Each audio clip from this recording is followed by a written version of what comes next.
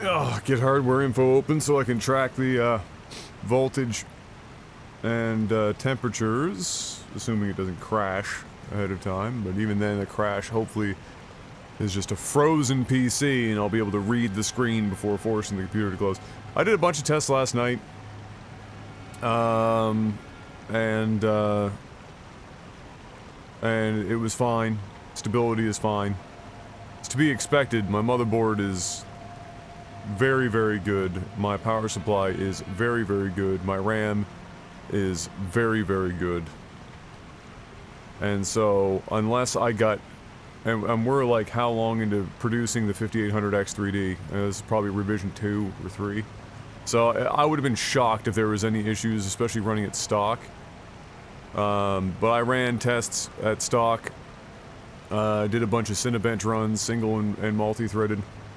And, which is more or less what I do to test stability these days, because, like, I'm not so big on overclocking and shit that I feel it necessary to be doing the old school Prime 95 for fucking 12 straight hours and just blowing your chip through the fucking roof.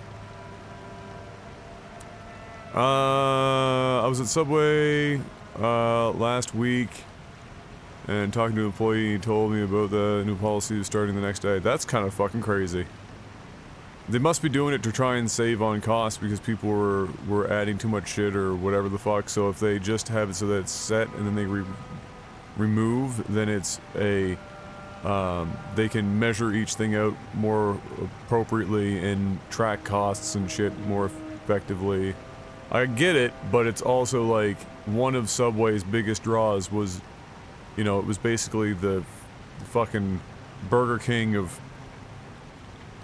Subway sandwich shops. You know, you have it your way.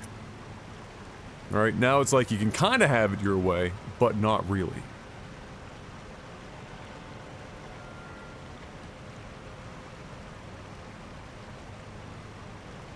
I submitted a Platinum Noob game. Please cast Uncle Adam must have.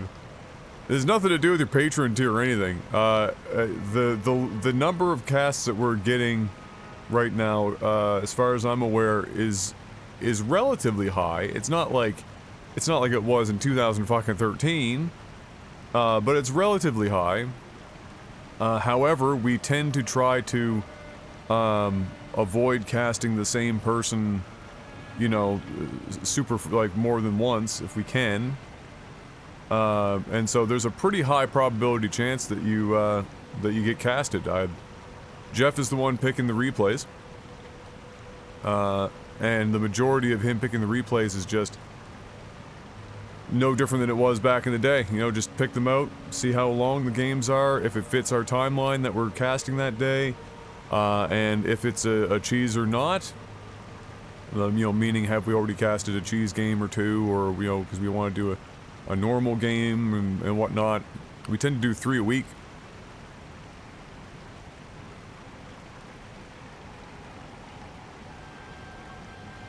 Slap on precision boost? Well, the 5800X 3D doesn't have precision boost overdrive. They have it disabled, PBO disabled, in Ryzen Master for this chip. The reasoning for that is that, and the reason for why not very many 3D chips like this have been done, is heat is a problem. When you're stacking things as you would in a 3D space, heat becomes a problem. And so the only way that they've done it is by running it at slightly slower speeds and trying to bin these things to not require as much voltage to run slightly slower speeds than, say, the stock 5800X. So you'll notice that it's significantly slower boost clock, for example, versus the 5800, and that's for that reason. So if you allow, you know, if you allowed the average user that doesn't know what the fuck they're doing access to PBO through Ryzen Master, and they just click the go button, and everything fucking just all of a sudden is juiced to the gills, then all it's gonna happen is the chip's gonna be running way too hot, probably thermal throttle like fucking crazy, not get the performance that it's supposed to, and then everyone fucking comes to them while having already, you know, bypassed their warranty. So,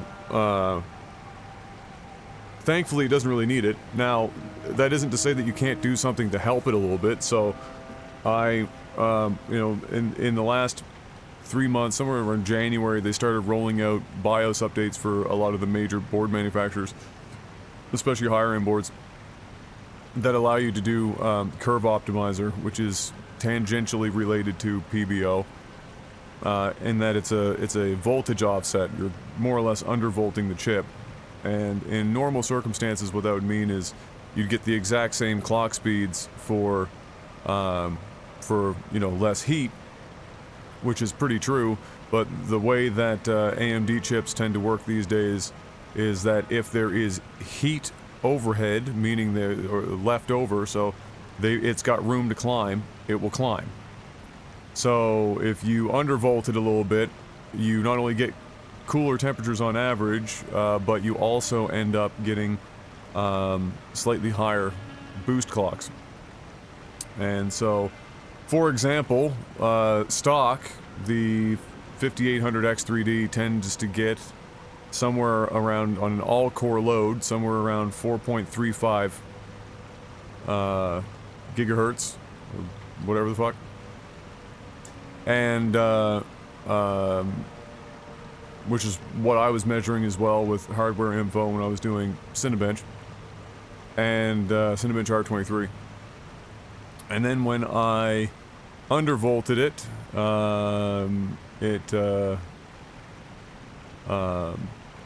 it's now getting 445. It's about 100 megahertz, which doesn't sound like a lot, but 100 megahertz across all 8 cores adds up. So Cinebench score jumped 700 and something points on that, while running anywhere from 5 to 10 degrees cooler per core on average, and 5 to 7 degrees cooler max red temperature per core. Then I took it like one step further, but the thing about doing undervolting and why you know, you only really want to, you know, do it all the way or don't do it at all, is that you kind of have to do it per core, because every core will react differently, and usually problems will show up not when running loads, because at loads it's getting all the volts it needs most of the time, unless it's a really shitty chip. It's when it's idling, where it goes into its sleep state, and so in sleep state it signals to take, you know, it's running at almost zero fucking speed, and it's drawing almost zero electricity to or zero power to do so. When that happens, when you undervolt, you can get into situations where, on a per core basis, you get instability, and the computer can freeze, because one core was not getting enough voltage when it was in a sleep state. And so it can be bothersome, and the more cores your CPU has, the more of a pain in the ass it is, because of course you have to more or less troubleshoot each individual core as you go. The upshot to the 5800X3D is that almost all of the chips have been tested to fuck at this point, to the point where we know that within a reasonable, you know, certainty, if you have decent components in the PC, that the chip will take a certain amount of undervolting. So you can use that as a place to jump off of, and go from there. What I did is, in Ryzen Master, I opened it up to see what Ryzen Master listed as my 2 fastest overclocking cores and my 2 Windows preferred cores. Coincidentally, those were the same. I don't know if that's always the case, but convenient nevertheless. So my Core 2 and Core 4, which in the BIOS is 1 and 3, because in the BIOS it starts at 0 and not 1 for listing core numbers, I undervolted those more, and I undervolted the rest of the cores less. So you almost have to take the reverse logic for testing undervolted systems. You almost are better off running, you're almost better off running almost nothing. Like if you ran I ran Discord, Windows Calculator, and Twitter on a Chrome tab with a video playing on loop on Twitter. And I also left Adobe Audition open with my preset. And left it all night. Because I brought up Ryzen Master and I was watching it turn cores on and off. Sleep state, not sleep state, sleep state, not sleep... Except for core fucking 6, which I think Adobe chose core 6 to just run fucking 24/7 and just lock that bitch down. So, you know.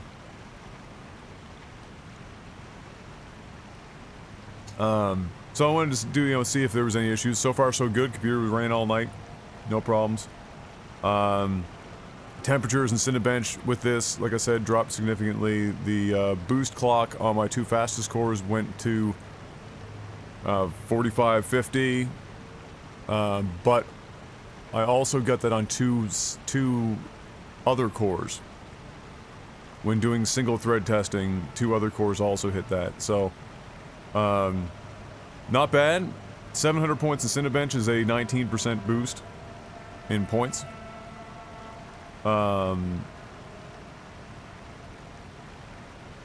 Unless I did the math wrong. Actually, no, I definitely did the math wrong. I'd have to run Cinebench again to do it. It's probably not that. But it is a good uplift. 700 points in Cinebench is a lot of points. So, interesting. We'll see how it goes. We'll see if it's stable. Gaming is great because it often doesn't use all of your cores, so it will cycle through some cores. So if the computer hangs today,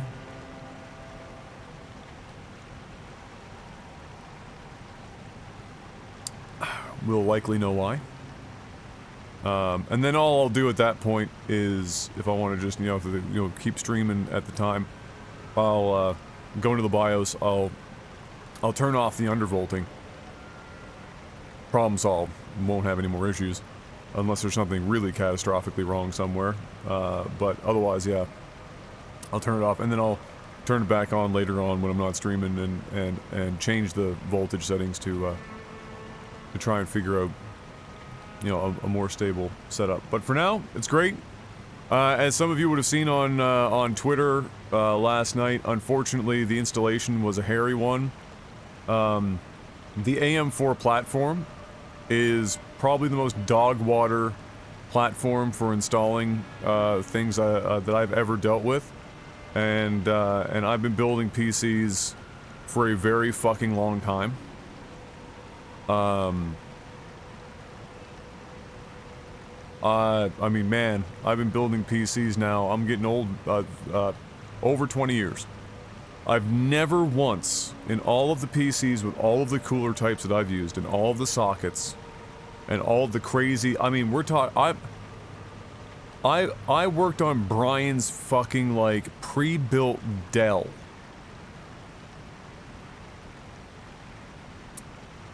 And Brian's pre-built Dell was, at the time, fucking 8 years old. Had never been opened. Dust had never been cleaned out of it. Nothing. I never even had this kind of a bullshit problem with that thing. With that thermal paste baked. And that's not even good thermal paste. That shit's just fucking the the shit they, out of the factory. The little fucking sheet. Never had this issue. I, put the computer down. I've got an NHD 15 Noctua cooler, the one that's the size of a car radiator. Took the mid fan out of it. Took the screws. There's only 2 screws to this cooler. This isn't even a 4-post. This is 2. 2-post cooler. Took the 2 screws out. Tried to take the fucking cooler up. Not budging. And I was looking at this going, am I forgetting something about this fucking cooler? I was like, I'm 99. I mean, they haven't changed the design of this cooler since the really, for the most part, since the NHD 14, which I also owned in the past. This is. I'm pretty sure this is just. I'm pretty sure it's just 2 screws. I couldn't fucking figure out what was going on, and then I had a thought. I was like, okay, there's a good chance that the contact between the cooler plate and the processor top was so flat, so good, which can happen sometimes, with the thermal paste, if the application went well enough, it can actually cause some suction, especially if the paste is on the cooler side at the time. It can actually cause like a suction fucking effect of sorts. And so, I was like, oh, well that's fine. So all you typically do, and I've had this situation happen in the past couple of times, all you tend to do is very lightly, you just, you know, you kind of shimmy her back and forth, because you're just trying to break the seal between the cooler and the top of the CPU. You don't want to fucking like give her the business or some shit. You're just trying to get that first little bit, and then it'll come up. It's almost like when a jar lid is stuck. You can like fucking hit it with a knife or some shit, and then off she comes real easy. So just giving her a little shimmy, and I felt it start to release, and I was like, oh, okay, well, here we go. Easy peasy. So I just lift it up gently, because this fucking cooler is enormous. There's only one way to lift it up, and that's gently, because if you don't want to be, you don't have a lot of room to work with taking up this cooler. Gently lift up, released, and I was like, oh, well, there you go. Because it's so easy. No effort. Lift it up. I look down at my fucking motherboard. No CPU.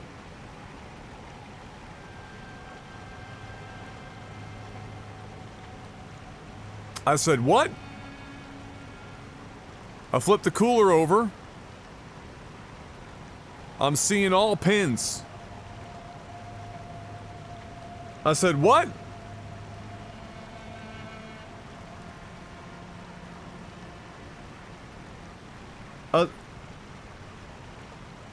And I'm looking back and forth trying to fucking figure this shit out, and I was like, you've got to be kidding me. The arm, the quote-unquote locking arm, which on the AM4 is... if anyone's ever built an AM4 fucking, like, AMD fucking platform, you would know the locking arm is like an ornament. It doesn't really do anything. You can see it shifting the installation plate to align the pins, but like it's not really doing anything. It's like, I remember, like with Intel fucking LGA platforms, you gotta fucking break your thumb sometimes getting that fucking locking bar in place, because once that bitch is in, it ain't going anywhere. That shit, just like a bathroom during a hurricane or a fucking tornado, that's the one thing still left standing in the house. That fucking an LGA platform on Intel, that shit is fucking in there tighter than a nun on Sunday. It ain't going anywhere. Unfortunately with AM4, that locking arm is like, it's almost there so it doesn't get fined, kind of a situation. And so I'm holding this fucking cooler in my hand with a CPU fucking attached to it. Great. So I go to twist it to get it off the cooler. I get it off the cooler, and in the fucking, I look at the bottom, and because of the way that it came up out of the fucking socket, on two sides of the perimeter, there are, on one side, probably 8 or 9 bent pins, and on the other, 4 or 5. Thankfully, none of the pins in the interior are. I would have to pull up the schematic for the 5600X and see if the pins that bent are just there to help rest in the socket. Because some of them are dummy pins, they're not actually tied to anything, in which case I could tear them all out and it wouldn't fucking matter, you just put the chip. If not, I've got to take a razor blade and try to realign all the pins that are bent before you could even attempt to hope to use it again. Which means I can't sell it anymore. Because even if I did put all the pins back up and whatnot and gave it to somebody, I wouldn't know if it would ever actually... like, maybe it works for a bit and then it stops working and then all of a sudden, you know, or it just doesn't work at all. And I wasn't about to, like, spend the next 4 hours realigning pins on the 5600X to put it back in the fucking motherboard to see if it was still okay. And then install it, because, like, just no shot. I looked at it, I was like, I'm just gonna take this as a fucking loss. I stored the chip in the fucking, the plastic that the 5800X 3D came in. I have that, so I have it. One day I get bored, I'll take it out and I'll fucking align the pins. And so, yeah. That's how that night went. Luckily, the CPU went in nice and easy. And has so far been fine. So, that's good news. Tell you the nut, you never heard that before? Bro, I've said that for years. You've never heard me say that? Holy shit. I guess I don't pull that one out of the hat as often, because I used to say it all the fucking time. I guess I've...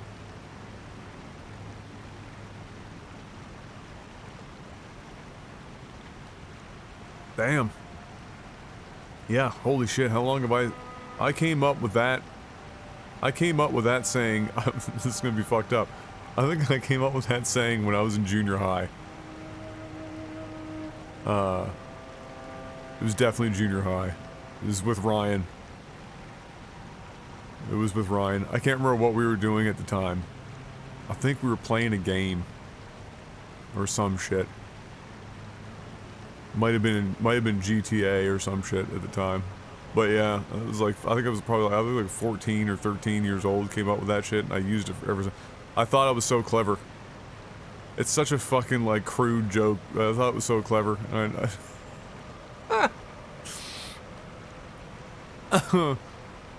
There's a second half to it too. I can't remember, like, that's the short version. Is it tighter than a nun on Sunday?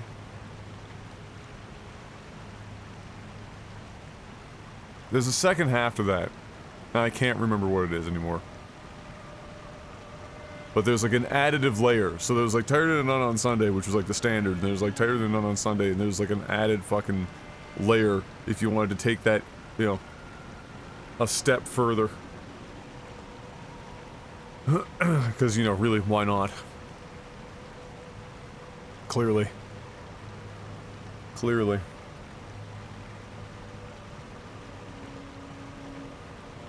What up, Shades? Tighter than a nun on Sunday in church. I don't know if it was that. It might have been. That or some, or that or one of the, that or like a Catholic, like an observed Catholic holy day. And I'm just not remembering it. I don't know if it was just church or what.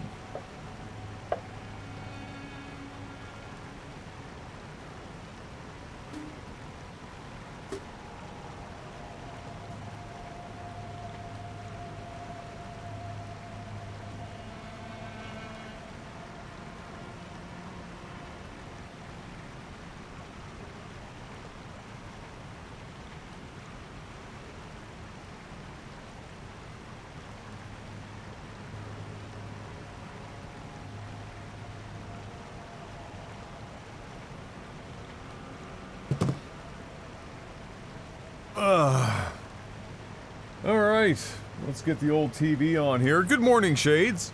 Well, afternoon, technically.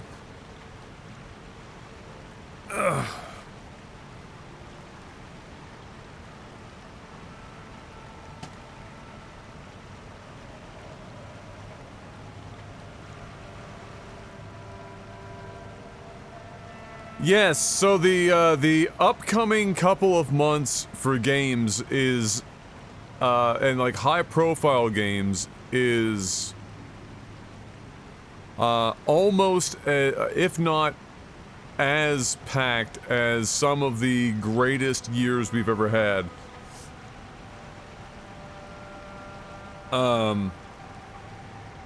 There's like 5 or 6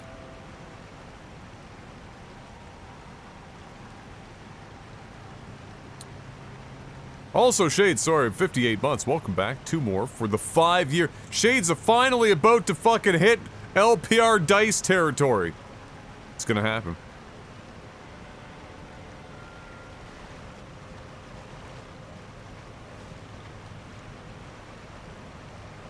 NBA question, who would you want to see in the finals this year? Who do you think will be in the finals?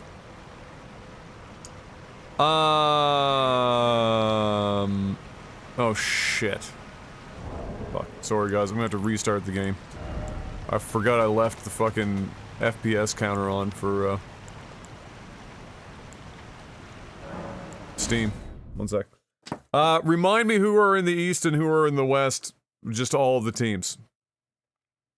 Because we've got Suns, Celtics, we've got, Kings, Warriors, so there's 4, but I'm missing...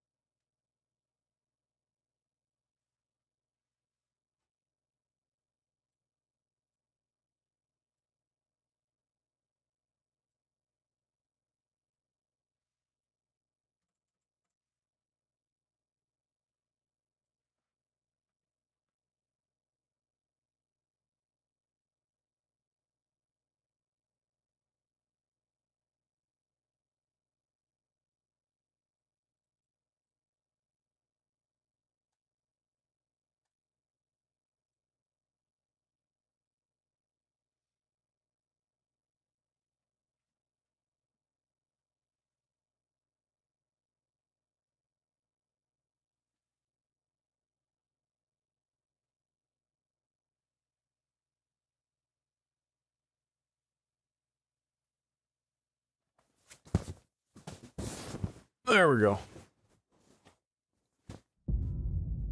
Bracket and DMs? Oh, thank you.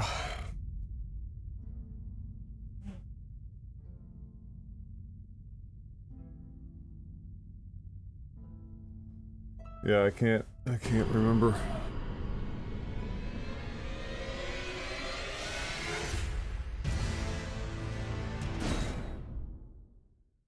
So, it's Milwaukee, Miami,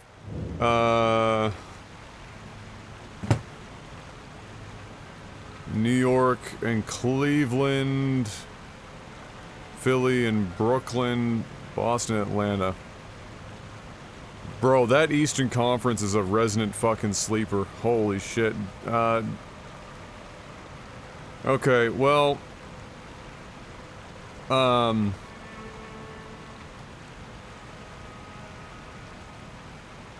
Didn't Milwaukee just suffer, like, some catastrophic injuries or some shit? I mean, Boston's gonna beat Atlanta, it looks like, and that wouldn't shock me. Boston's defense is ridiculous.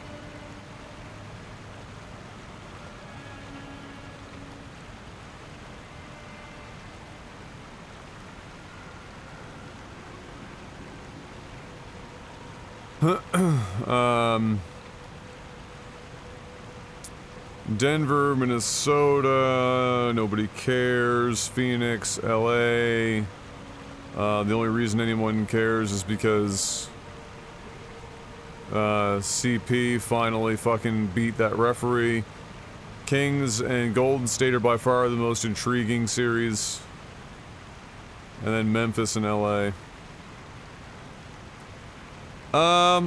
First of all, can I just say that this is a fucking wild, like, I know I don't watch the NBA as much as I used to, but, like, just the teams listed here. What year am what year is it? I think there's a non-zero chance that Miami beats Milwaukee, and if that's the case, then I think they lose to Boston. I would assume at this junction that Boston takes the East. As far as the West goes, Man.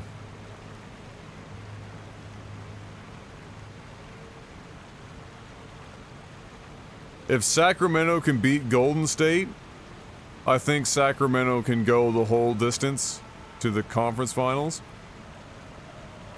Just looking at what I'm looking at right now, there's a chance. Like if they can beat up a gassed up fucking Golden State, and they'd face Denver almost guaranteed.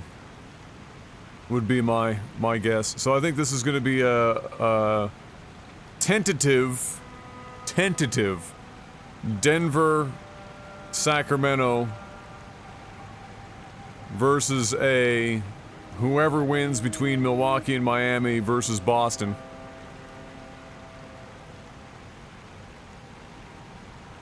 I would say there is, and then my not dark horse, but my if I had to pick a third option in each conference, it'd be Philadelphia in the East, and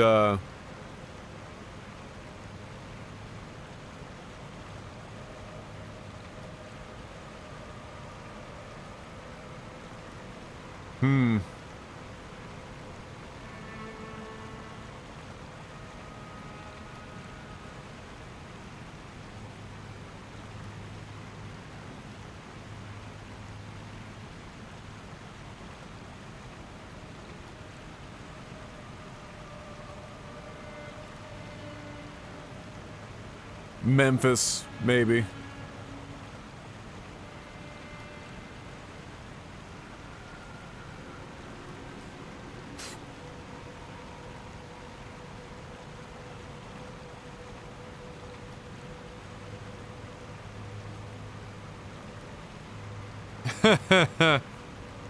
Yeah. I don't know, there's just something that tells me Boston is gonna go back to the finals. But their biggest hurdle will be Philly. And I think if Sacramento beats Golden State, even though Golden State is the number 6 seed, there is a certain allure or prestige of the Warriors, and Sacramento has not really been here in fucking almost for as many years as some of their players have been alive. So I think once you get that, it has a good shot at generating a bit of a fucking self-fueling monster. And they have the skills to pay the bills. So I think if they beat Golden State, it's a good shot they go to the conference finals. Do I think that they'd win the entire show? No. Would I like to see them do it? Absolutely, because it's a phenomenal fucking story. Do I think it will happen? No. Do I want to see them sweep Golden State because I hate Golden State? Yes. Fuck them. I don't really hate Golden State, I just hate Klay Thompson. That motherfucker is the most unlikable son of a bitch.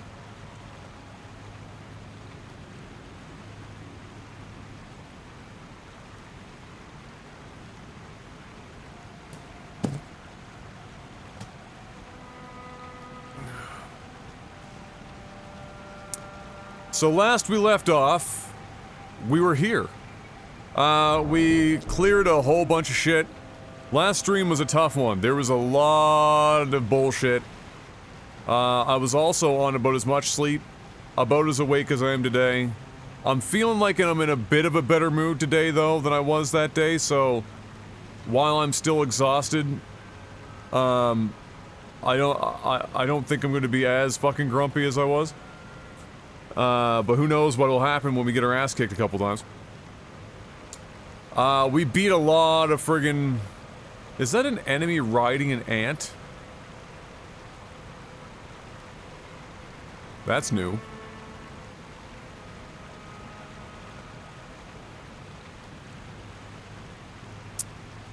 Yeah, so we, Ant-Man? Yes. Yeah, we did a lot of work yesterday. Beat a lot of bosses. I think we are completely caught up for bosses we know exist on the map right now that we've gone to. So I've caught up with all that shit. And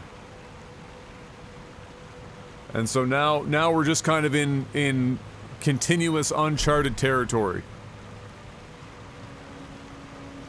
Let's go get killed by this guy, because these ants already hit like a fucking truck, and I'm going to assume that an ant with what looks to be possibly madness and a dude riding it is going to be a bad time. It's a shot in the dark.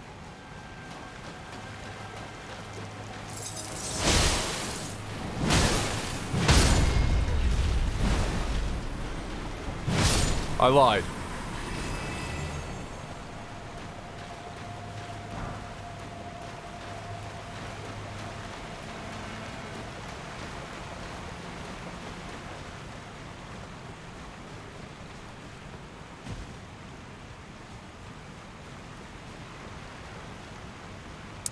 I do hit like a truck. If you want to borrow my build for a future run, currently at level, well, I'm also over-leveled probably for this area. I'm on level 103. But I've also been doing about the same amount of damage forever because I have not leveled my strength or anything in, oh Jesus, 30 levels. But I'm currently hitting for 562 damage. Not including frostbite damage that kicks in. Frost is, or ice is very, very, very good. And this weapon also has inherent blood loss application, which means the percent HP damage on blood loss and frost when they proc stack. And then when they're frostbitten, they take more damage.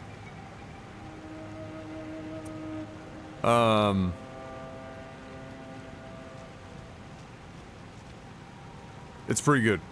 I'm also 103 and I'm further, I think, but not by too much. Yeah, I did a bit of grinding, but not a huge amount. And like I was saying last stream, I have been lucky to not lose an enormous amount of runes. I've been relatively efficient with my rune loss. I should really be fighting these one-on-one to see what I'm up against, but I'm just gonna fucking... that's pretty telling, actually. The fact that it survived with about half health, tells you that, they're not doing too bad for themselves.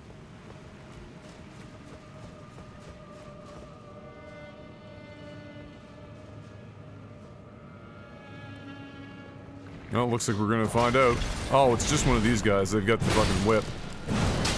They've got the whip and the nay-nay.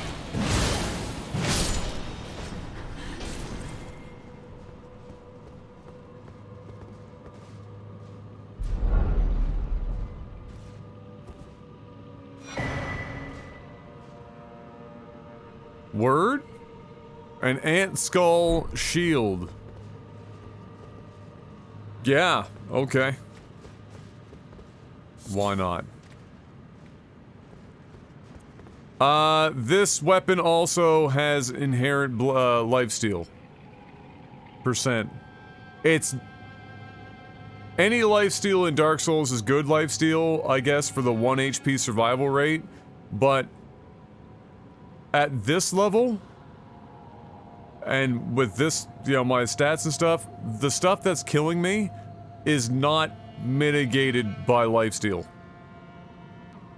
And the number of enemies I would have to kill to make up the health loss on getting hit like once by most of these enemies would be like a fucking horde. So it's probably that, like, you know, it's, you know what I would equate it to? Although I know the joke was it procced all the fucking time, so if you didn't run it, you were an idiot. Remember back in League of Legends when you could choose, like, your masteries or whatever, and there was that one mastery that all the carries ran that was like that 0.01% crit dream that if you didn't have it, you were crazy. Because of, like, that one time where you want it to hit, it's gonna fucking hit.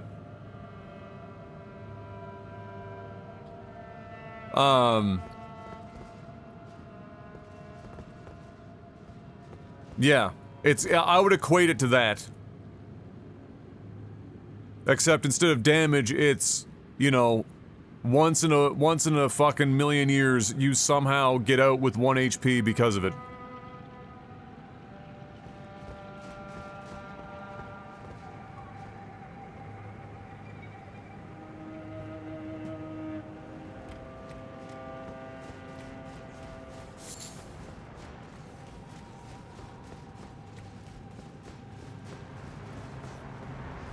Wow, this is a clusterfuck. What in the fuck is are they killing themselves?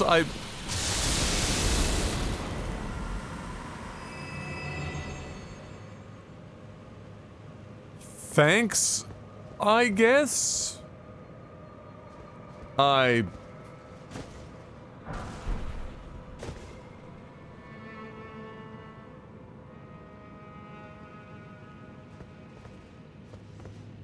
I guess the question I should be, I'm hearing somebody, I'm either hearing a...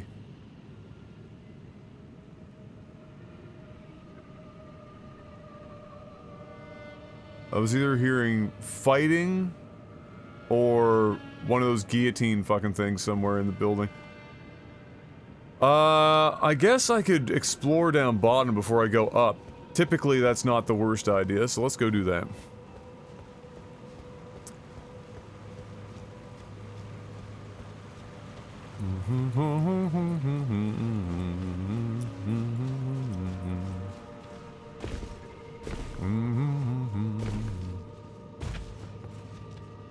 So, I ran a couple of tests, obviously, last night with some games just to, you know, for the CPU to see, you know, differences I could see. And I knew one of the games that were, like, unnecessarily hard to run,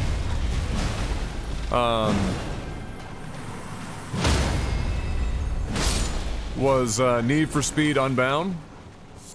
Remember how hard that game was to run, even though it didn't look even remotely good enough to be demanding?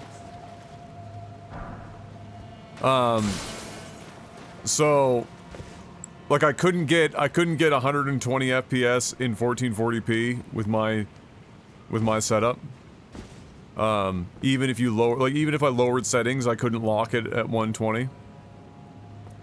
And so I was like, well, let's see if, you know, let's see if we can get that number up. So I got some, but it's very clearly GPU bound in, like, the worst possible fucking way.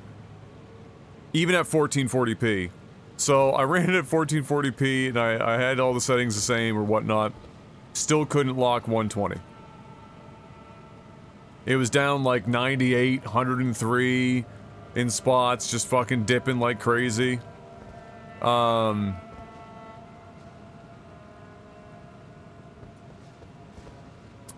just couldn't believe my fucking eyes. I was like, oh my god, this game, what the fuck is wrong with this game? It's just incredibly inefficient for what it is. So that was a bit shocking. I thought at 1440p I could probably finally get it with a CPU boost, but, you know, clearly not. Warzone, similar. Still can't get it to lock 120 in Warzone 2. I can get close, but not quite. And that's at 1440p with, like, competitive settings. So almost nothing is run beyond low or medium. And so even, like, it goes to show that no matter how hard you try, there are some games that are just brain dead, spaghetti coated in the most inefficient way, and there is nothing but raw horsepower. So, like, I have a 2080 Ti, and it's an upper end EVGA 2080 Ti. RIP EVGA, by the way.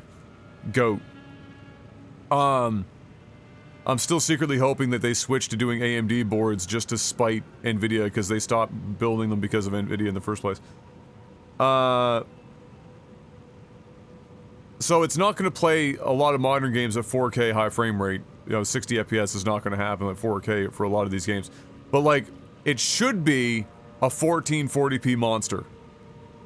Because it was originally a 4K monster for older games when it came out, but now it should be a 40, like, it's downgraded, because it's the equivalent of something like a 3070 Ti, somewhere in that. So 1440p fucking monster. I've got Samsung B-Die RAM. I got the fucking Giga Chad, ROG Strix, Hero, fucking Hero 8 Dark, or the Dark Hero, whatever the fuck. It's a $750 motherboard. It's the cream of the crop. B-Die RAM, NVMe Dreams, so there's nothing holding. The only thing that could be holding it back is the GPU, which shouldn't really at 1440p with, like, everything turned down. And that's the show. It's not the fucking 5800 X3D, because there's only, like, 1 or 2 chips on the market that run anything remotely close to markedly faster. And it would require a whole different platform change and $700 worth of fucking RAM that may or may not even be stable, because DDR5 RAM right now at certain speeds is hideously unstable.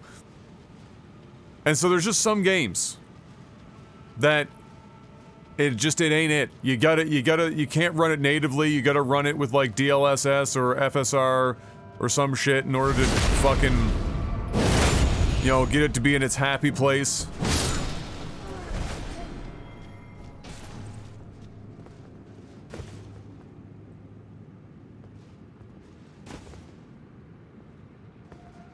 Breaking down plastic in a couple of days is a pretty good fucking meme. I can't believe he actually managed to hit me with that.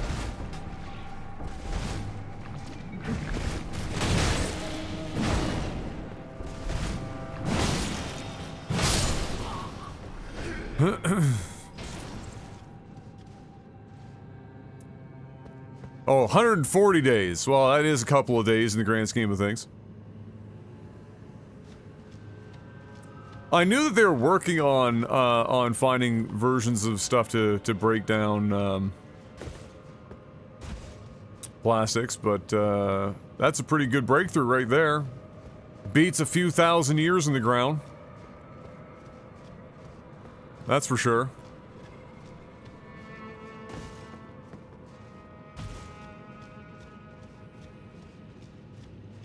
Now, there are a long list of types of plastics.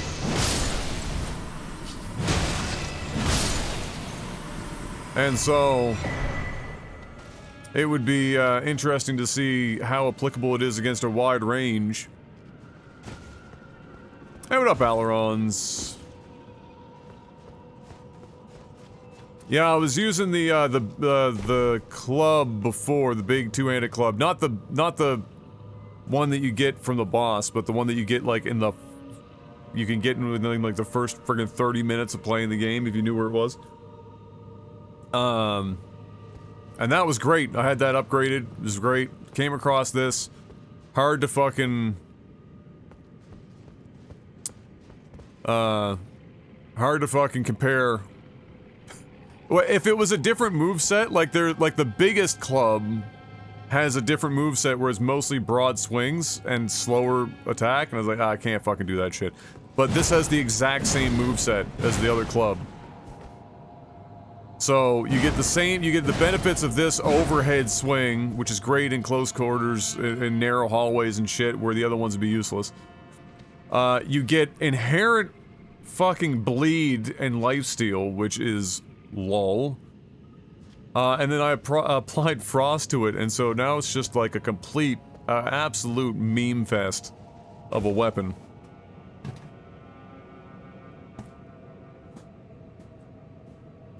Ugh.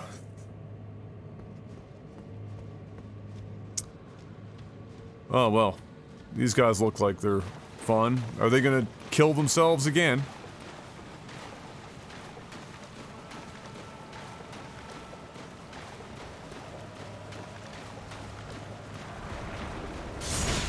Ow.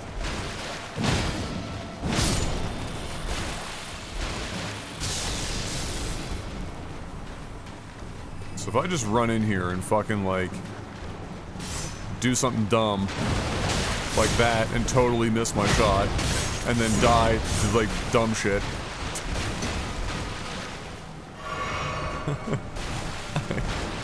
There's definitely... This is a terrible... If I hit that first shot, my plan might have actually worked, but now I gotta readjust.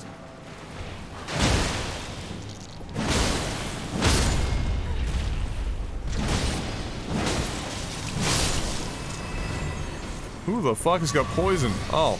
This is just a menagerie of fuckery. Eh. Oh, that's bad poison, too. That's nasty poison.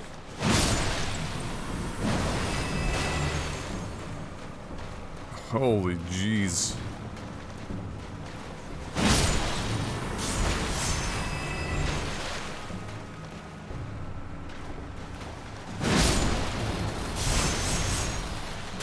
That should do it. There you go. There it is. It's like dominoes. But a Terminator villain.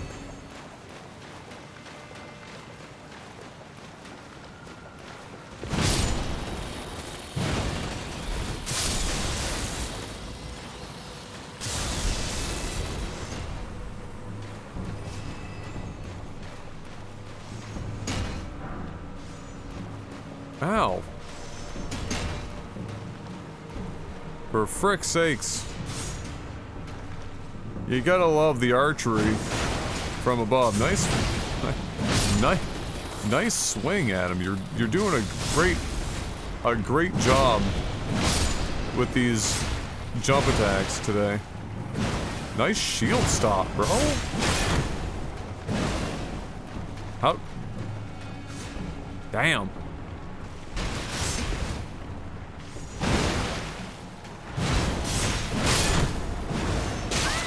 Ow. Fuck, that looks painful.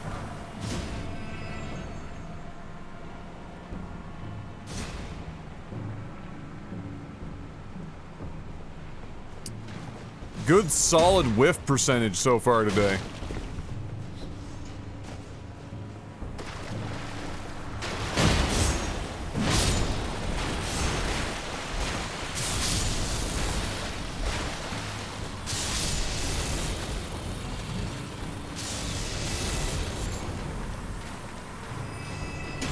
Whew.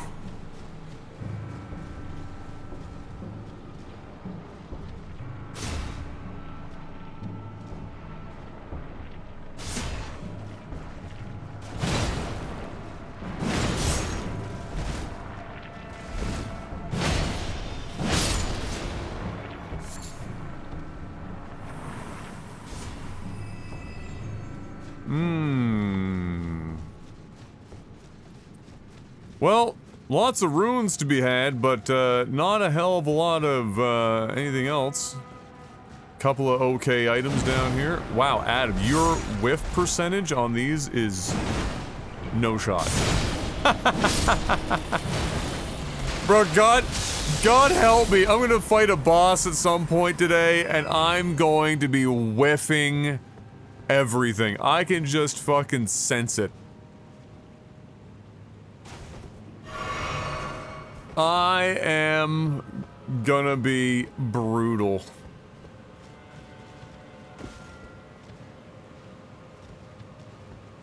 Two types of mold commonly found in plants and soil. To break down stubborn plastic. 140 days. Huh. Interesting. Well, Shades, I always appreciate your ceaseless skepticism and glass half empty type mentality, because you might be one of the few people on Earth that are worse for it than me. But I would say that regardless of plastic type, it could be one type of plastic. One type of plastic only. And if we found a way to treat that one type of plastic to a point where it breaks down in like a 1/10 or less of the time, it's good.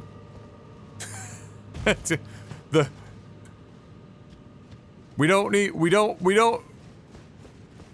the type of plastic is a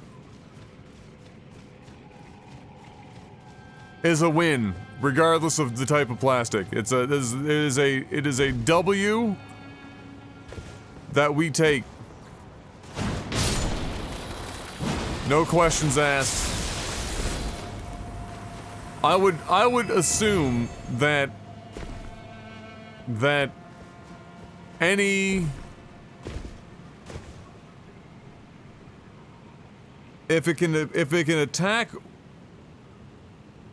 one type of plastic, stubborn, whatever, you know, as broad of a terminology as that would be, I would assume stubborn would be, I mean, clearly it has to be a plastic that, typically speaking, has a way too long period to break down or has been traditionally difficult to break down with any other means. It can probably be applied to damn near all plastics. I just want the details and what specific doesn't know. Well, it definitely sounded like right out of the game, and I guess I'm making an ass of myself for assuming. But it definitely sounded an awful lot like you wanted to know the specific type of plastic as if it was going to somehow change the outcome of whether or not that was good or not. It sounded like it was like an, oh, well, this breaks down this plastic 140 days, but it's this one type of plastic. It doesn't apply to, like, the plastic that's used the most and all these things, and so therefore, it's not that exciting.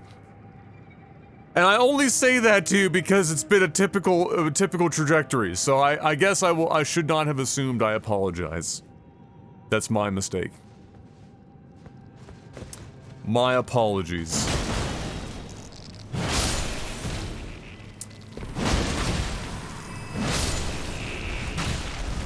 These are definitely not, they can't be, because I'm not that much.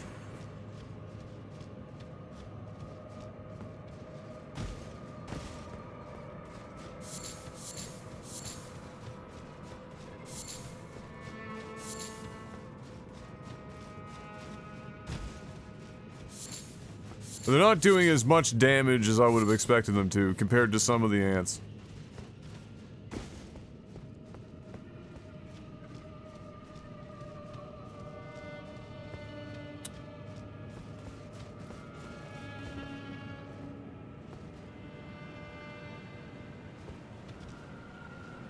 So I don't know if the ants are one of the enemy types in which they allow for some scaling. And these are just kind of sissy ants in comparison.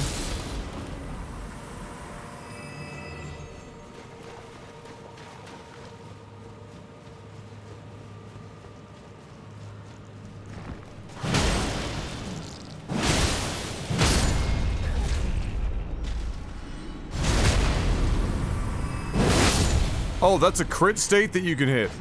I was unaware. That guy just had a bad day. Highly unfortunate.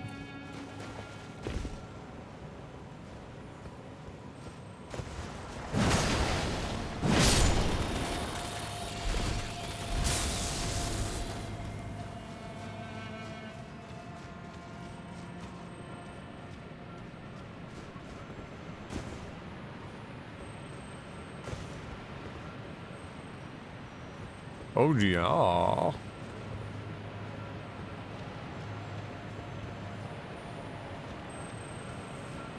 This guy's already out here moving? That's weird. Alright. That was fucking odd. Alright, let's see if we can not whiff. Alright, no whifferino.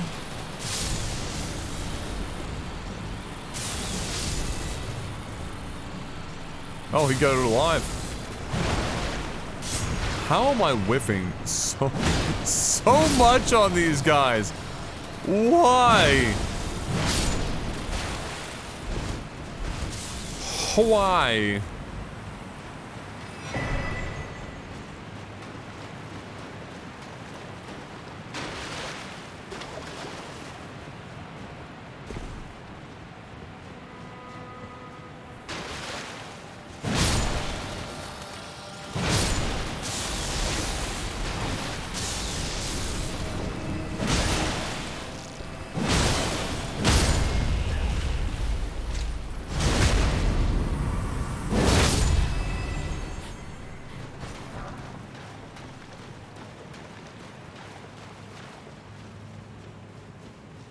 You know what I think we need more of in games in general?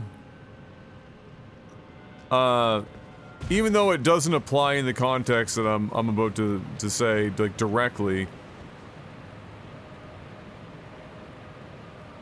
I feel like we need games with enemies and stuff that are more reactive to the power level of the character when they enter the area. If you're going to have areas that scale, or that don't scale necessarily in the sense that they don't scale along with the character, like some like Elder Scrolls Oblivion type shit.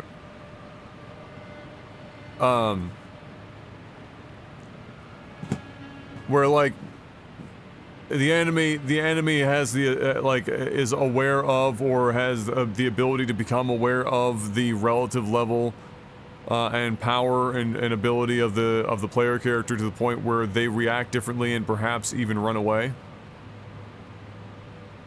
And it's kind of, they kind of had it in Halo to a degree, but more closely, you know, it was, some of it was baked in, some of it wasn't. So it was with the grunts specifically, right? So the lowest tier guys, sometimes they would see the Master Chief and they'd just run, whatever the fuck. But if you took out, like, their elites or whatever around them, sometimes they just straight up run. A group morale kind of mechanic. Yeah, which is in this, but it's not quite that. I know what you mean. It's not quite that. Like, there are enemies, for example, in this, the demi-humans, that if you kill the leader, they all just cower. But just in general, now I wouldn't expect something like the ants to have this situation, but like some of the other enemies perhaps would make more sense. But just change engagement tactics and stuff when you get more powerful. Not necessarily for the sense of making the game easier per se, but in the sense that gives you opportunities as a player to feel powerful beyond just seeing the numbers go up. Oh, these are the big head bros.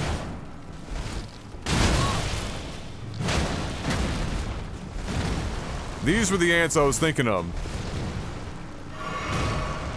Because these got the big fucking heads on them.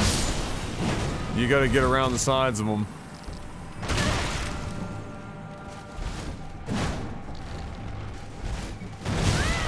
Wow, that delay is spectacular timing, let me tell you.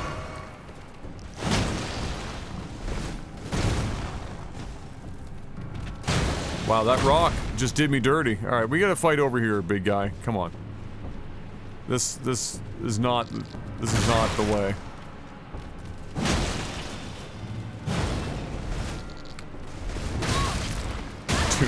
Dude, this guy's got my number.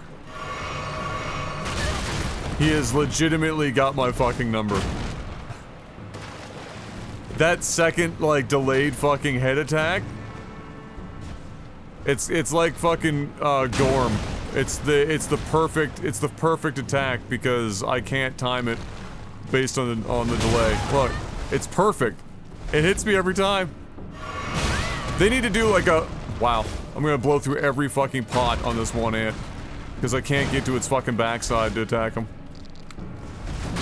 Look at this shit, it is uncanny! I'm losing this goddamn ant! Jesus Christ! How is this so effective? I will never never, ever, ever not be impressed. Oh my fucking god. Just let me hit the damn ant. I will never not be impressed by something as simple as the enemy holds back the attack for like an extra second. I will never not be impressed with how much that psychologically fucks me up.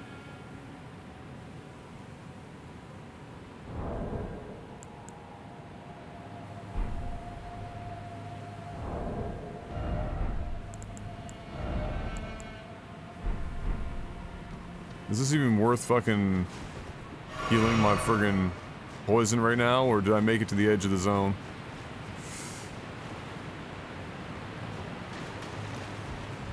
The anti-atom? Oh my lord.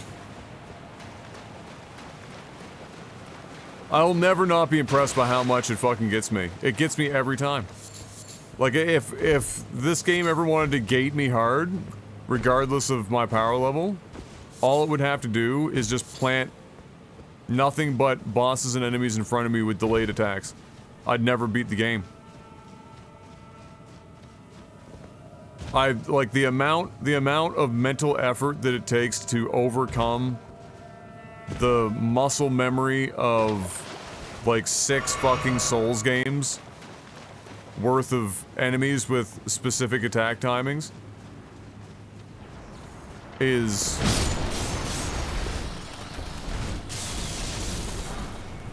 it's a lot.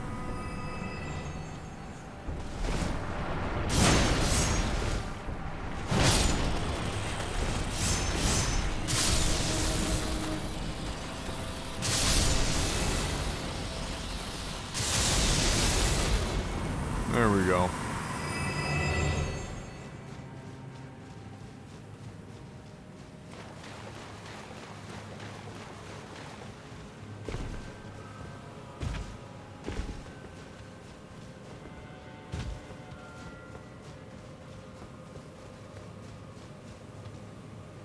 Well,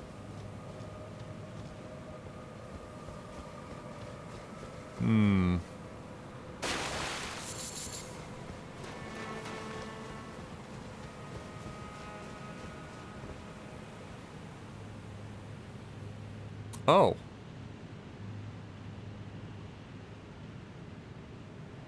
Tempting? Oh no, wait, haven't I already been down there? That's just another part of the fucking... Yeah.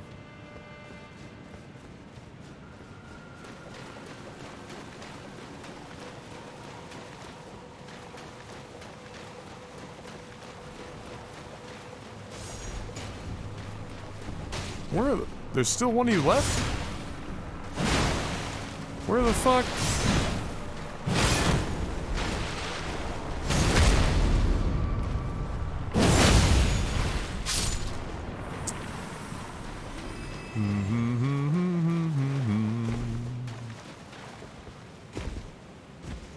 If generic assassin number 812 is willing to run a John Wick in close quarter combat despite seeing all of his friends get fucked, I feel like Elden Ring monsters could do the same.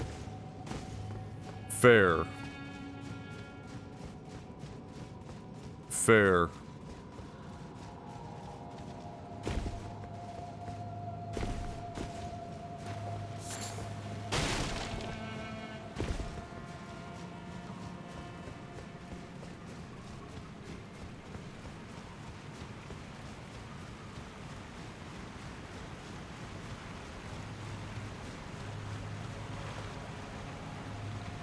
I guess the only problem with a system like that is that you'd have to set limits to it, right? So,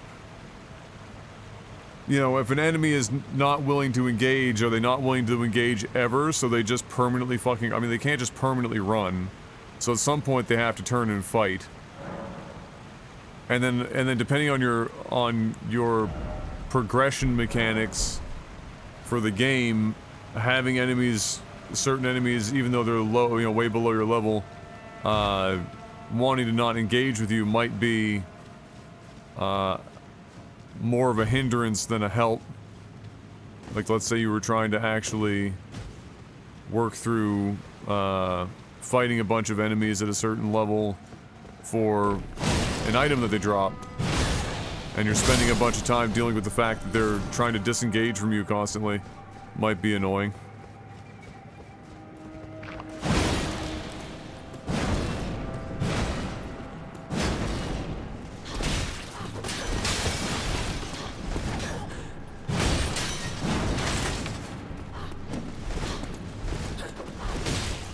Ooh, they catch you on the backslide. Understandable, given the weapon.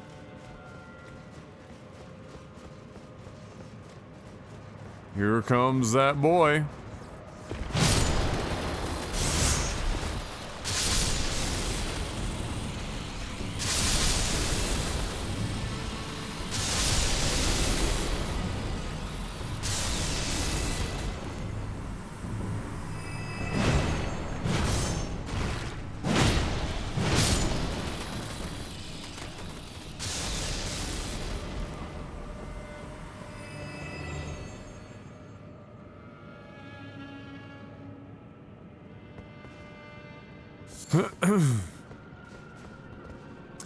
Yeah, there could be a... Yeah, that's right. They could try and work in some sort of like a surrender mechanic or something along those lines.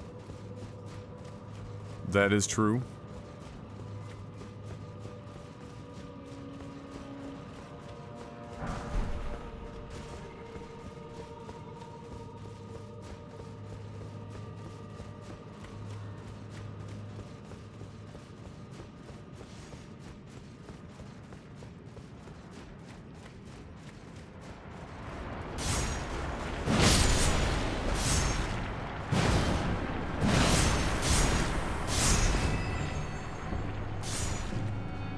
All the shield bros, eh? Alright, what if we do this at the doorway?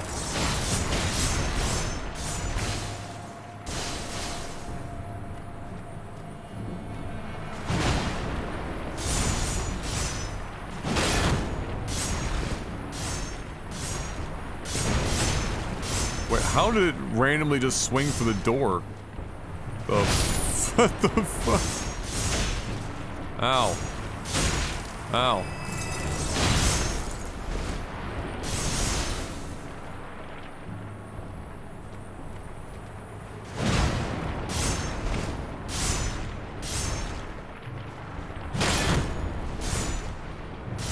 The fact that they refuse to, like, leave the fucking door is also super bothersome.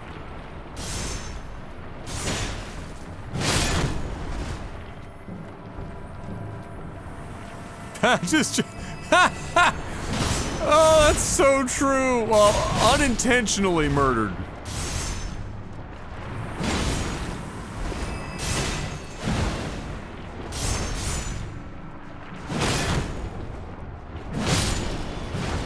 Unintentional. But nevertheless murdered.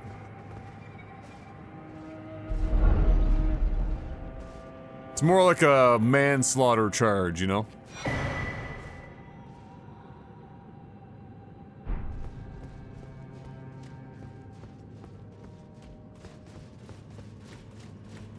Bloodlust in your eyes. You wanted him dead, didn't you? You couldn't stand him. You just had to get rid of him. No, I swear. Oh, fuck me. Ow.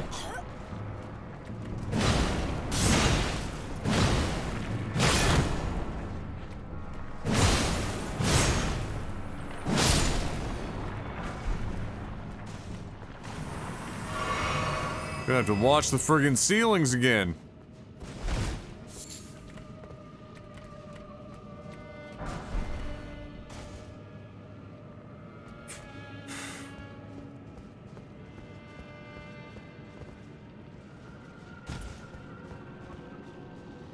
What if? Oh, word? Okay.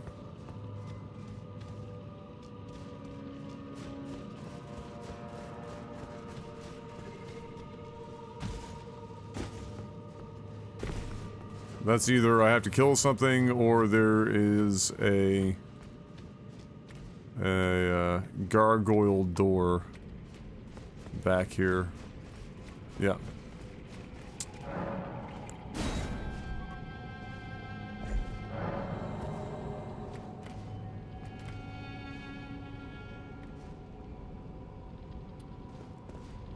Two of them in here. Oh, it's these guys. Woo!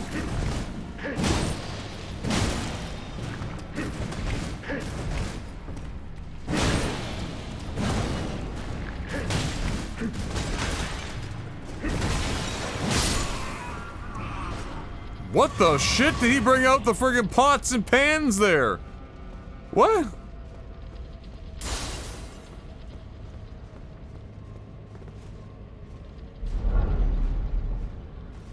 Man was ready to cook me a meal. Night Maiden and Swordstress puppets. Very nice. So, these are all presumably puppets, but they bleed.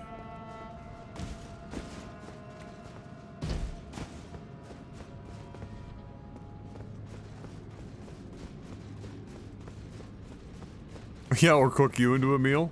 Fair enough.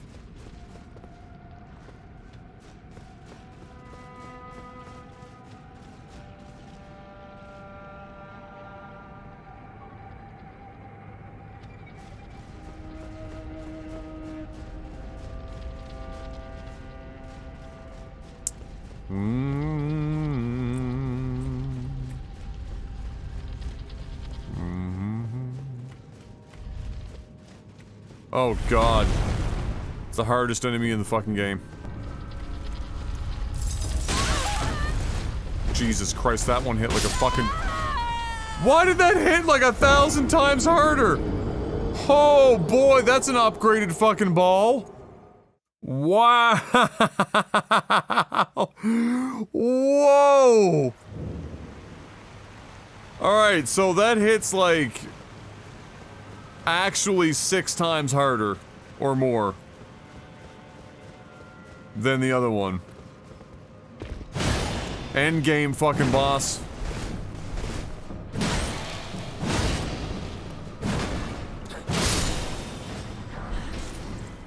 Ooh.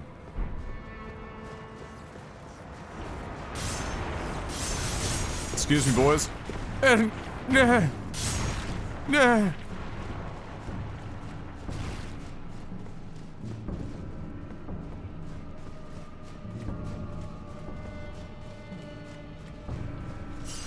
Fuck me, this boy hits like a fucking truck. Oh, you don't got much time, he's coming for me.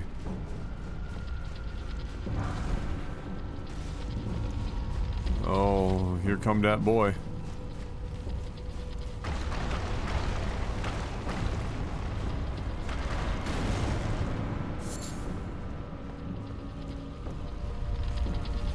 I'm sorry, you got in that door? What the fuck? Oh no! I'm dead.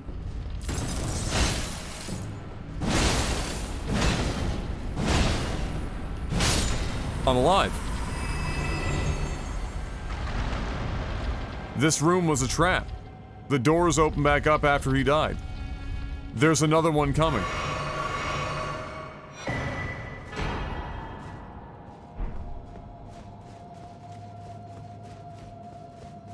Oh yeah, that's a it's a monster.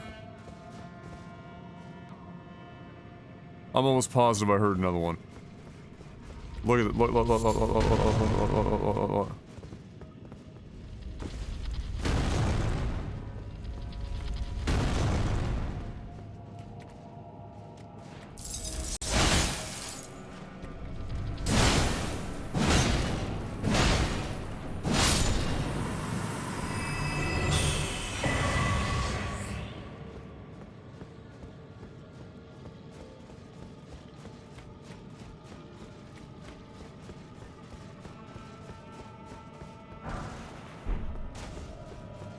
Yikes.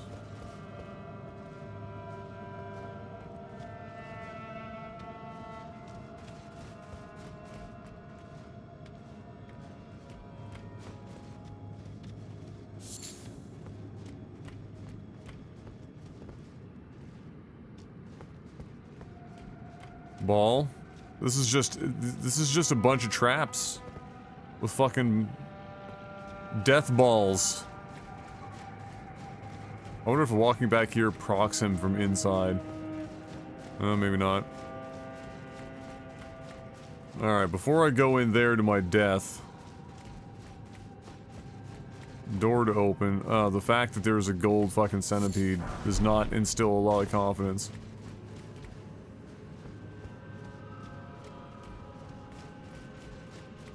Let me just see.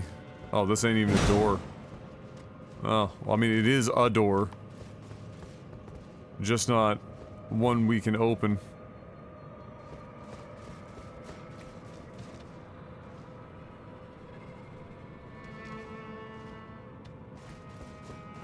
Okay.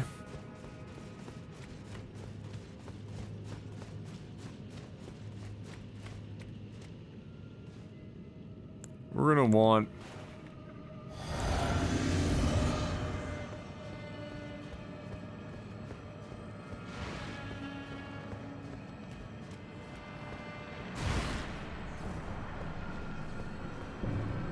Oh, yeah.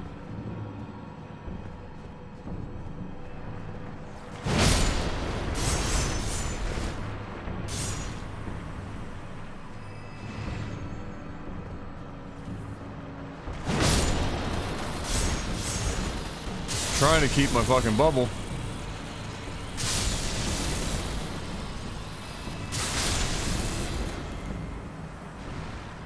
What in the actual fuck? Do I have to like go... Proc... Ow?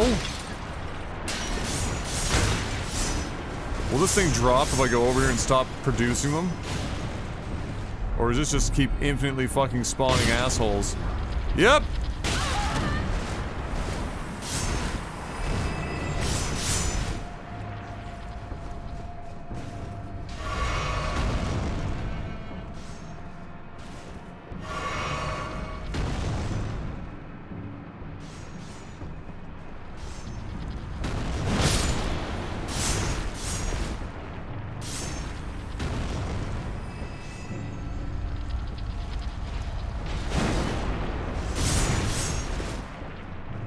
He's trying to figure it out. He's not doing nearly enough damage to these. Given how much damage he does to me.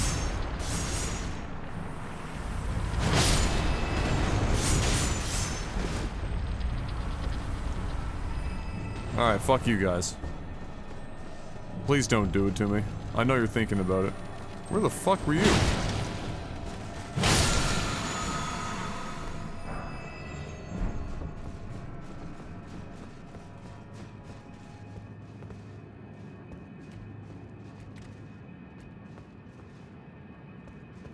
Summoning, eh?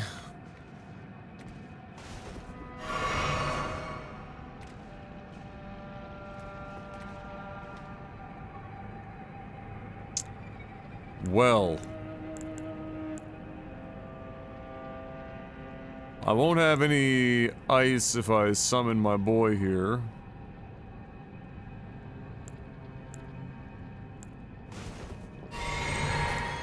But...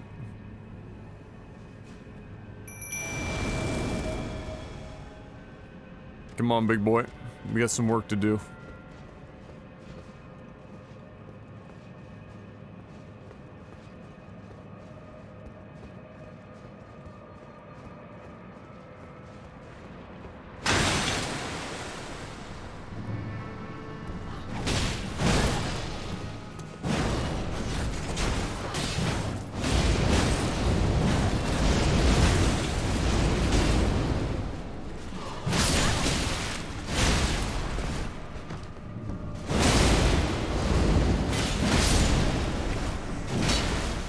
Fucked him right up.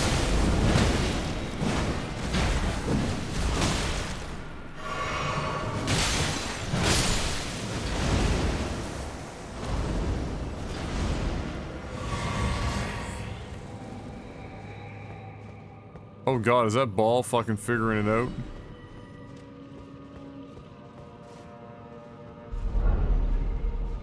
That ball might be figuring it out.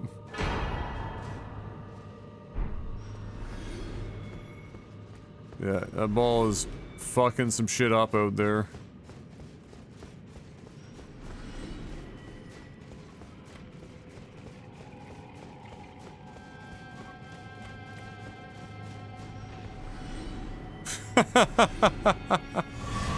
Oh no, wait, did the ball itself fucking die? Wow. Amazing.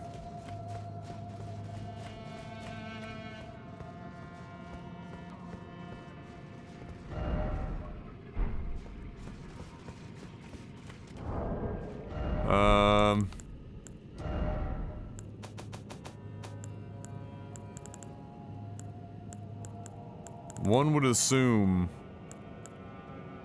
that is a key item.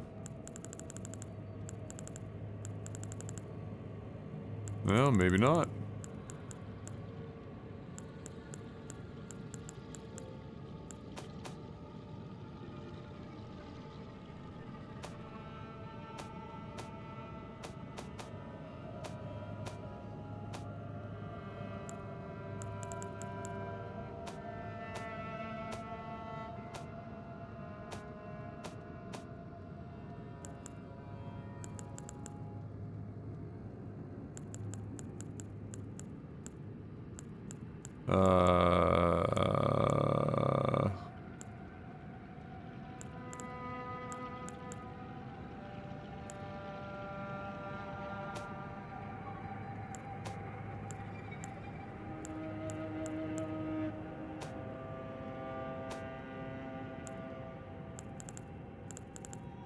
Is it a reusable?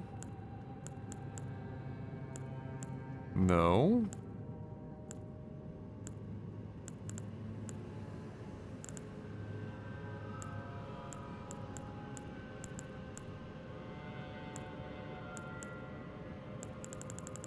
What the fuck?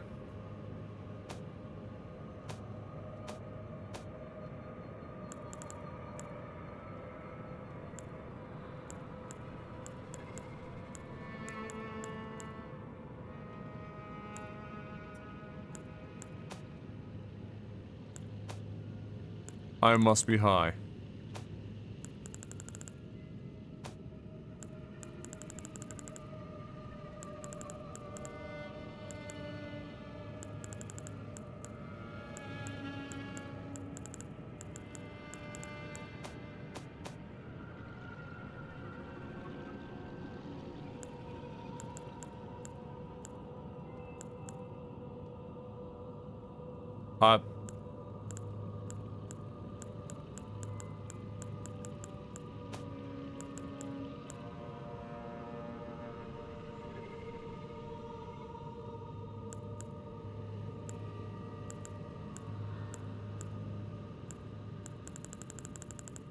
I'm thoroughly confused.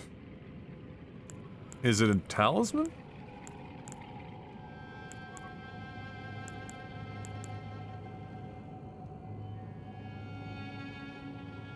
Is this what I picked up? I feel like that is, given the name.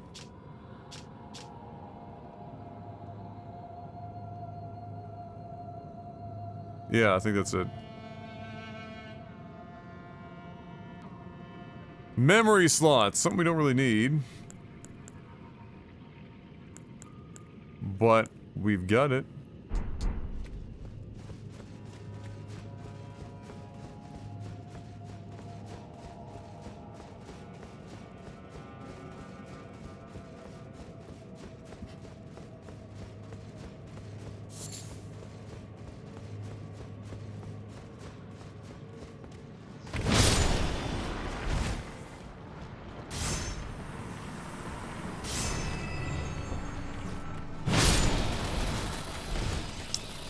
CPU slots? True. Big true. Big true.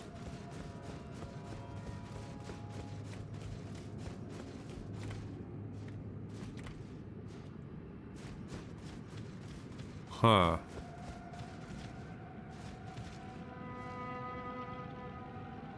Okay, so there's some spots down there.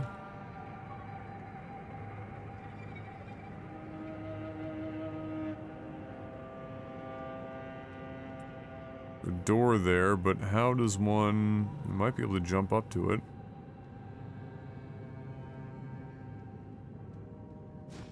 It's a whole other part of the zone, but... did I just, like, miss that when I was down there? Or maybe this angle is making it more difficult to... Alright. Well, we'll go explore again. I've got enough to, level up.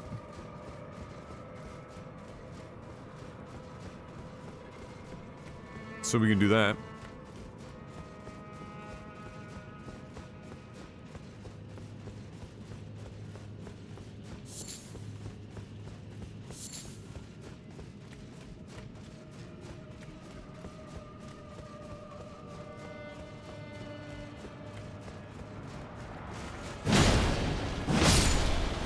It does feel like... oh yeah, we left all these guys alive, didn't we?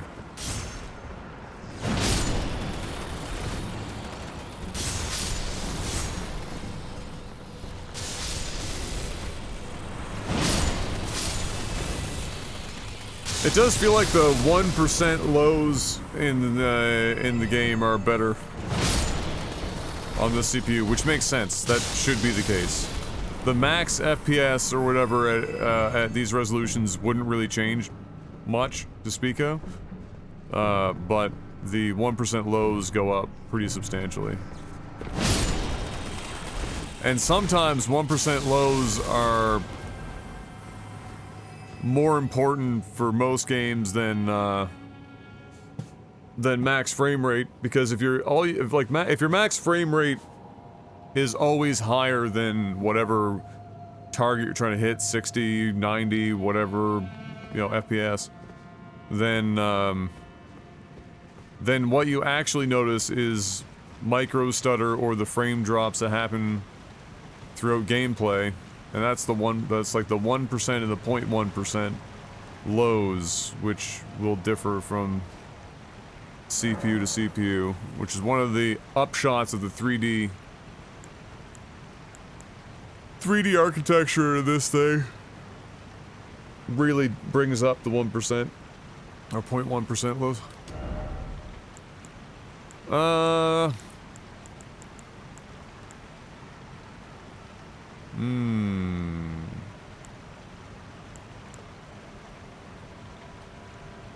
But that stuff is usually only like if you're experiencing like some just on the fringe below your targeted frame rate, or if you're like into competitive games where you want to hold a relatively high frame rate that's steady and doesn't dip like fucking crazy or doesn't dip too low.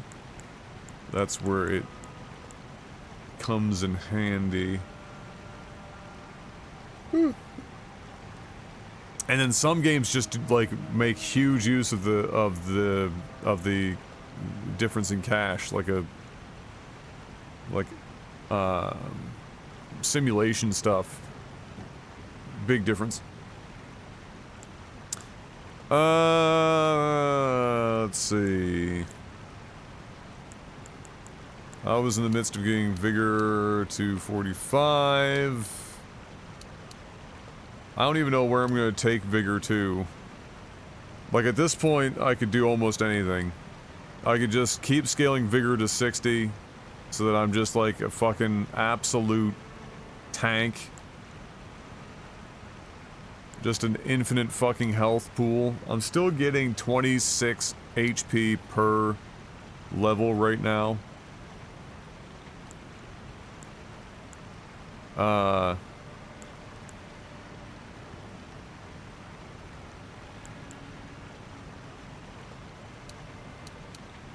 You know, scaling strength nets me 4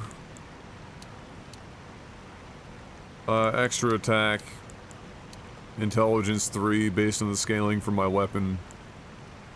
I suppose if I wanted to open up more weapon possibilities, I could look into leveling other shit. But the weapons that I would even be remotely interested in are a lot of level commitments, so like Faith would have to be like 20 fucking 2. That's like 7, that's like 600,000 runes worth of friggin' leveling for a weapon that's probably never going to be as good as the one I'm wielding. Check PUBG, or PUBGen for a meowing and moaning frog, and that's not a sex euphemism. What, you're telling me that it's not a,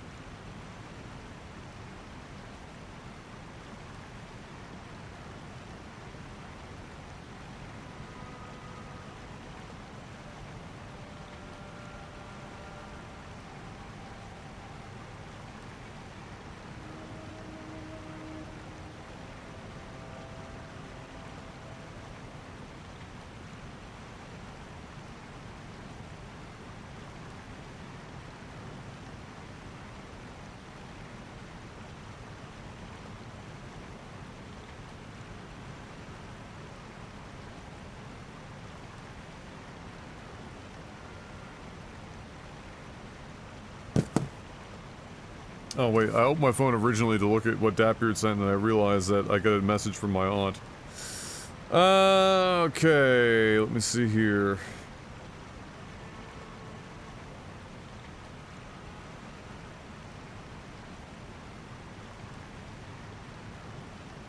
He's like a balloon right now.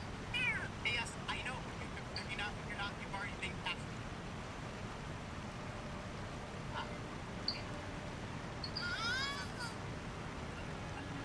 I'm not hurting from anyway whatsoever. He's like a...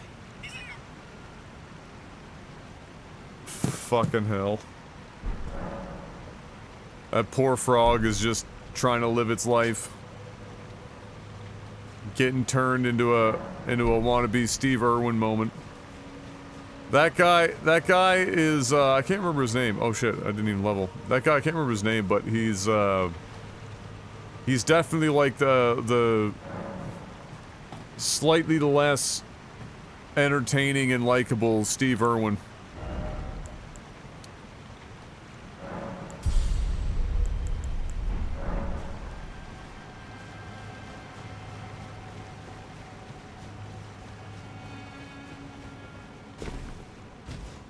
So, I've got to go quite a ways on foot here. I was already over here and cleared all this shit, but unfortunately, apparently, it seems that I missed my exit ramp.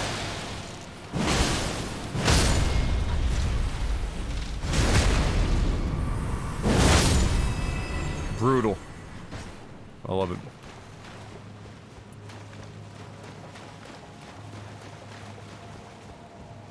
Brutal.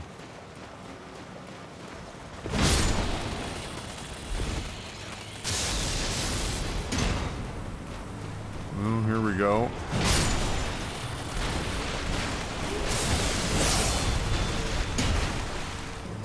This is a nasty little location here.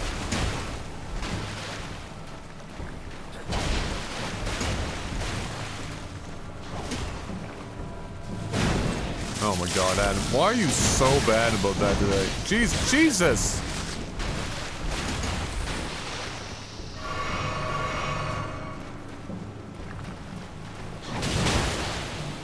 Listen.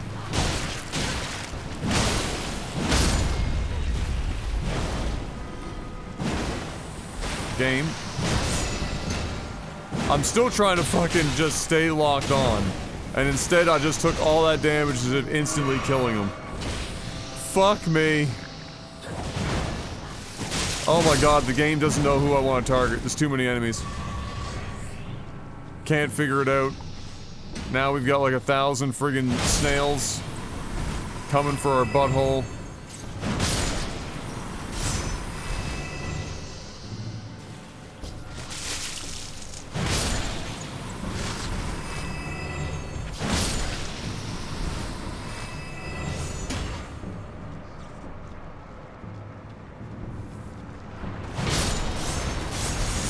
What up, Sergeant 96 months?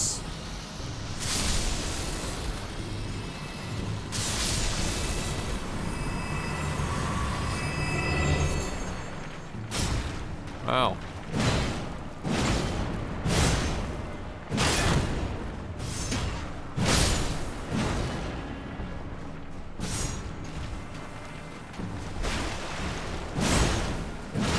That's the shielded side still? Oh. How you doing, Sergeant? Welcome back, sir. Thank you kindly.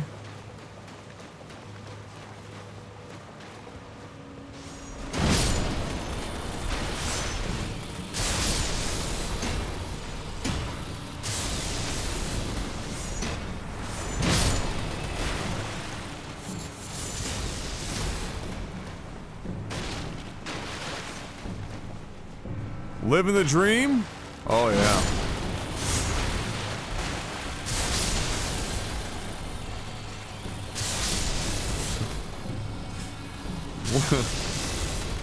Living the dream is such a perfect fucking response. It's like, it's the most relatable thing. It's like it's like, you know that translates to, I'm technically fine, but everything's on fire around me, and I kind of loathe the fact that I am where I am. Which is like 95% of the human race. It's just like, oh, living the dream, bud, you know me. Waking up, doing the daily grind at a job that I don't really like, but it pays more money than jobs that I would do if I was able to actually support any kind of living for me and my family off of it. And here I am with existential dread, not being able to actually pursue any hobbies in a meaningful fashion because all of my waking hours are dealt with trying to diversify my income, because nobody can just work one job for their entire working career and then rely on a pension on the other end. We have to take everything into our own hands now, because all we are is a number in a fucking company, and everyone trying to maximize profits while artificial intelligence is set to completely decimate 30 to 40% of the workforce over the course of the next 20 years and have a mass retraining only seen during the Industrial Revolution. All of that tucked in to, living the dream.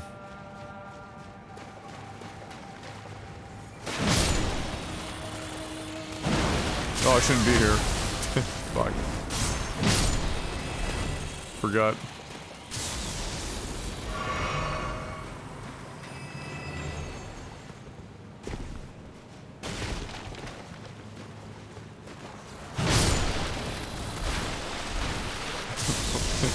Too much truth early in the morning.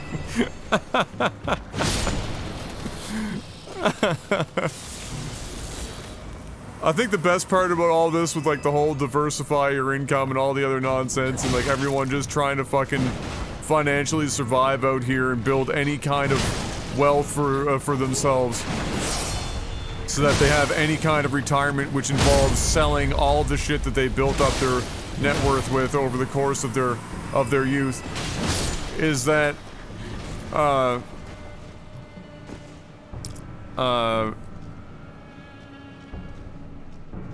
well, it's just that.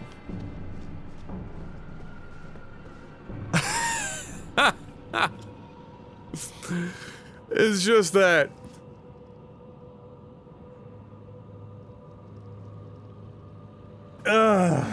It's just the absolutely insane nature of it all. Oh, well, like, you top all that off with the, I think everyone else out here surviving, you top all that off with, well, if you didn't eat avocado toast, that old meme that extends to, like, well, if you have a Netflix account, you're not allowed to complain, or if you have a high-end cell phone, then you're not spending your money wisely, or if you lease a vehicle when you could be taking the bus, then that's why you don't have a house, and like all of those great little nuggets of wisdom from people who are already independently wealthy and either have totally forgotten what the life of an average person is to begin with, or never knew what the life of an average person was to begin with, is just such a cherry on top of just the complete clusterfuck of the socio-economic downward spiral that we're currently experiencing. The video of Herman Miller, CEO, telling people, oh, I watched that shit. Oh, I watched that shit. That bitch. I mean, props to her for breaking the mold. Usually it's an old white guy, now it's an old white girl. At least we mixed it up and it's a woman doing the bullshit.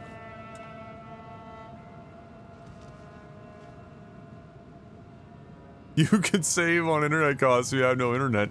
True.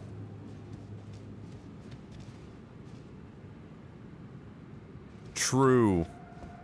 Yeah, it's basically her getting on like a one-way Zoom fucking call where she's just like, alright everyone, so company's not doing so hot. As it turns out, since a lot of people are working from home now, we don't have as many corporate clients buying 78,000 Aeron chairs Type B to put into offices all over the place, only to get thrown out after 3 years out of a 12-year warranty cycle and rebuy them at a new location. That was a lot of our business, and we don't have as much of that anymore. Also, people at home have discovered that as nice as our chairs are, they can actually do pretty okay and want about half as much money and just, you know, live with getting the fuck out of their chair once an hour. Seems to do more than just, you know, the classic everyone has to be in these weird ergonomic $73,000 chairs so, you know, they don't have to get up every hour, but instead it's like every 2 hours. You know, productivity, that shit. People don't have the money for that. So we lost a lot of our customer base. Shit's getting hard out here. The gaming market, as it turns out, not really turning up for the Herman Miller X Logitech the way we were hoping for, because, yeah, they still cost $6,000. So, the DX Racer shit's still selling real good at that $500 price point. We need to work on that. So in the meanwhile, what we're gonna have to do is I'm gonna have to, like, fuck off with a whole bunch of you. And those who stay, we're gonna have to go with, no bonuses, no raises, possibly even a pay cut.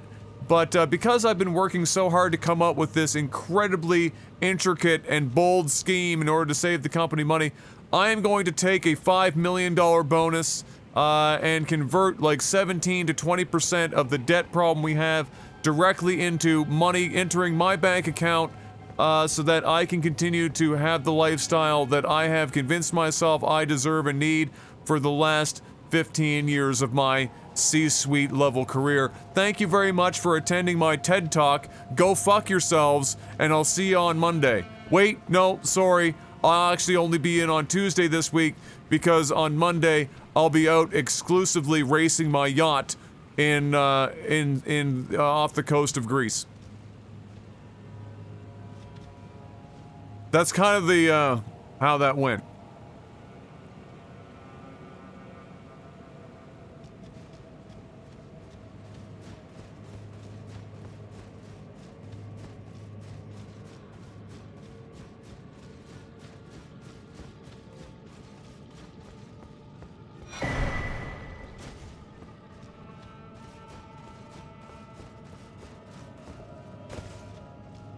I think that's my favorite CEO trope, is I'm working very hard, which is why I am able to be CEO and board member of 7 different companies simultaneously. It's just that, you know, I wake up at 4 a.m. And so I drink my green juice and I sun my taint. So I'm working harder than you. So I'm gonna get paid a lot of money to save the company money by pressing the fire several employees button. Very challenging, took a lot of effort, really crushed my soul. I lost a little bit of sleep over laying off so many people, but, you know, especially since, like I said, I wake up at 4 a.m. and drink my green juice and sun my taint. And so I definitely deserve this insane bonus that is the equivalent of my highest paid employees working for 30 straight years.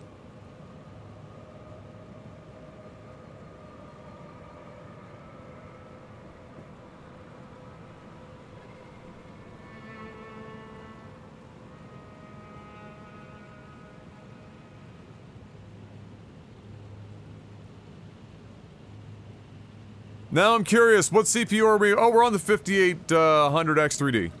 There's no going back to the 5600 without a razor blade and a lot of patience.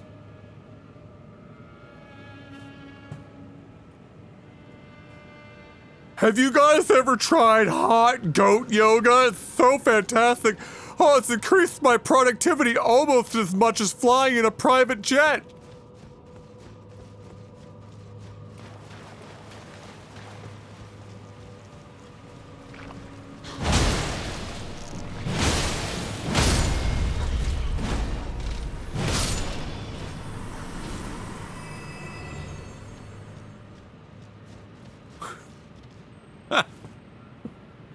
Do you know how valuable my time is? If I had to wait and go through the plebeian version of the airport like everyone else, there is no other option. I must own a $35 million private jet so that I can go in and out of more airports around the world in less time, take whatever baggage I fucking want with me, may or may not blow 3 or 4 times more coke on this, and fuck as many fucking affair people as possible en route because it increases my product. Do you know how important my time is? I can't afford to drive in LA traffic, okay? I have to fly from point A to point B. Do you understand?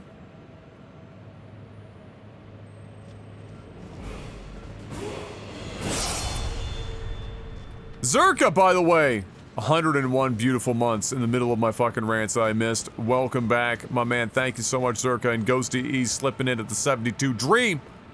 Welcome back, Ghost. Thank you, sir. Thank you, thank you.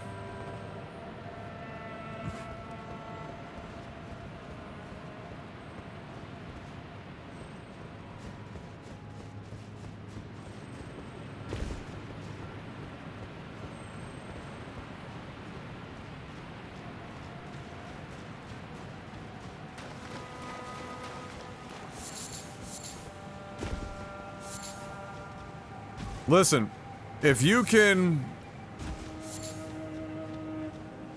be the CEO of more than one company and or be the CEO of a company and work on like 8 fucking boards simultaneously to draw money from every single one of them, and you still have the time to fly around to like 5 or 6 conferences a year to give talks and other bullshit, your job is not worth what you think it's worth. Being a CEO is a difficult job. For sure. You know what's harder? Almost anything else in the medical field.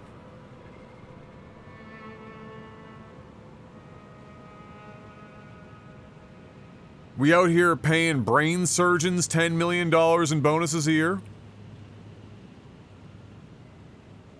You think your ability to fire people en masse to try and save some money on the bottom line is as challenging as brain surgery?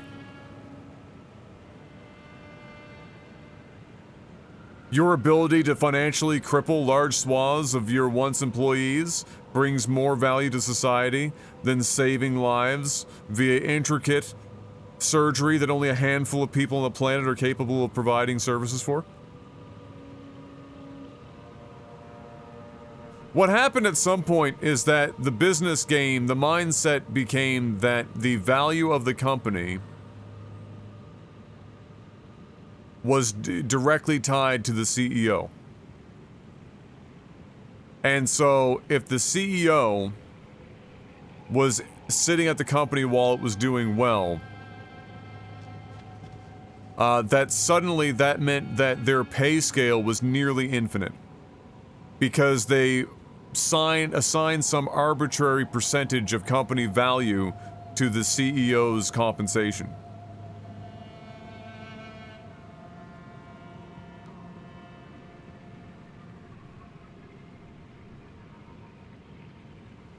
You're either a good CEO or a bad CEO. And after a certain point, you gotta ask yourself, yes, I am providing a great service to this company, and I am helping run it as efficiently and profitably as possible.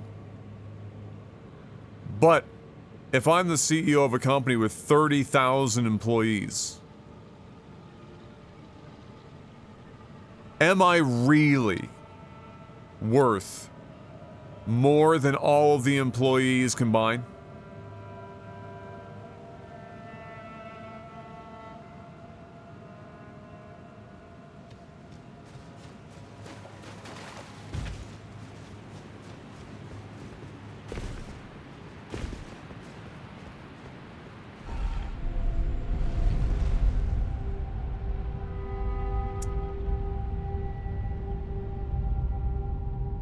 Some blowout VP at Meta sold 15% more Nissan as than last year.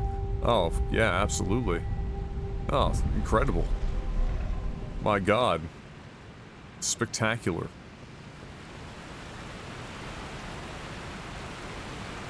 What a hero.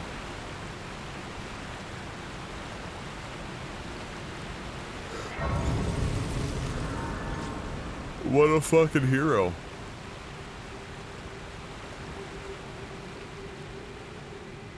Like selling advertisement space, I could take a guy that sells John Deere tractors for a living. Business to business John Deere tractors. And within a month, train them to sell ad space for a social media company as well or better than basically anyone else in a VP role. I'm not saying that the John Deere tractor salesman is low tier, but what I'm saying is that comparatively, the person getting paid VP to go and do ad sales versus the guy selling John Deere shit. You're either a good salesman or you're a bad salesman. The level of salesman beyond that is just proof of concept. Like, are you a good salesman? Yes. And then depending on the market that you're in, usually just determines your cap.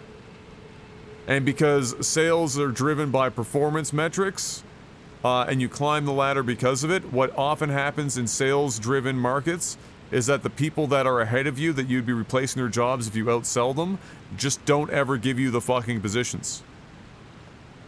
Which is exactly the problem at Enterprise Rent-A-Car, for example. Out of personal experience, I know this, because what happens is it's all performance and your career path is performance driven, but ultimately, regionally, you get locked by the people whose jobs you would ultimately take based on your performance.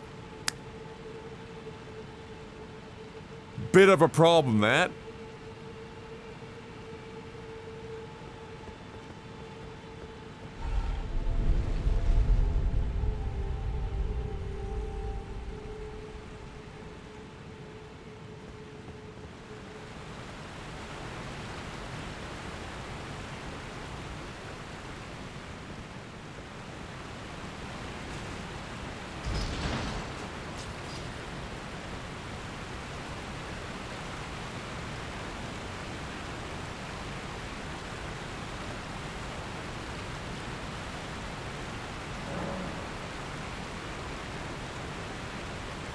I think part of that also, like the middle management mentality and then like the management structure, the bureaucratic structure of many businesses, even if they run what they call like a flat organizational structure, how that spilled over into HR for hiring, you end up in a situation where everyone is just coming up with crazy fucking verbiage and fuckery on their resumes, which is how we got to a point now where somebody is like, okay, so what's the actual skill? Well, my actual skill is that I'm good at selling John Deere tractors. As it turns out, I'm pretty good at talking to people. And that's as complicated as it gets. But you take that, and you're like, alright, we need to convert that simple, straightforward, easily digestible piece of information that's already salient. How can we elaborate upon that and make it sound like you are doing something 400 to 700 times more complicated and valuable, so that you sound like you're somehow better than everyone else?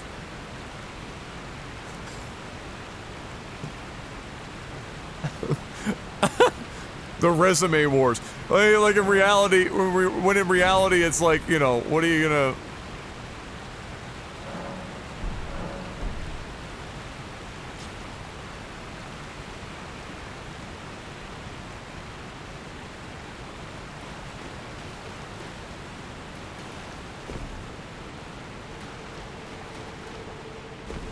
And ironically, most of that only really plays to entry and mid-level jobs. Because as soon as you break out of the mid-level job, almost all of your work comes from people knowing that that you are above a mid-level job and haven't been fired. Or you know somebody. So like the resume just stops being functionally useful after you break out of the mid. How am I liking the 5800X 3D? I've used it for less than 24 hours.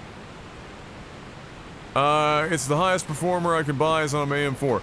Basically what you're looking at right now, if you're really asking me, do I buy a 5800X 3D? It depends on the resolution you play at, the games that you play, the processor that you already have, and what you are functionally looking to get out of your shit in the future. As it stands, the 5800X 3D is like the NVIDIA fucking 1080 Ti of processors. It is something that is almost a mistake to make because it is too good for its category. It is going to keep people on AM4 and not move them to AM5. A shitload of people are just going to skip AM5's first, like, 2 fucking generations worth of chips because of this chip. So, like, that's part of it. The other part of it is that, in order to get market improvement gains over top of a 5600X, or a 5800X, or a 5900X, at 1440p or 4K, you have to spend an absolutely fucking bucket of money. The RAM alone is insane for DDR5. It's also hideously unstable at speeds that are actually performance driving numbers. At this time, it's still super early in the game in that regard. It's like the whole system build just adds an enormous amount. Like, you can get 95% of the performance in the vast majority of situations if you're already on AM4 by just plopping a 5800X 3D in. And you don't even really need that. Like, if you're playing on a 5800 or a 5600X and you're at 1440p or 4K, there are only a finite number of games in which the X3D is going to dramatically change performance at those 2 resolutions. And they're typically games that are unimaginably CPU bound, or they're games that take specific or make specific use of the cache system on the X3D. And that's it. Like at 1440p and 4K, the difference on average between like a 5600X and the X3D, if you take the outliers off the ends and you're just looking at the vast majority, you're looking at like a 6 to 12% difference if you're lucky. It's not life-changing. It's not necessarily something you need to do. But if you are looking to simply max out your platform at AM4 for gaming, and you want to canvas everything, and maybe you play, you know, maybe you wake up and go, fuck me, I want to play F1 Racer today. Or like Microsoft Flight Sim maybe would be another one. Then yeah, you could. Even better if you can get it and take your processor out without it bending the pins like it did to my 5600X, and then sell it. So you buy the 5600X 3D and then sell whatever processor you currently have, if it's a 56 or a 58 or a 59, and you can get probably 50 to 60% of the cost of the X3D even on the secondary market for your current chip. Then fucking Bob's your uncle, Betty's your aunt.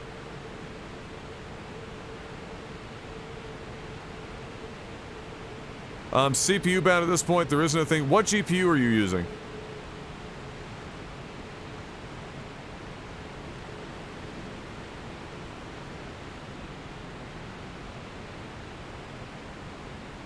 Because today's games are almost exclusively GPU bound. There's like a 10% of all games that are CPU bound. Yeah, you're bullshitting me. If you're saying that you can't run any games at 1440p at with a 4070 and a 5800, that's actual bullshit. It's either that or something is horribly, horribly wrong with your system. Something has gone completely awry. You need like a BIOS update. You need to closely look at your RAM speeds. Maybe you don't have fucking your DOC settings on or some shit.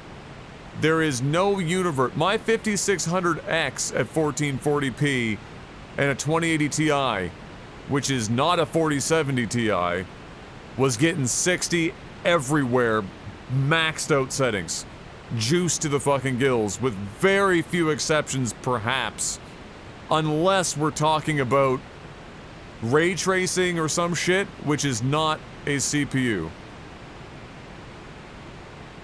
There isn't a single thing. Okay, well, your sentence was, I'm CPU bound at this point. There isn't a thing I can run at 60 FPS.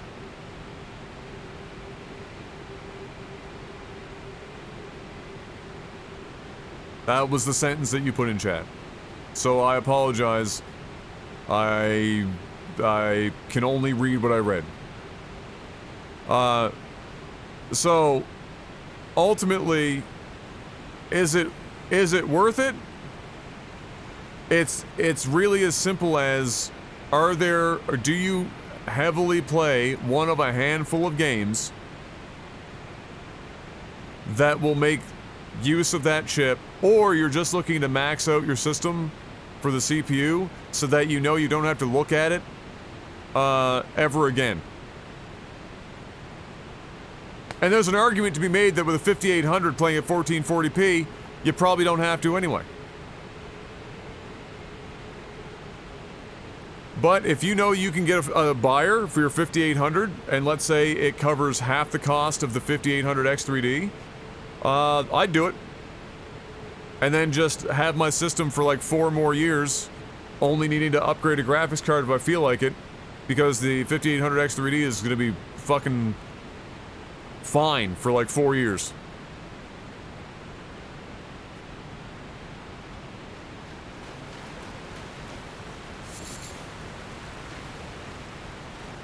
Like it's from that perspective, it's pretty much a no-brainer if you can get money for your current CPU.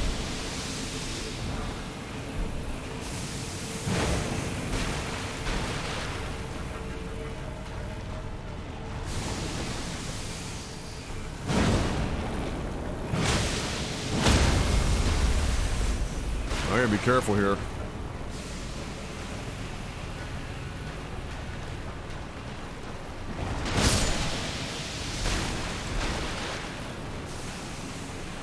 Going to your wife's couch PC? Oh, well, I mean, either way. It's really up to you. It's the answer is do you give a fuck about 6 to 10% performance gains in 95% of all games, and then 5% that are CPU bound to hell and back?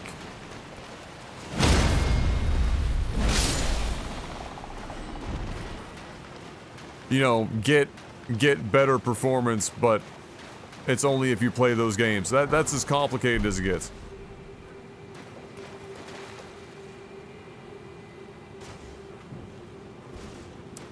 Like the X3D is the 1080 Ti of the CPU for, you know, of a CPU, which is to say it's extremely good for the platform and the price. It's unbelievably good.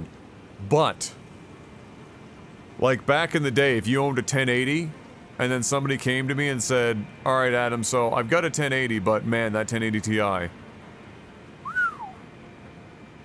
that's the 1080 Ti of 1080 Ti's, if you know what I mean."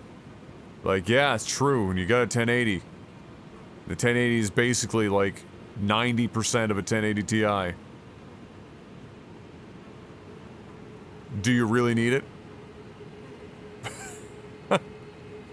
And that just comes down to, do you want to spend the money? Because you're literally talking about like going from a 1080 to a 1080 Ti.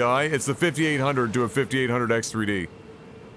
You're trading 400 megahertz of boost clock, and to save on thermal so that the fucking 3D architecture doesn't melt itself, to lower the voltage. And then, do you benefit from the 3D, you know, the 3D architecture? Which, again, some games yes, some games no. That's kind of what you're looking at.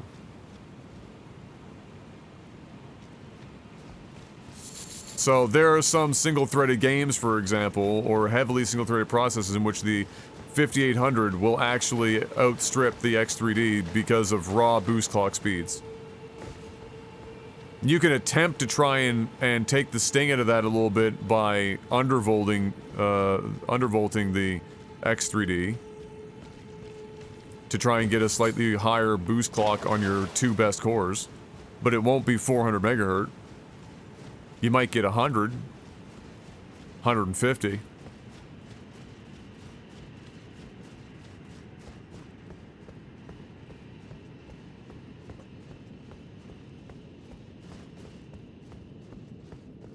Alright, another elevator. Let me just check out here first. Make sure I'm not missing anything. Like, if you...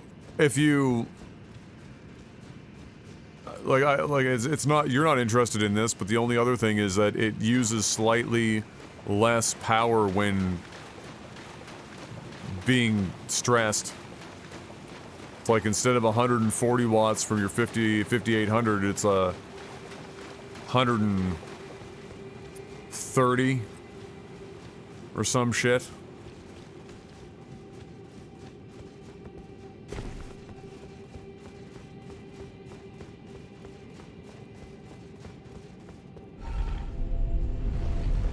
Oh, it goes down. Okay.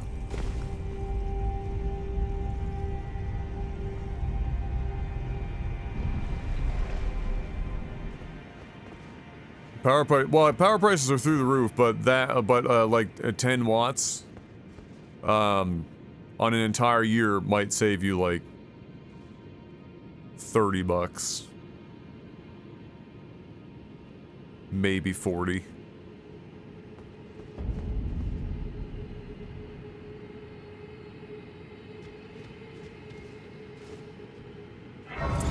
But no problem. I hope that helped. Somehow.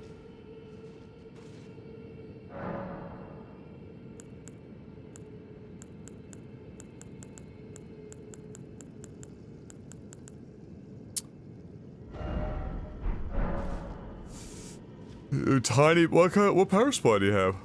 You've got a 4070 Ti, you're looking to put an X3D in, and you've got a tiny PSU. That's bold. I don't like the look of the fact that this seems like it's scarlet rot. Just fucking everywhere. Not a big fan of that, especially since I have no access to... Yeah, this is definitely all scarlet rot.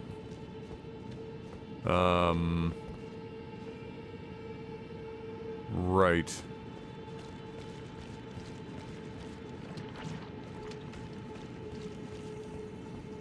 Wowzers.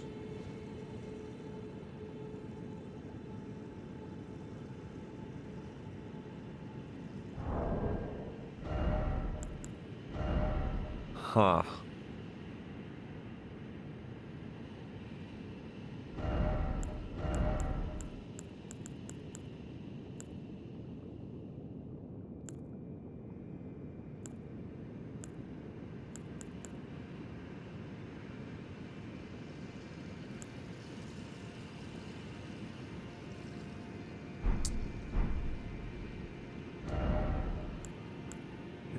I do have an immunity set.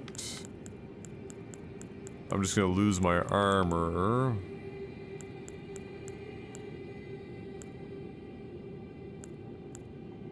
The Omen set, Octopus Head. 35.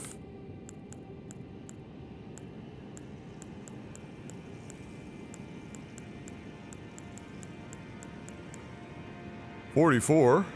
Alright, the mushroom set. Time to go full fucking mushroom, bud.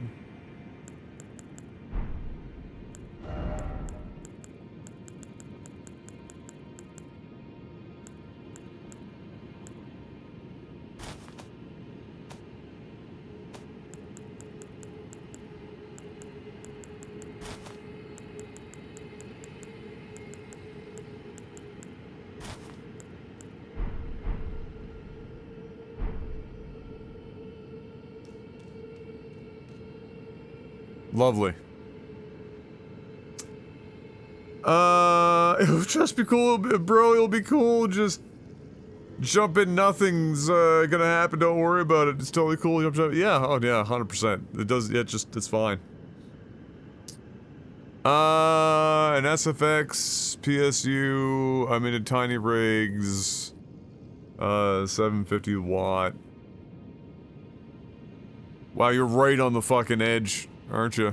You're flirting with fucking danger there, big guy. I wouldn't run a 40 series with less than 850.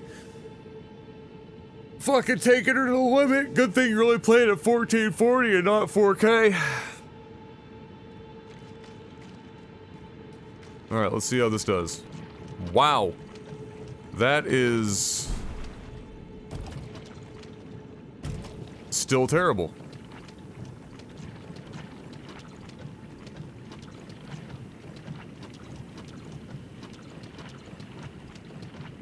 So much for immunity, eh?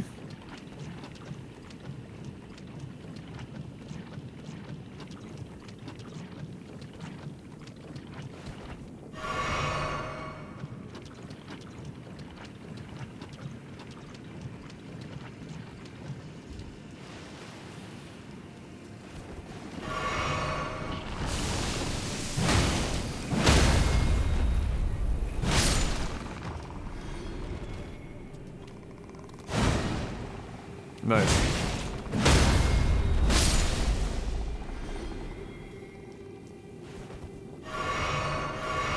That was a little close.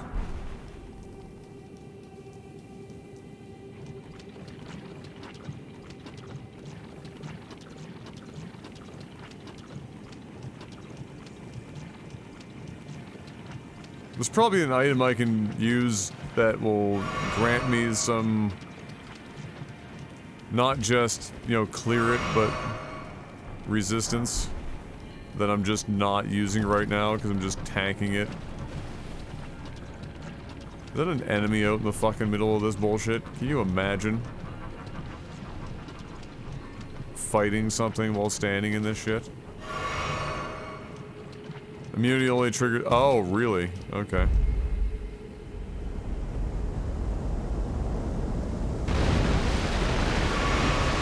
They got a platform in this bitch? Oh, that- alright, well there's the platform you fight the fucker on.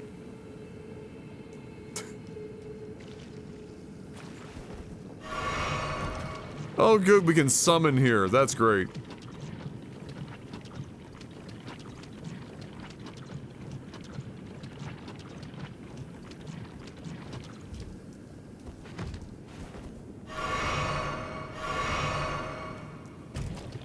that's the last of that.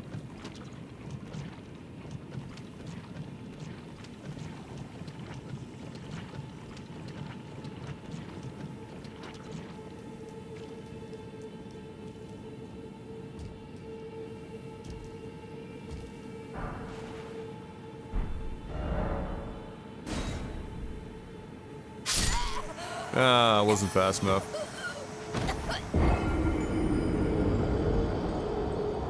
Oh well. There is something to remove it. I have items that remove it. The problem is that you'd be burning through them every like 5 fucking seconds because the Scarlet Rot buildup is so fast. Yeah, I've got 13 of them. It alleviates buildup and cures rot, but like it goes away in like 0.2 seconds.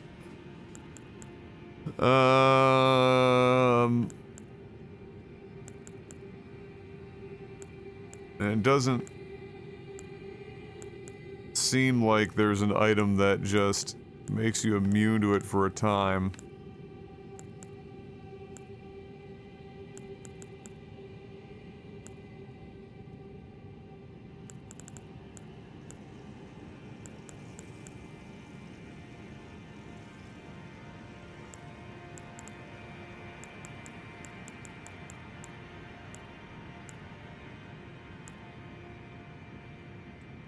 I also have the spell that uses FP to clear it if I was willing to keep that on my person.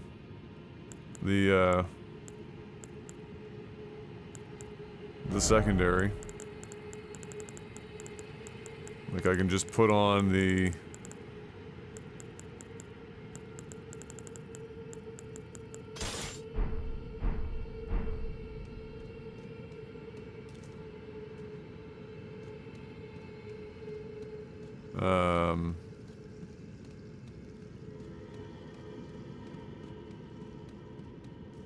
Yeah.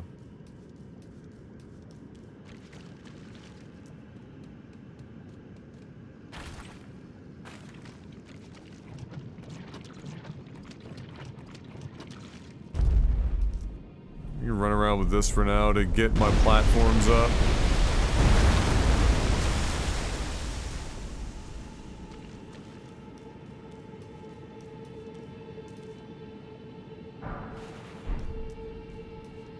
Appropriate.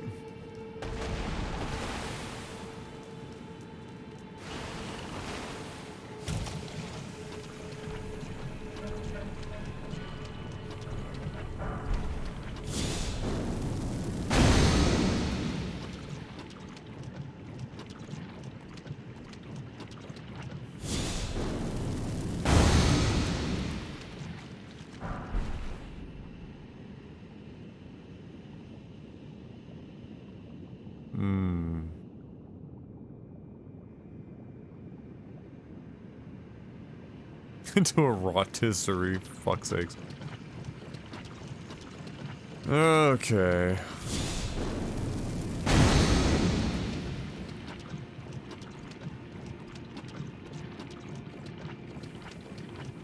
We'll run this for a bit here.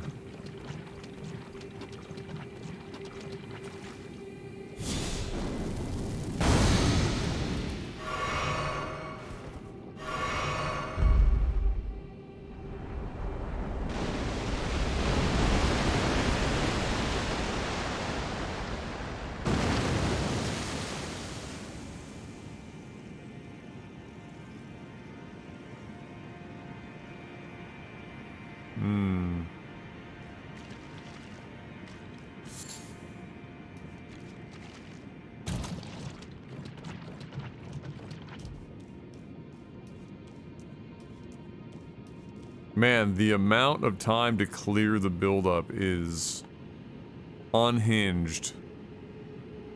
Let me tell you. Like, you are iteming your way out of that shit.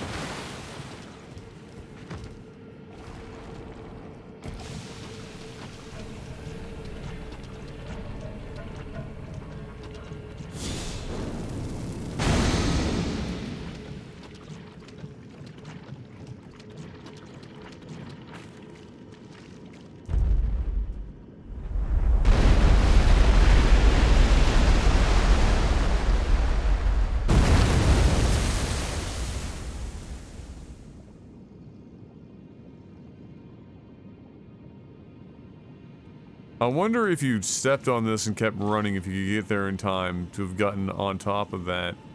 Not that it would take you anywhere, but... You know, just wondering.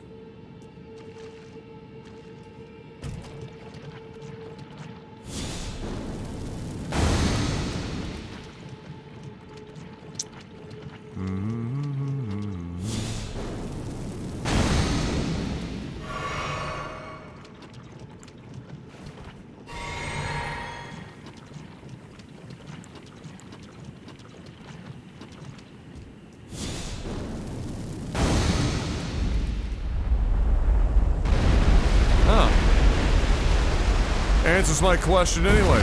Didn't need it to. This does it for me. Wonderful.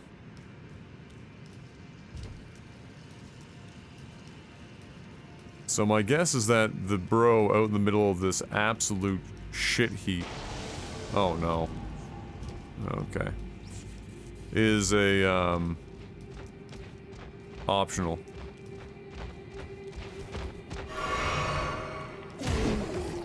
Don't really have a lot of fucking armor in this shit. Ow. Go fuck yourself. Go fuck yourself. Go fuck yourself. Go fuck yourself. Go fuck yourself. Go fuck yourself. The Alabaster Lord's Sword. Thank you, Alabaster. I know that's like a color, but bear with me. Yoink. Somber 9. If only I was leveling somber weapons.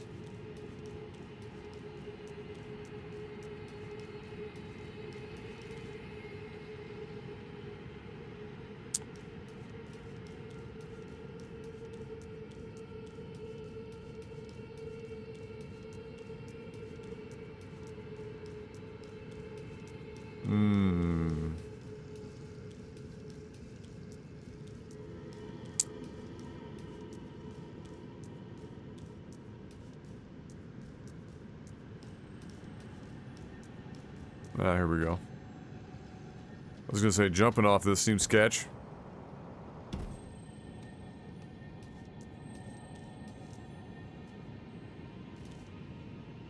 Where's that boy?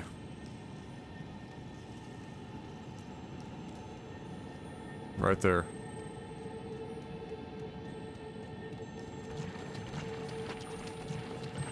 Oh. Making me work for it.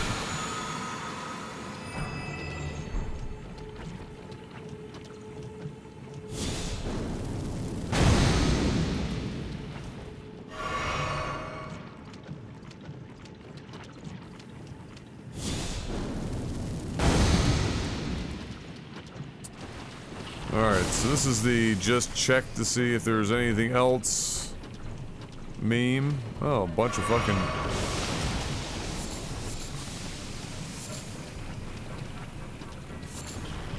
bunch of Pokemon over here.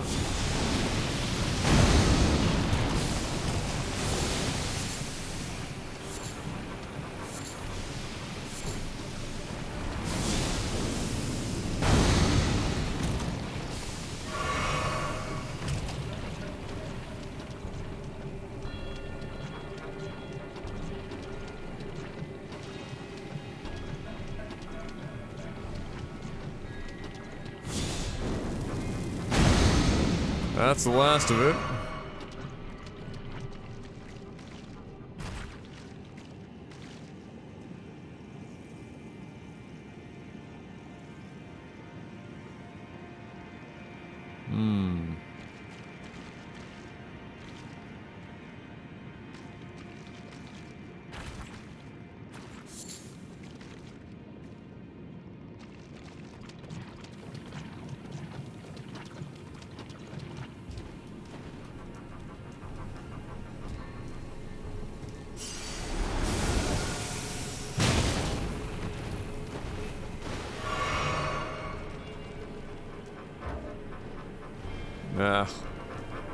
Bit of a problem, that. We have to kill these guys quick.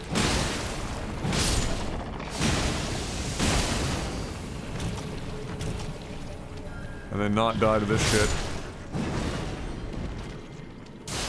Oh, god damn it, he found me.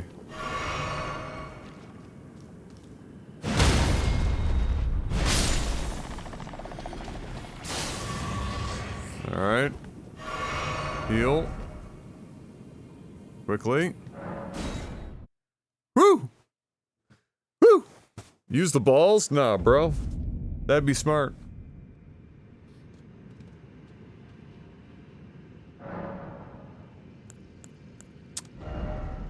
Okay. So. I guess the thing to do now is, head on over here and try to get to our platform to fight whatever the fuck is over here.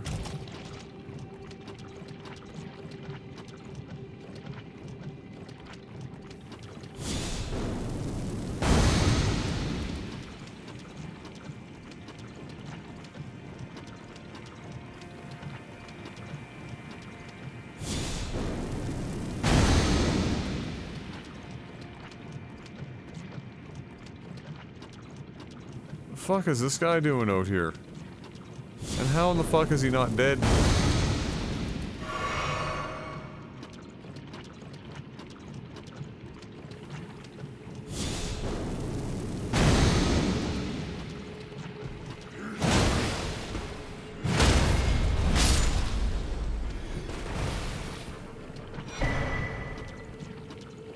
Oh, word?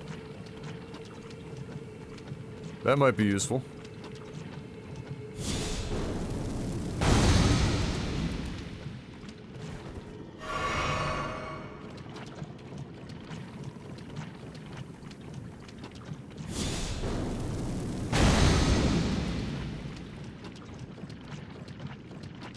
Alright, so we've officially reached Summonville.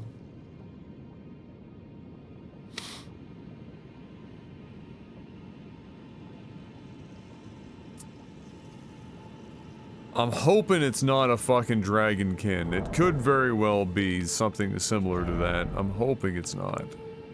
I should have actually changed my potions over to having an extra one.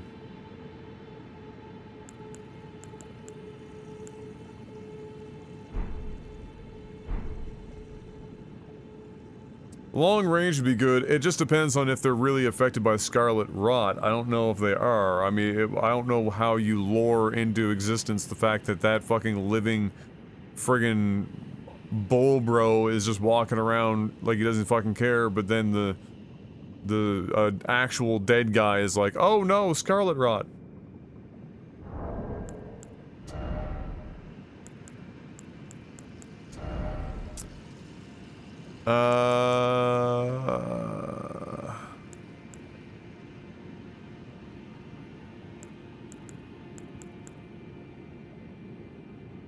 Well, there's your immunity dream. Let's see how much it raises it. So we have 413 immunity, 243 negation currently.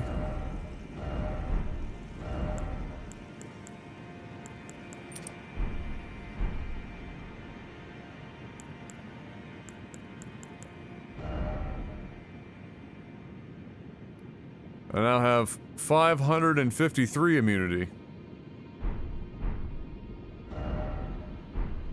Now.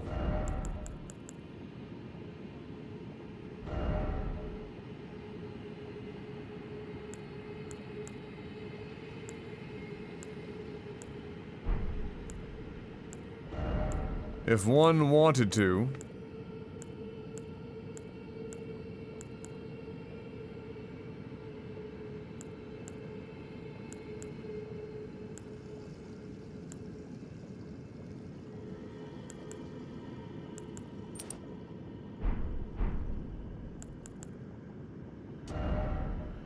$613.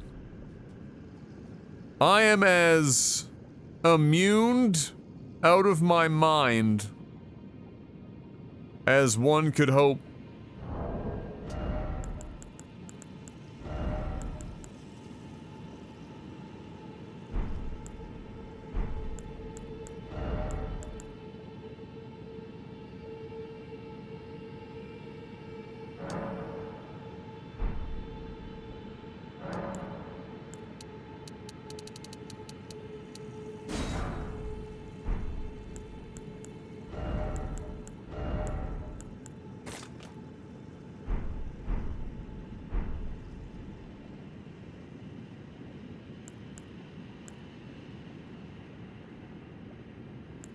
So, what we need to do is get that in there.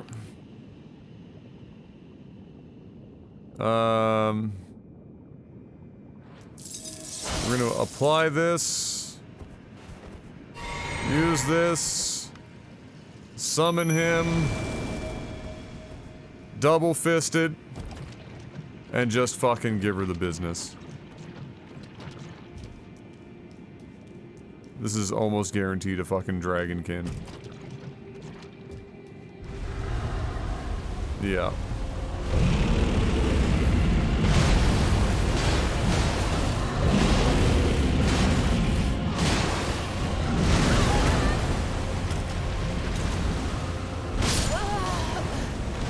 Well, I got stuck on the platform.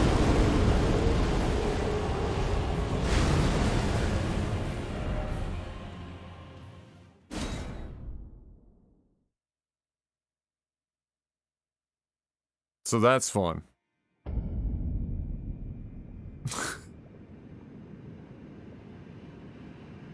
That's fun.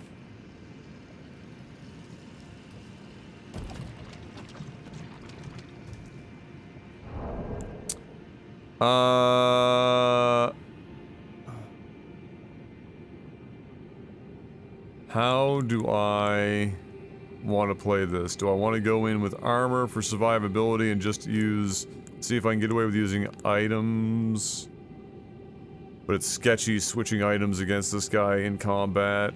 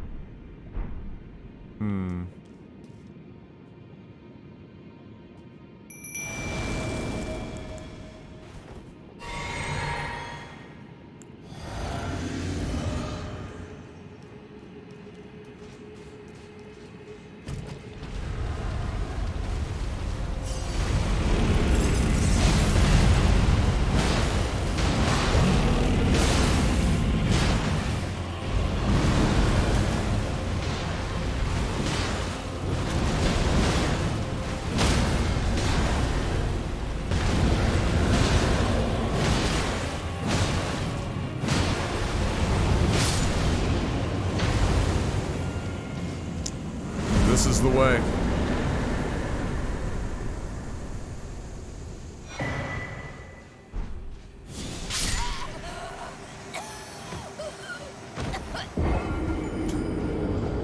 I didn't get it off in time!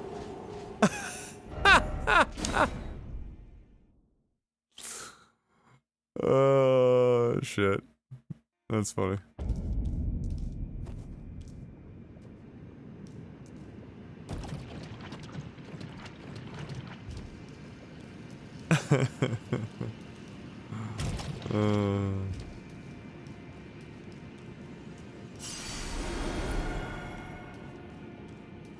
Alright, well, did you just give me 60,000 runes? Bruh.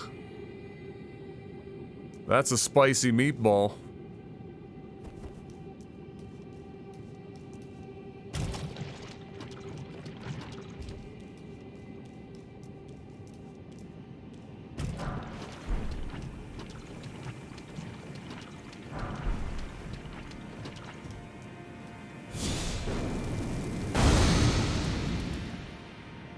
Okay. Well, I would say that went well. We spanked him pretty hard. To say the least. There it is. I think this is the one we just got. It's an ice lightning sword. Considered a katana.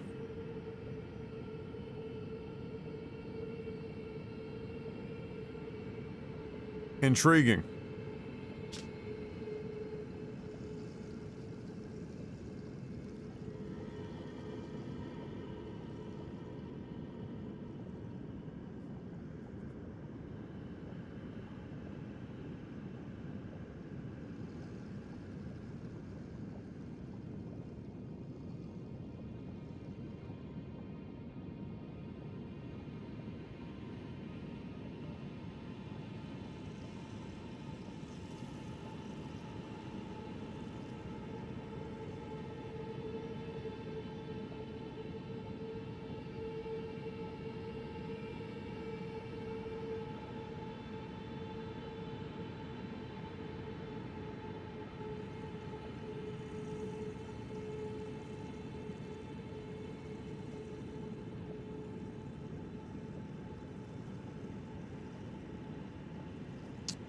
Freaking...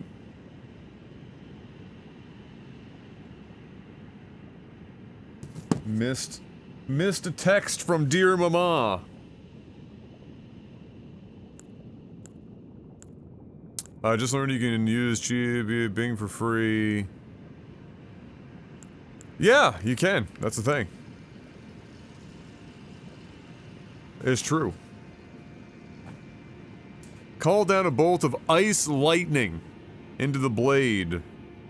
And then it persists for a while, so you do both ice and lightning damage, presumably. Interesting weapon.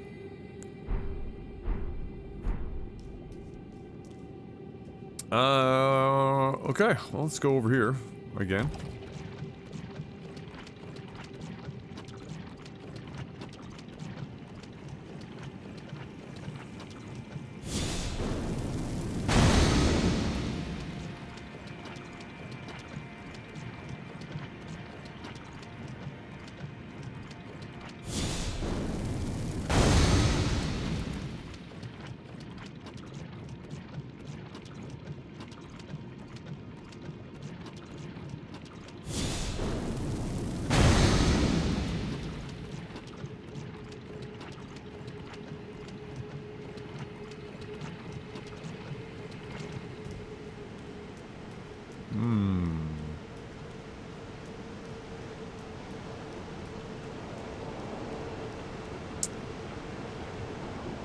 Oh, word?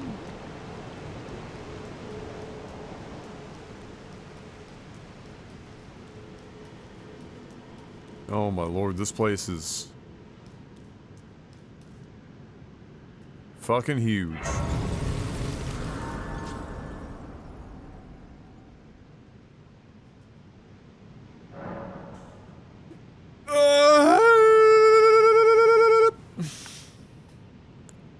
Level up.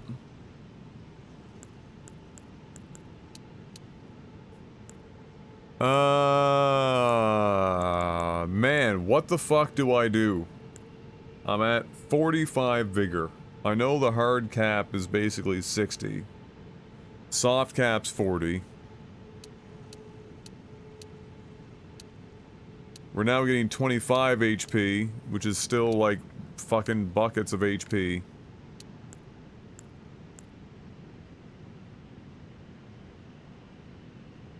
Like, I could dump 5 levels into strength. And it's barely gonna move the fucking needle for damage.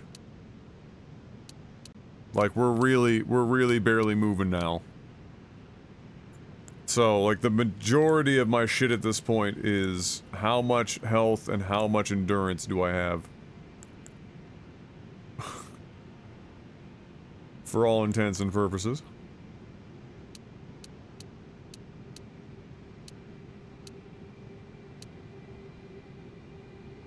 I believe the soft cap for endurance was 30 or 35. A hand banana. Can somebody remind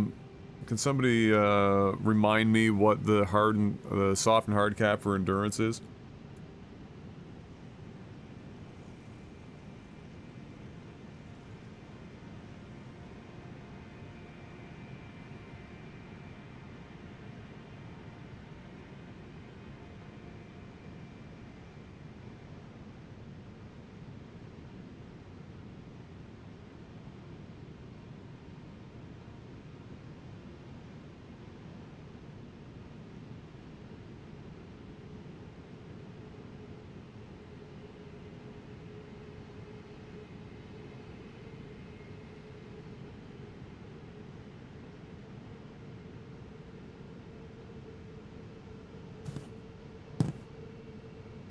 $30 and $50? Somewhere around there? Yeah. So we're already pretty much there. We're at the soft cap for vigor and endurance, so it's really like, what do we want more of? We're getting one more fucking endurance per, which I don't think affects us in combat quite as much as just straight up having 25 more health per level. So, for now, I think I'll take vigor to 50...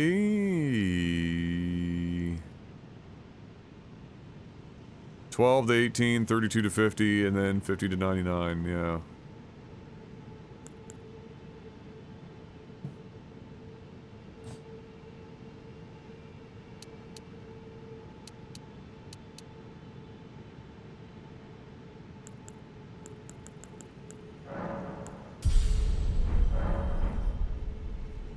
Just get that fucking health bar halfway across the screen.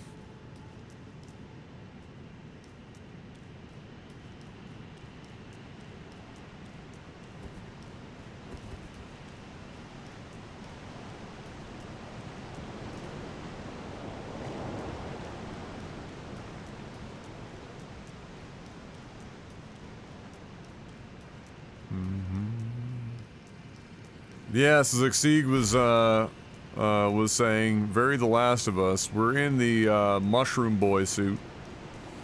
Because it's the highest resistance armor in the game that I'm aware of, that I have anyway. And, we've got our 2 immunity boosted,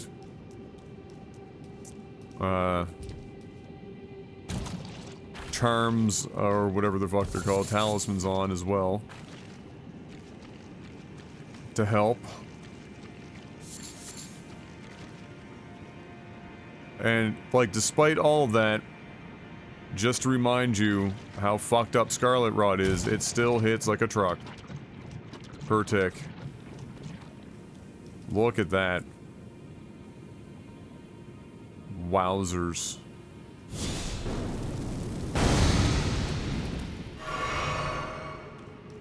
Hey, what up, Adam Combat?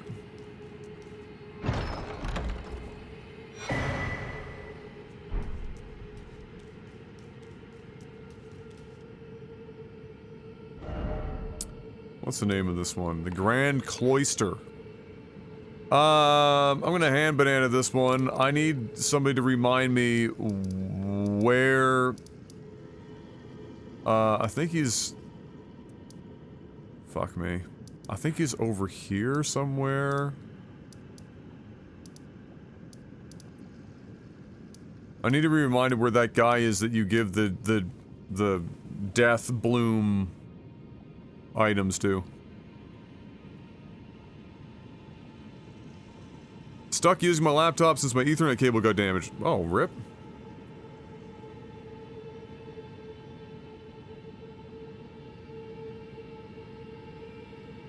Oh, no shot. But dude, the fuck is in that vacuum?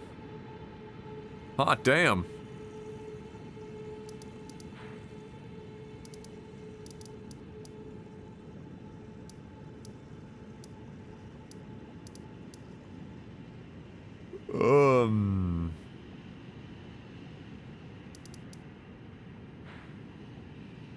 Yeah, he's in like a building. He's not in here, right? Oh, yes he is. I had it in my mind this was another location. That's it. That's him here.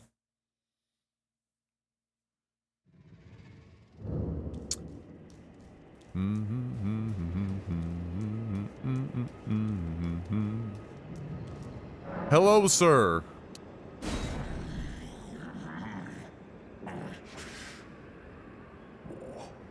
I'm not sated. Bro. Feed me more death.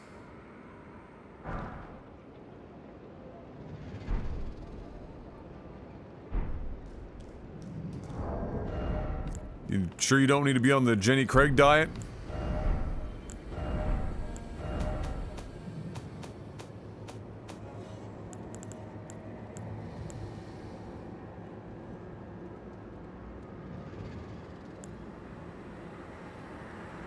Oh, word? HP over time meme? I wonder if it would out with this suit if it outstrips Scarlet Rot ticks. Wouldn't that be fucking nutty?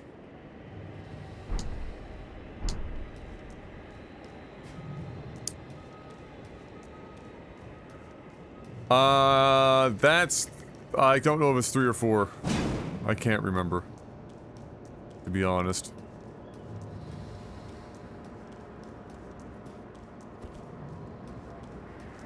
I mean... You know I've got to try. It's been a while, right?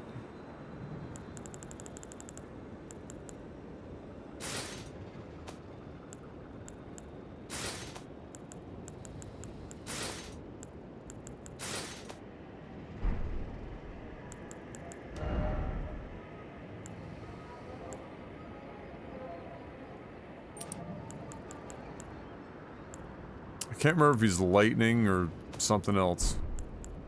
We'll find out fast enough, I'm sure.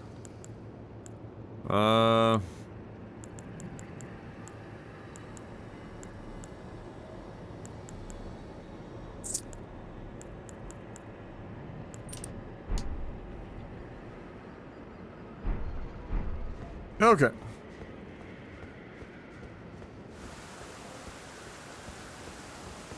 Pretty sure he's lightning. I've killed a couple of your kind now, so... Did I ever try Maple Story when it was in its prime? Yes. Was not a game for me.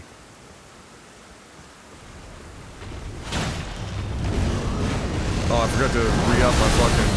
Oh my god. He still hurts.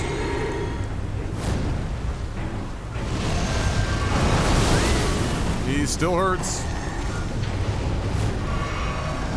A lot. Like a lot. Oh god. I cannot. Ay caramba.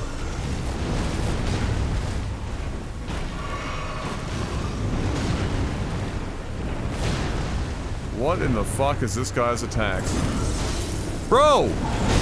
Stop being so fucking goddamn annoying with your jump back bullshit.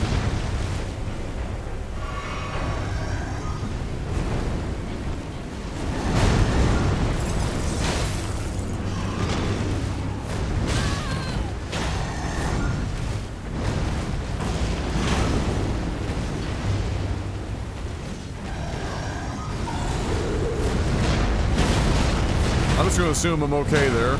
Please stagger. Fuck. Maybe one more.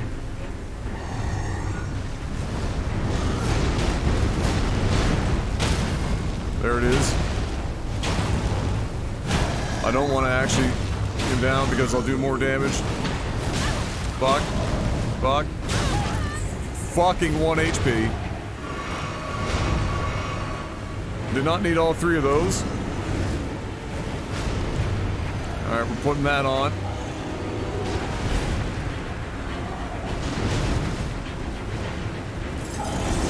I fucking hate you so much, you don't even know.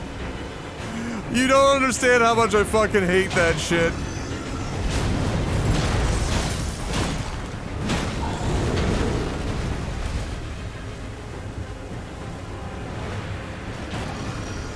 Oh fuck, he broke my friggin' camera. I still can't target him. Jesus Christ. Bro, this guy is being very annoying.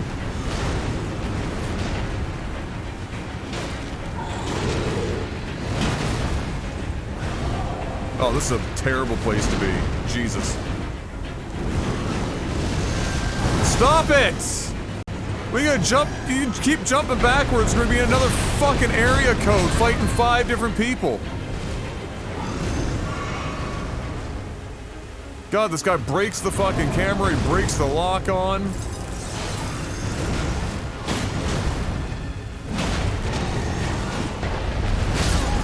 Oh my god, now he's dead.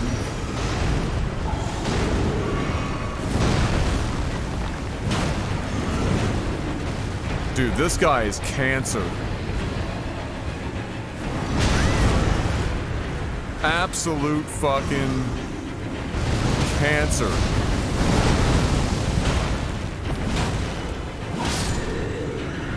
One HP dream. Who the fuck? This guy drop out of his asshole? He's gonna fucking kill me. This guy coming in for the kill steal.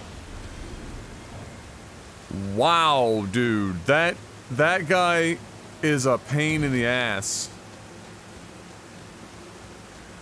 Like a 700-foot backstep every 3 seconds. Crazy hitboxes. Breaks the camera lock on like every 3 minutes. Not 3 minutes, 3 seconds. Holy shit. Like, I was getting scared he was gonna get off his leash and just, like, go back home.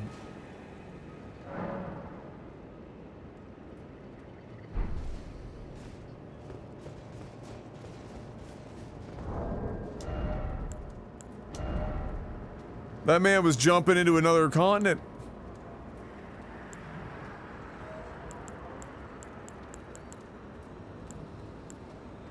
Alright, so there's Gargoyle's Halberd, Gargoyle's Black Halberd, that's what we just picked up. So the difference being you add some faith in there for some magic attack. Holy.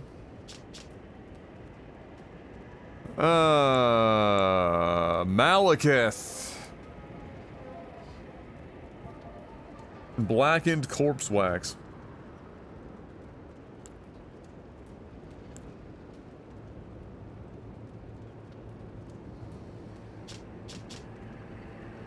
Interesting.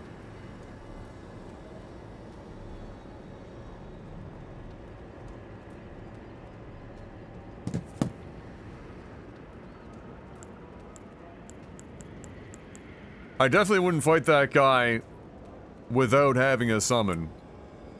At least not unless I was very, very confident or hated myself.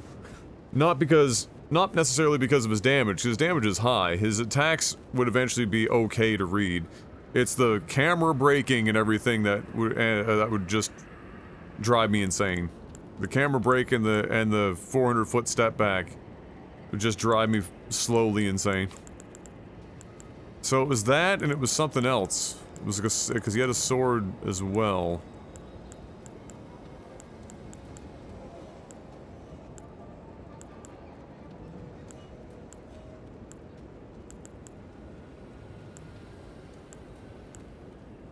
Oh, we, saw this one too, right?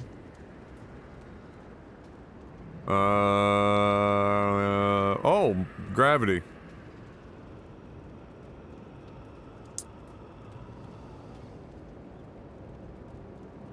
Interesting.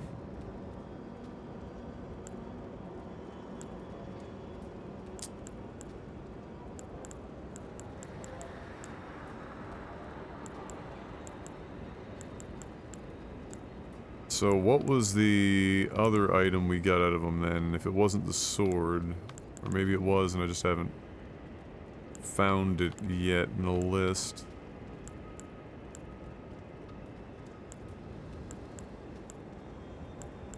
It's a halberd, whatever the fuck you want to call it.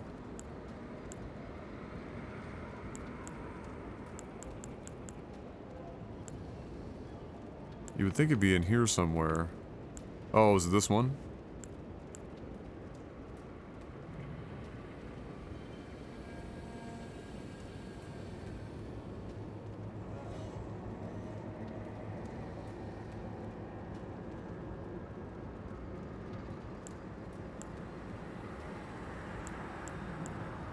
Ah, yeah, no, it should be this one because it's black.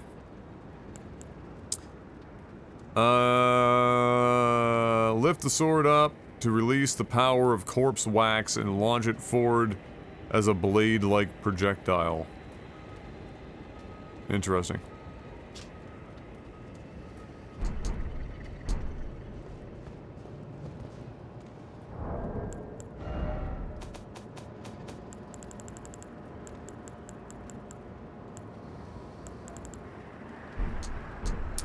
Interesting.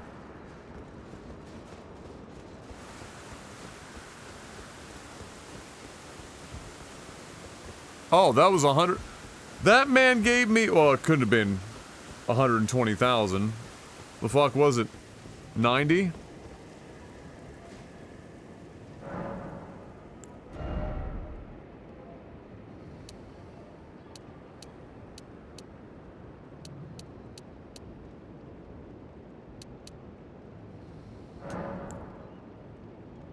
Yeah, I think I had like 35K.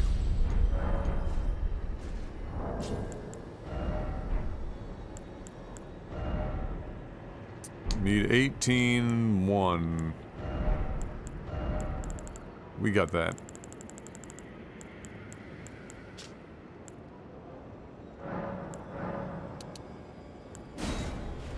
Three of those bad boys.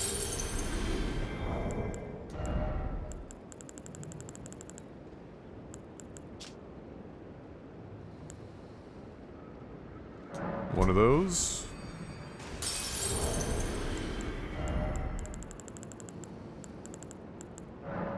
One of those. Bada bing, bada boom. And just like that, 48 vigor.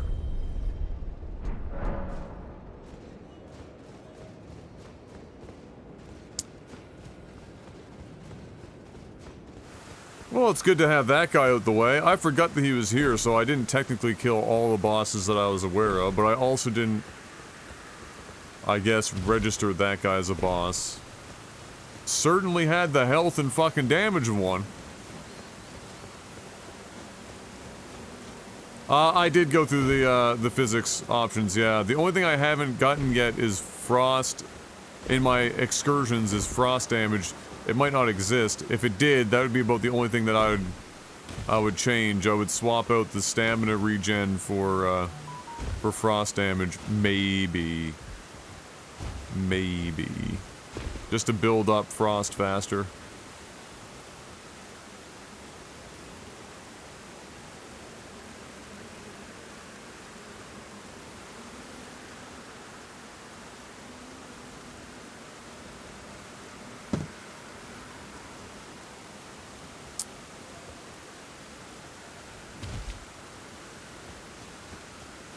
I said, maybe you're gonna be the one that saves me. See, look, I knew Fox was here. He was gonna do it. Oh, I might be able to upgrade now. That's 4 golden seeds.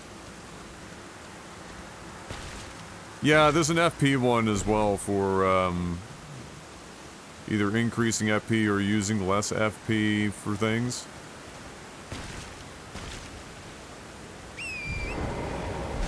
I don't think I explored this area very much at the time because I was getting my ass kicked.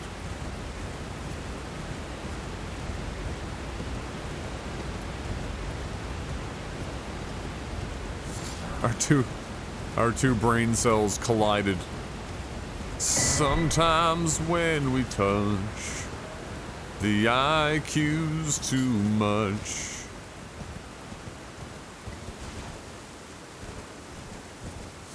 Still getting frame drops, by the way, in these areas.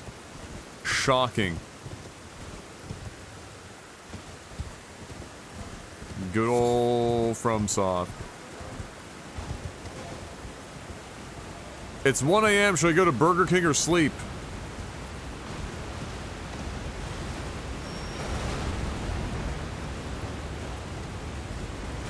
It could be literally any time of the day, and if you ask me, should I go to Burger King or sleep? I would simply say go to sleep. Because Burger King is dog shit. It's dog water. Nobody should go to Burger King. What in the fuck is going on? These guys have got poison traps up and down this bitch.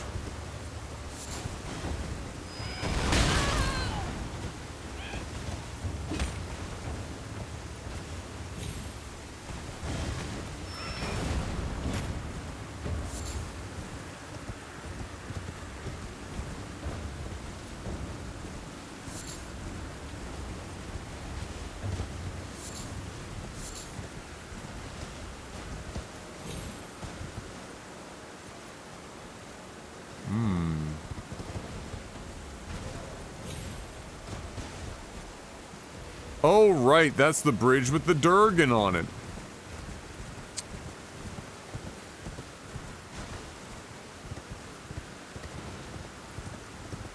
You like the Burger King coming in you?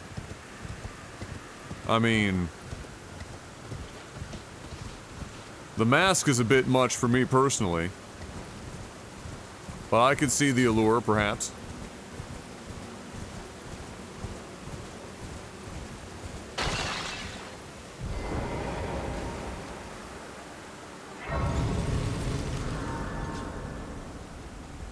I mean, he's the one coming in you. Aren't you supposed to have it your way?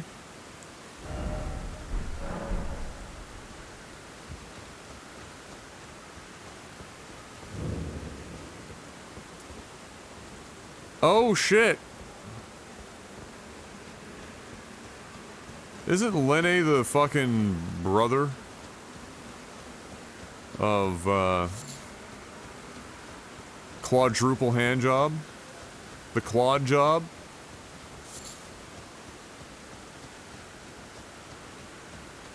The dual sock quad job?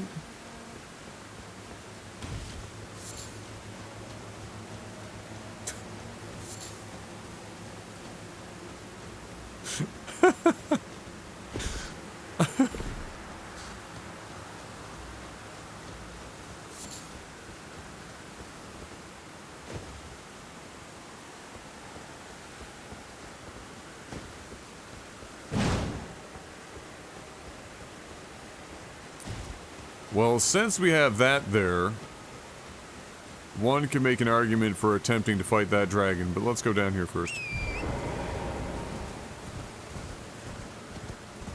Which is better, Mark, the Bacon King or the Baconator?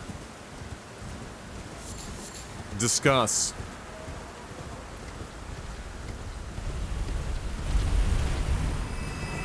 I'm sorry.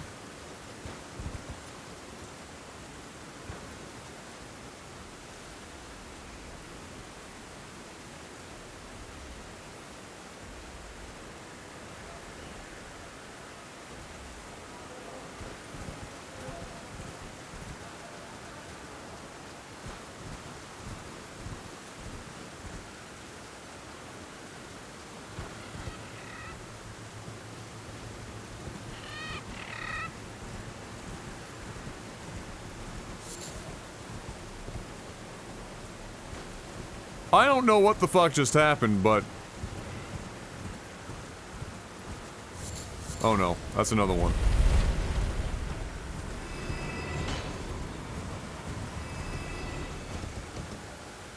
You can't fool me, I'm familiar with your game. Where's the next one? Right on the other side of these rocks? Cave? Man, bear, pig? Man, bear, pig cave?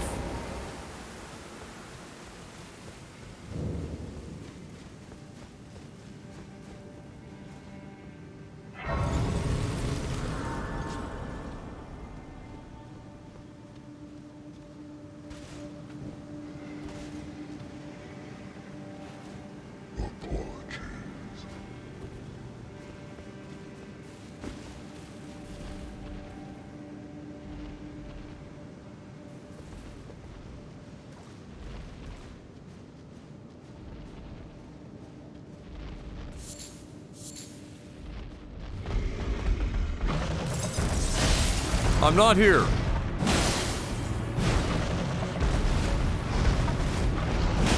I'm still not here. Where the fuck did he go?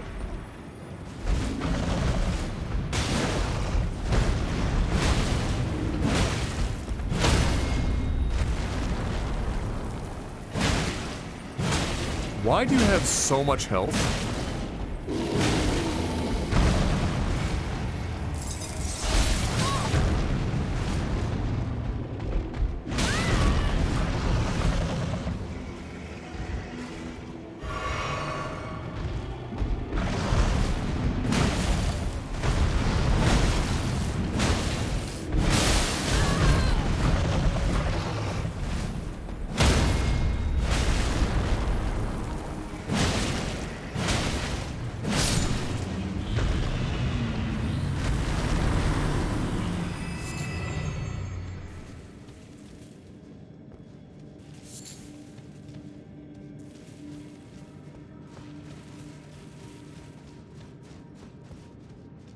That man-bear pig had so much health.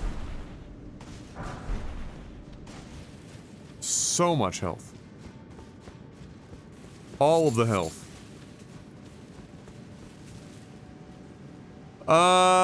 Means hard to go for the Baconator on a Tuesday. The burgers are square and hence give you more surface to eat. Meanwhile, meaning when with friends eat Baconators. Okay.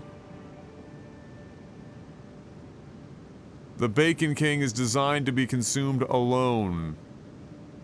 I see. So are we talking about we go Baconator if we're splitting the burger?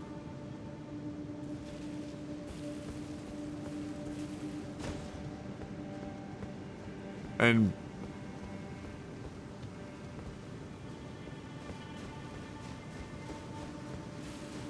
Bacon King if alone? Is that...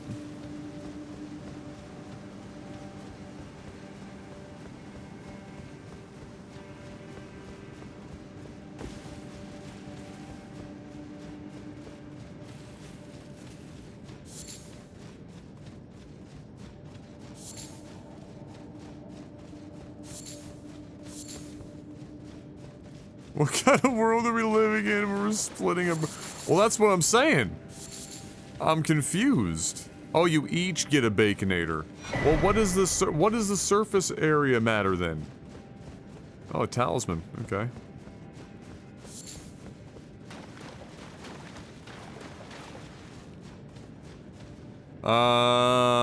Start, bench, cut. McDonald's, Wendy's, Burger King. I'm starting Wendy's. Bench and McDonald's and Burger King can be incinerated in the fires of hell.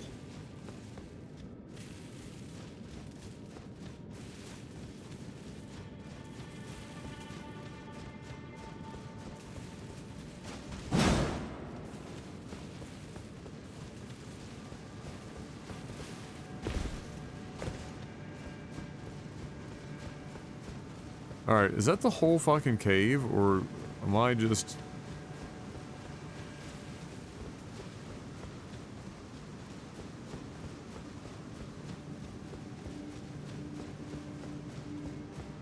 Look, the thing about Wendy's is that the burger patties on average are just better, right? So there's that. Oh, here we go. This is where I need to go.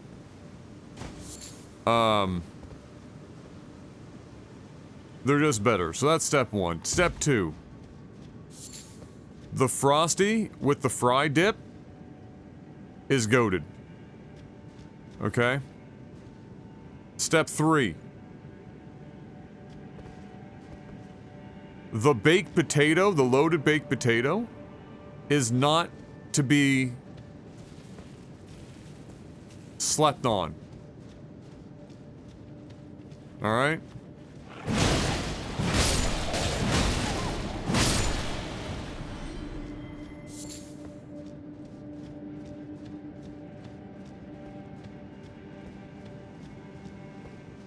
The reason why McDonald's is better than Burger King, a couple of reasons.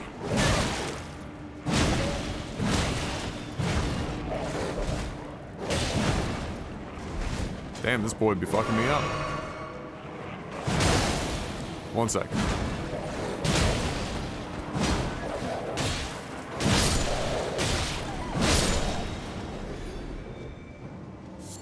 The step back game is strong with these boys. Fucking bush dog? Didn't even see him. McDonald's fries, even though they're not really French fries, are still objectively better than Burger King's. Also, each McDonald's location is more consistent in quality than Burger King. Burger King is the most variable consistency of any restaurant that isn't an Arby's.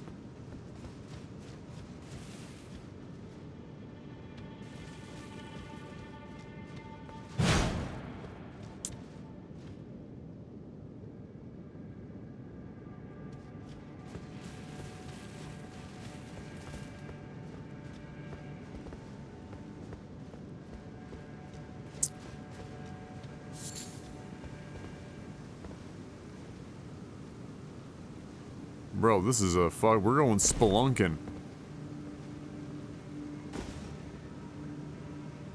Yeah, that's a big game, Fox. I saw that a while back.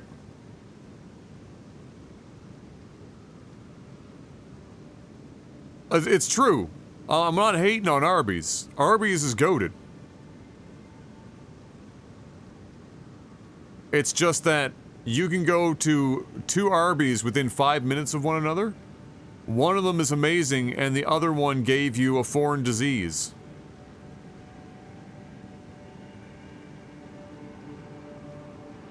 But if you find the good Arby's, congratulations. You've won.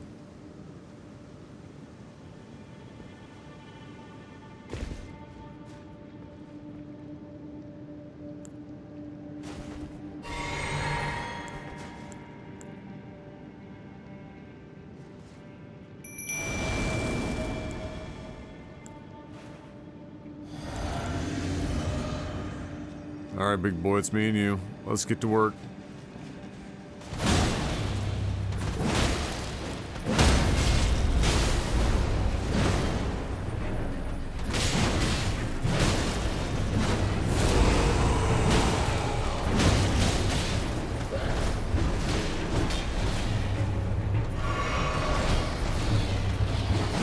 Oh, did you see that fucking jump?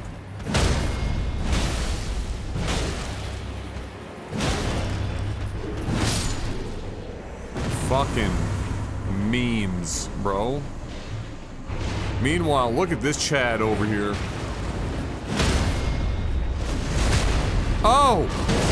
Oh, the double team! Oh my god! Oh, I can't hit him right now, he's too far away. Oh my god.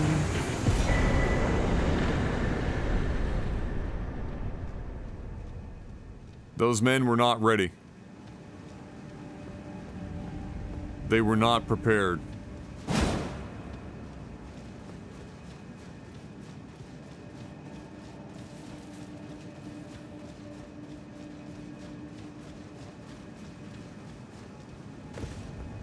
Not prepared. I would not have wanted to fight that battle single-handed.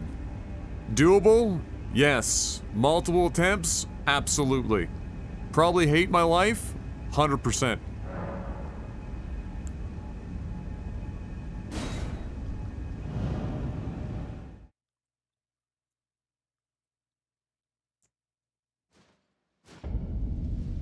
Having that dude throw fucking daggers the whole time, I would have probably killed the dagger dude first, honestly. Dude, I just warped here and people are dying? What is happening? Oh my god, the Arby's 5 for 5 was incredible. Absolutely spectacular.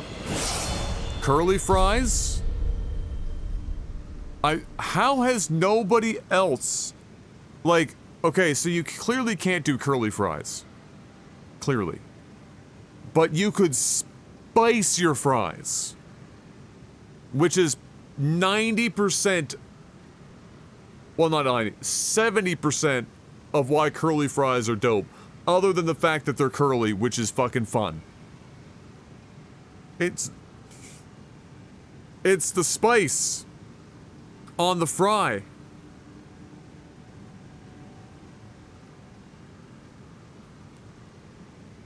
People are out here still serving, like, regular fucking fries. Checkers does, yeah, we don't have Checkers up here. We don't got that shit. The US just eats nothing but fast food, so the demand is so high. You guys have like 1,000 more brands than we do, but up here we don't got the Checkers.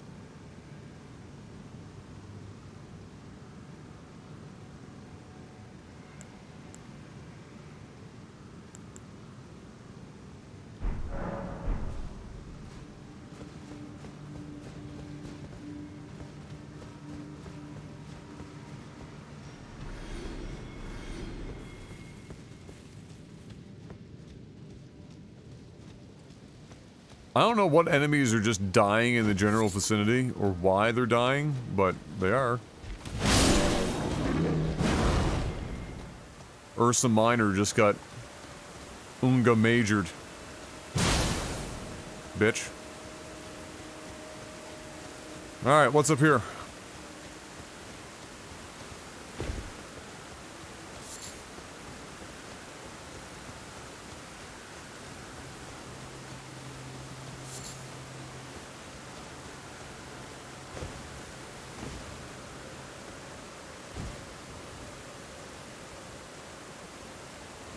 Can we agree, though, for those of us that fucks with Arby's, and if you don't fucks with Arby's, you probably just haven't had good Arby's, and like we were mentioning before, that's not hard to do. Can we all agree that whatever the fuck is in the cheddar sauce and then the secondary, like, brown sauce that they use is, like, it may or may not be laced with crack. That shit is... The combo, the sweet from the brown sauce, the cheddar sauce is fucking... It's probably not anything resembling cheese. It's likely fucking ground up traffic pylons, but whatever the fuck it is.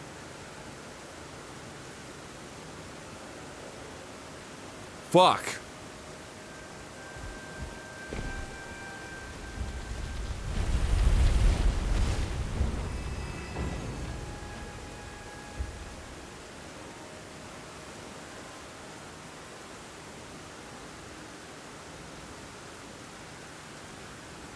Anyway, I was going the wrong way, so it's a good thing I turned around, because I wanted to go this way.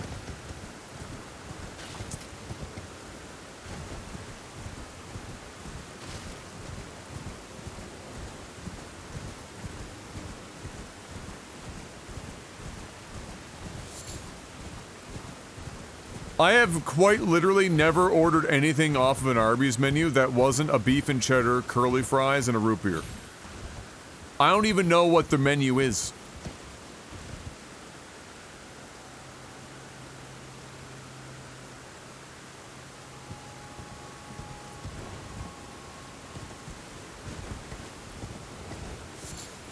Not a fucking clue.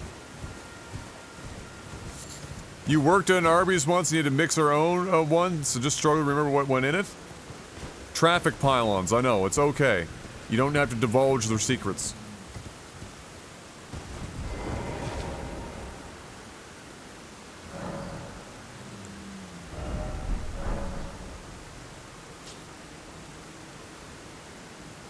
A Subway inside a gas station's convenience store. I'm gonna press the pause button on that. Oh, we're here. A dragon. Oh, one fucking wonderful. I remember this dragon. I think I've strolled through here once.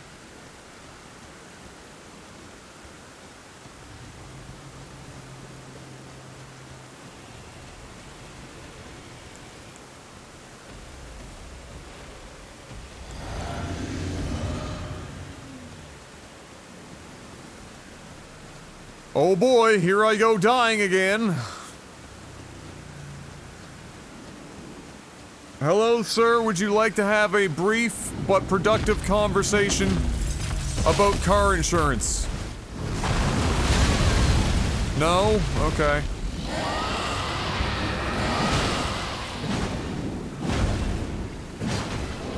Wow, these two camera lock-on locations are useless. Which is, presents a problem. Shut up.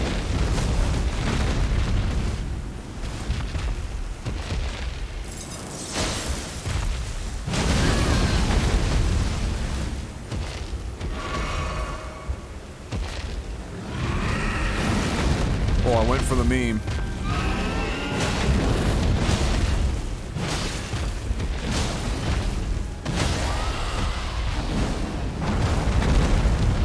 Wait for it.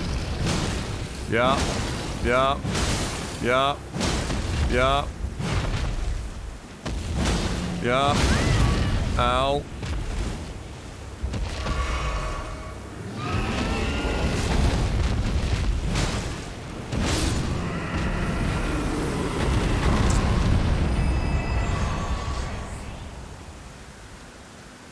Oh, so they're just a casual enemy, that one. Alright, good to know.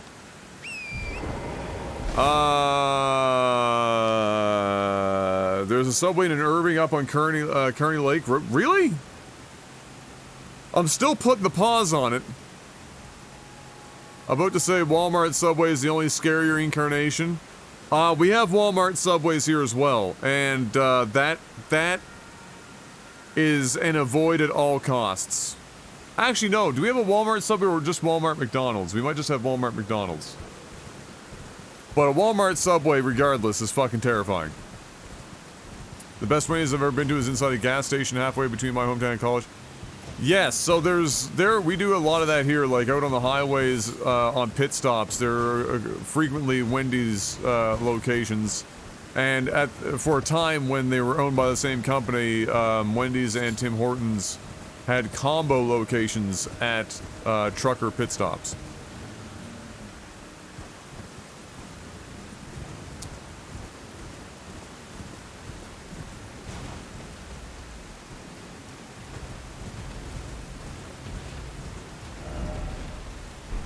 Alright, so we're out here now. So at this point, I know I've been in this area, but we haven't traversed it super fine detail-like, fine-tooth comb. Yes, Coldbrook still has that combo, yeah. That is true.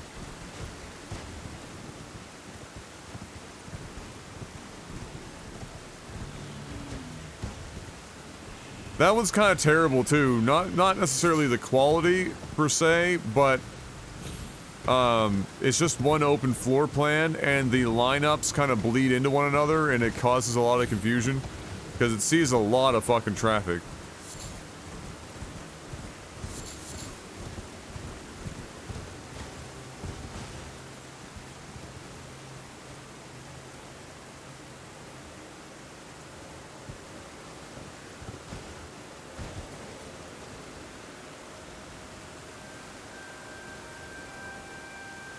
McDonald's Subway combo? Oh, now that I've never heard of. Holy shit. What a satanic clown orgy that is.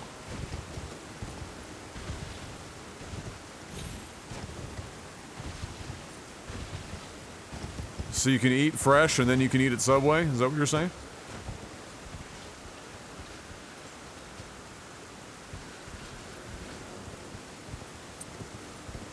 Oh, Max, the convenience store. I see.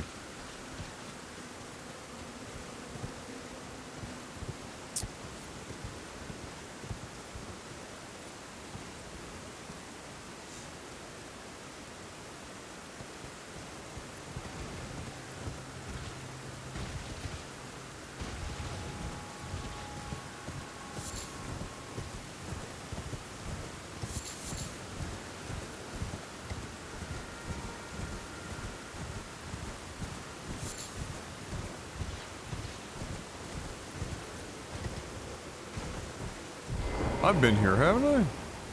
Yeah.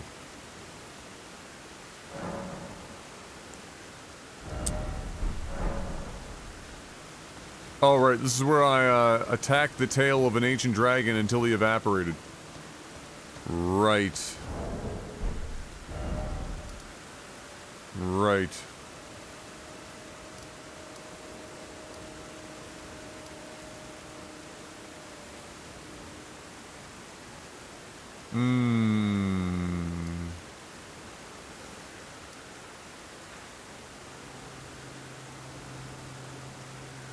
Why do I feel like it's possible down in this fucking, like, Scarlet Lake location that I'm gonna attain an item that will, I'll finally be able to talk with Millicent to accomplish something?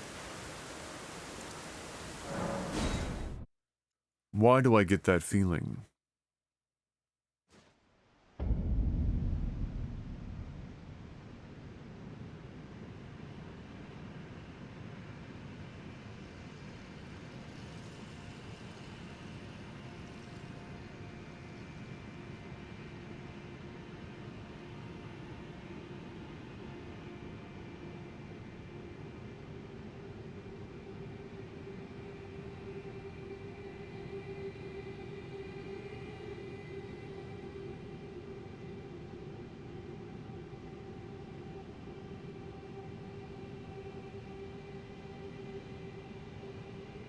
Dear God, this can't be serious. This is from 2016. Can somebody corroborate?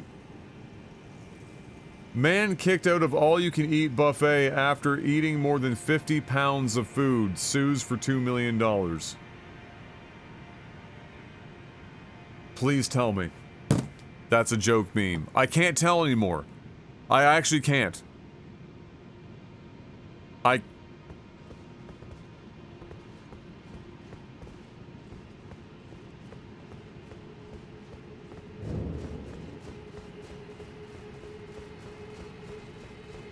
I cannot discern fact and fiction anymore. It sounds plausible enough for America. Man hit up like a golden corral and chose violence. Unfortunately, Drekka, as much as that would have been amazing. No.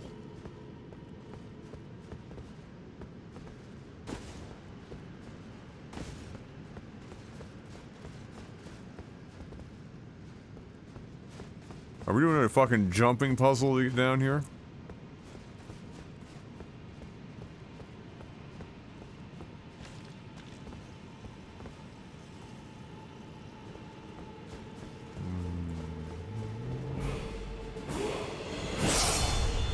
What in the fuck?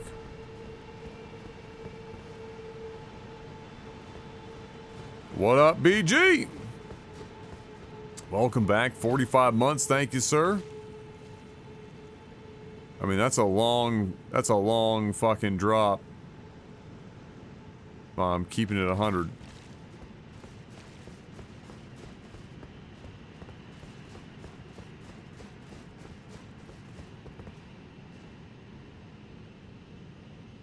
Oh, I see.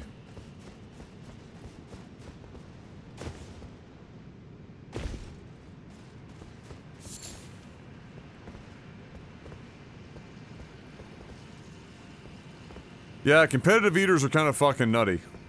They can stretch their stomachs ridiculously.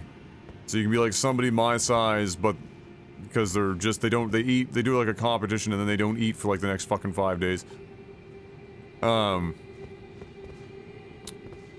then like go to the gym constantly.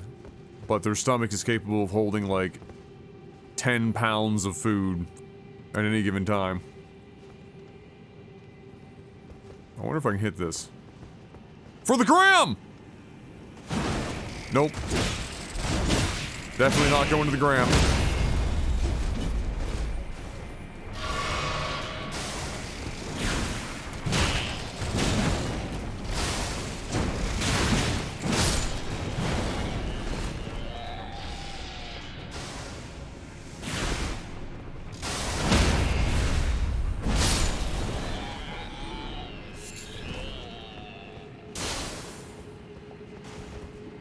Shame you survived. That was an almost aim for the bushes moment, it's true. Somehow none of those I don't think have gone up as shorts yet. Mark, do we have an aim for the bushes moment going up on those shorts that's scheduled? Because there were a couple of real bangers for that. I don't know if anyone ever clipped them.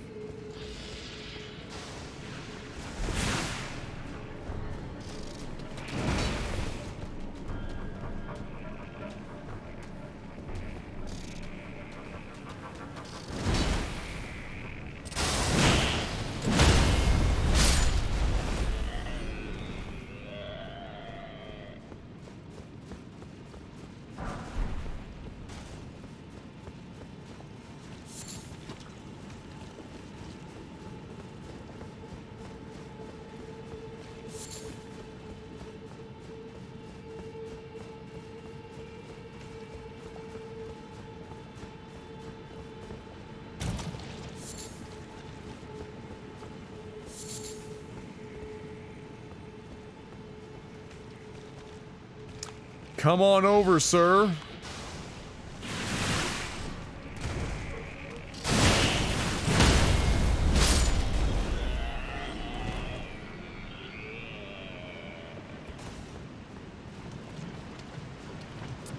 It's like a scene from fucking Mandy. Why did I know that was gonna happen?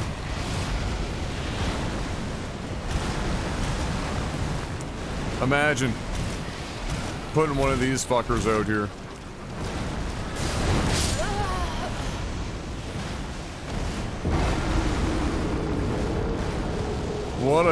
What a bunch of assholes. Alright. It's alright. I just needed to get the fuck out of that mess. So is he permanently out now, or do I have to like fucking fight my way back to him? Looks like I have to fight my way back to him. How bothersome.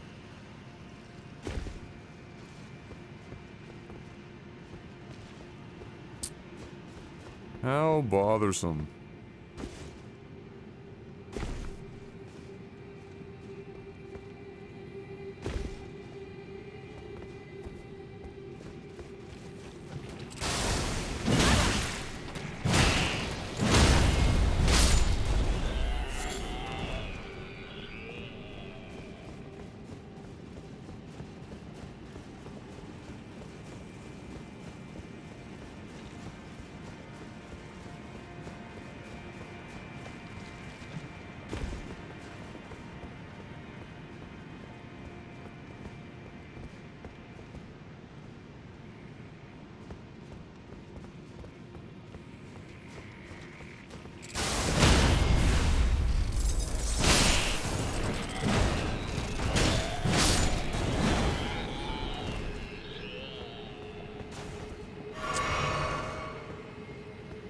Right.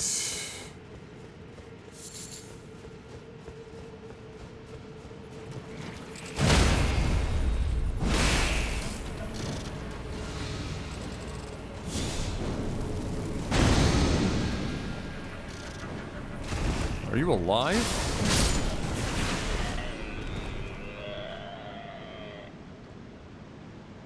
Okay.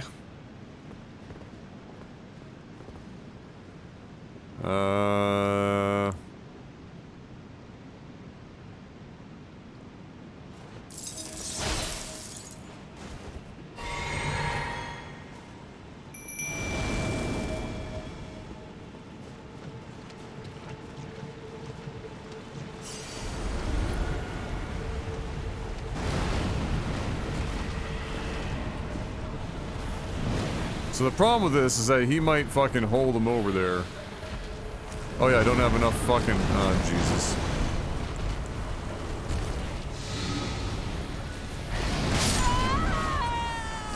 God fucking damn it, Adam, you jackass. Oh, you fucking jackass. Oh.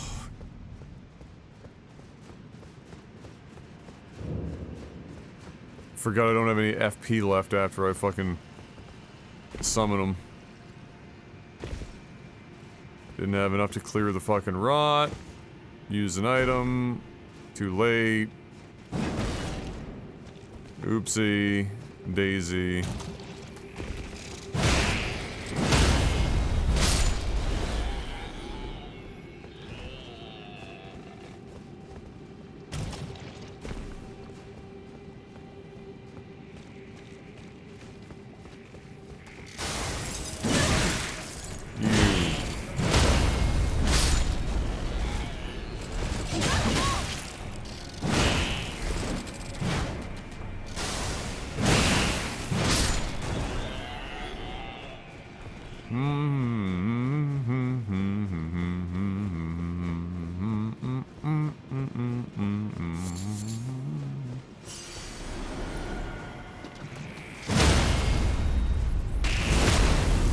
Not a great time to animation yourself into Scarlet Rot there, big guy.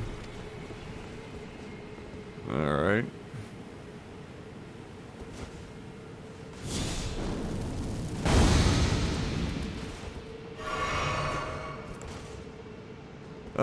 So we want this.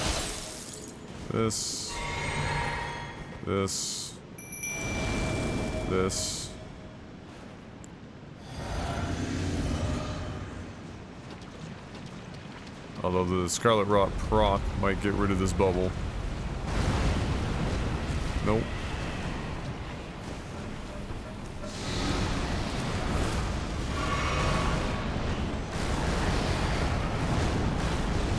Now, is he gonna try and fight him?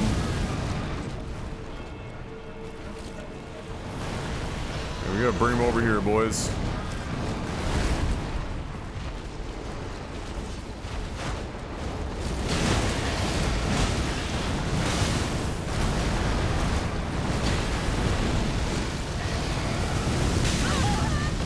Yeah.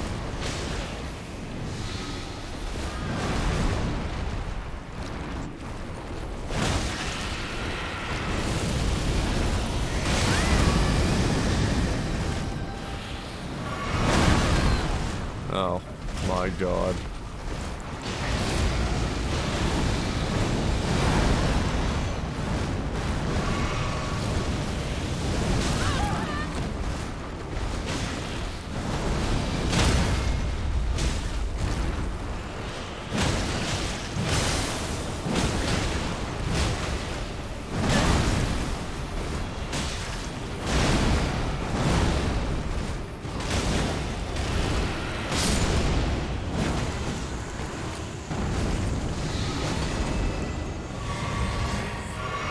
Okay.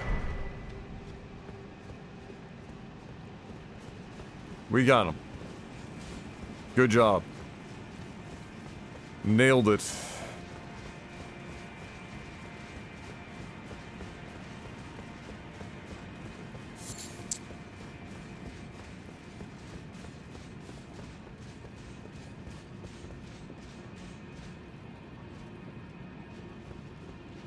We got a little, praise the sun going on over here, boys.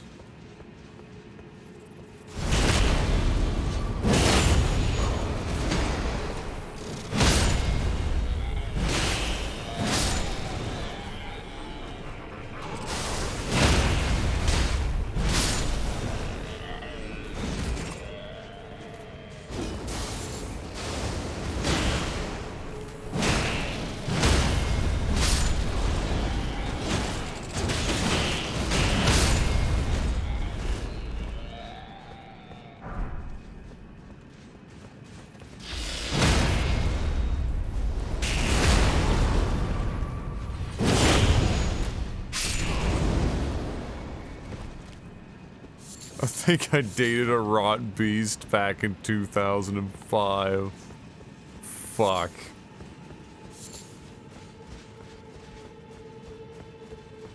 Fuck.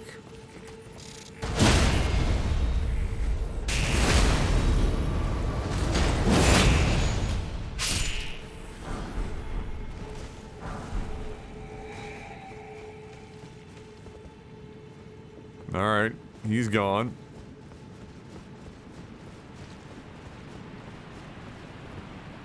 I knew it.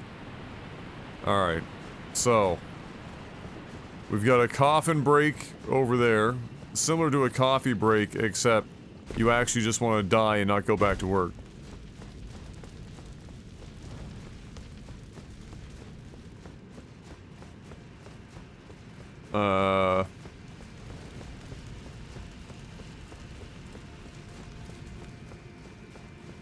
Let's see what's here first.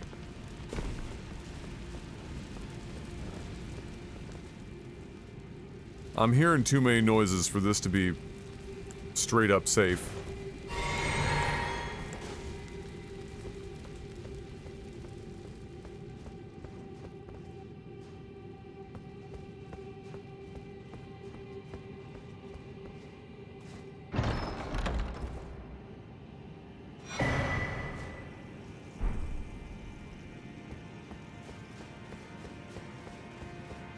Alright, I'll take it. Thank you for the memes. Come again.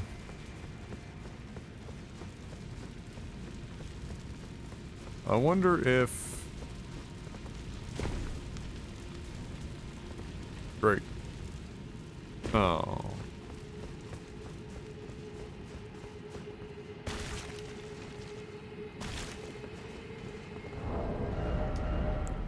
That sounded like a dagger of some kind. Yep. Scarlet Rot Dagger.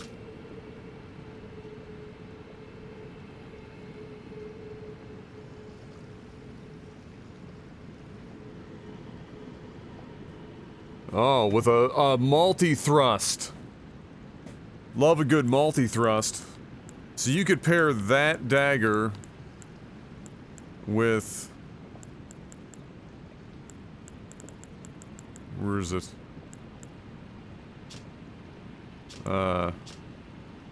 This rapier. And Scarlet Rot everything into the stratosphere. Alright, well, who's ready to go for a ride on the, fucking Red Wings train, huh? I know I am.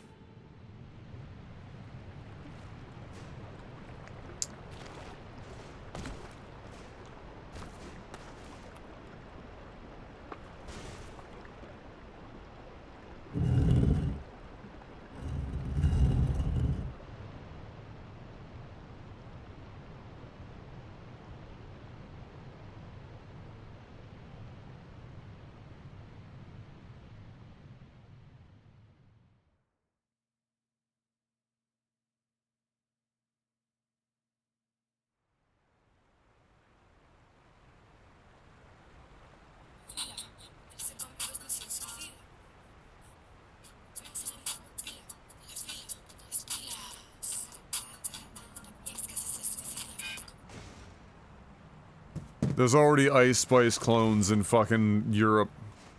I hate this world, man. Fuck me. Is it really safer to use a heavy stone sarcophagus as a boat? Well, on the upside, if you die...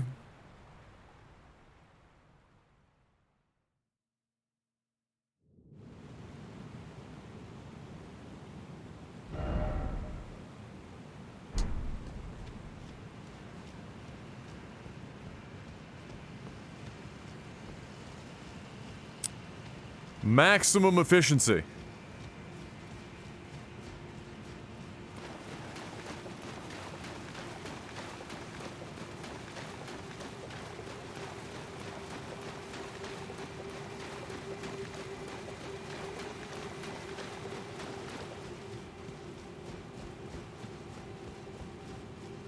Oh, good! It's just a boss door.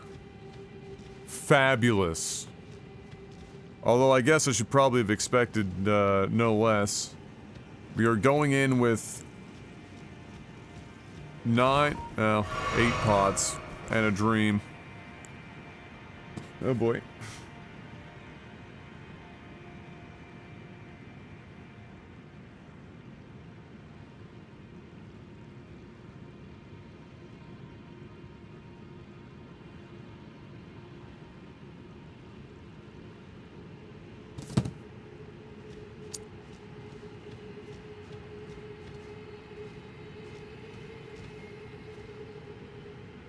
Well, if it lets me summon...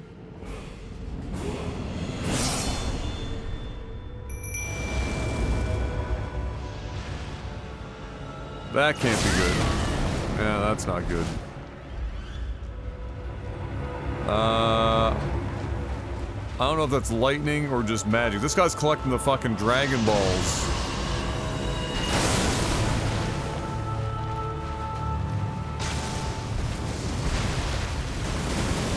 Bro, what? How do you even target this guy? Or is this gravity? That might be gravity.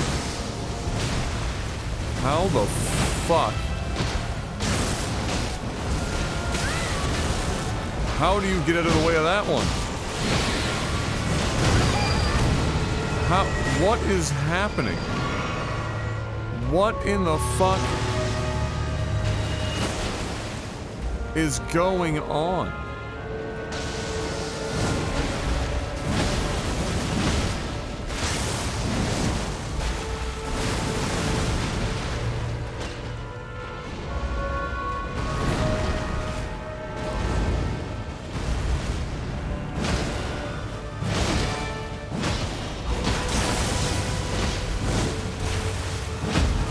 Alright, there we go. We got him.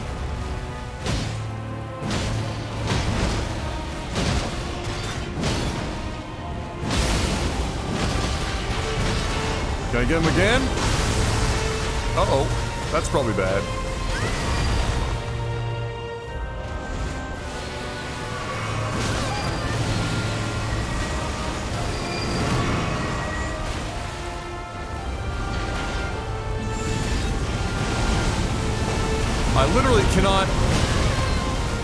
I literally cannot hit him.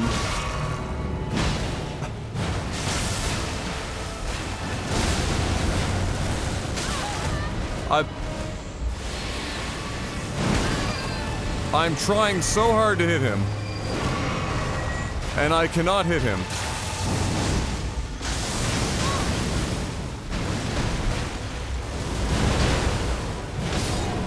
Thank you.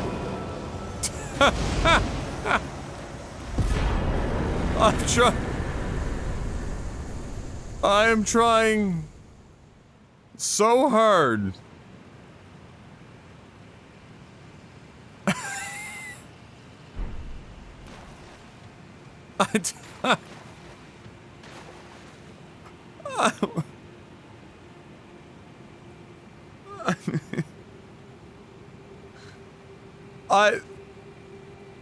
Okay, that was some of the weirdest camera fuckery.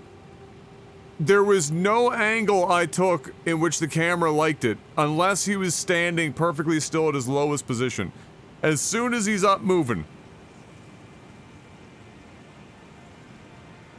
just...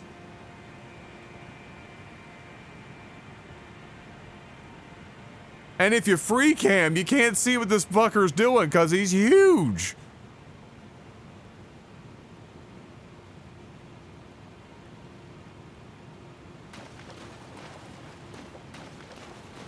And I love my summon bro, but he wasn't much help there. Because he was having just as hard of a time to kill him as I was. Neither one of us knew what to do.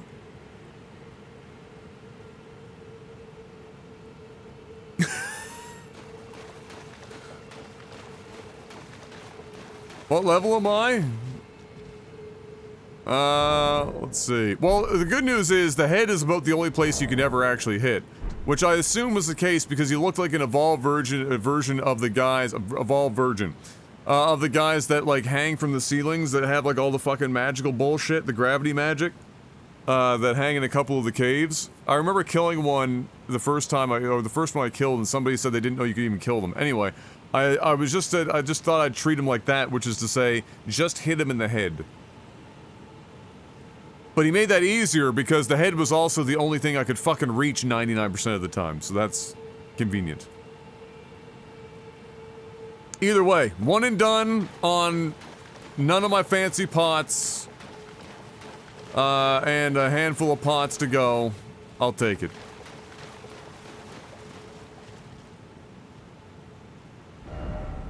I mean, I'm high level. That helps. I'm not gonna lie. I mean, clearly, fucking... My damage is the same as it's been for 30 fucking levels, but my health is higher than it has been for ages, but at 108.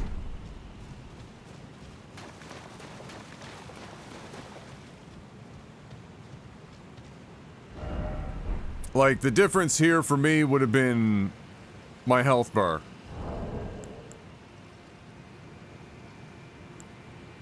Pretty much.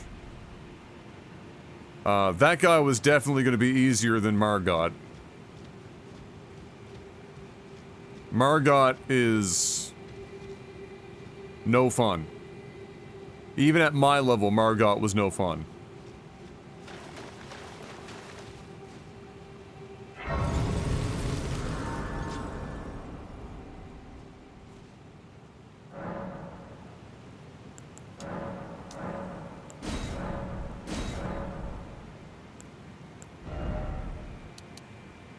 Alright. We're gonna go with 2 of those now. Since we can afford to.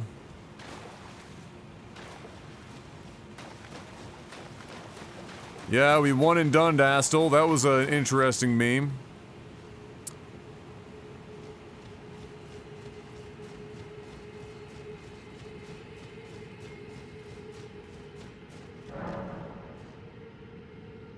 Oh, word?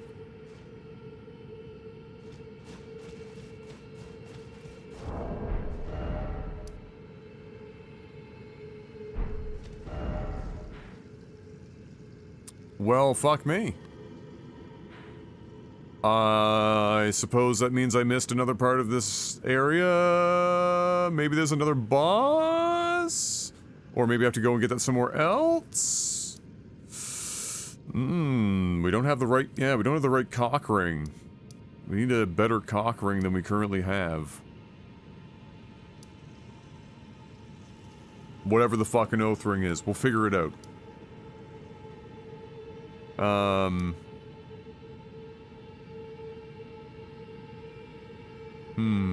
What up, Groupie?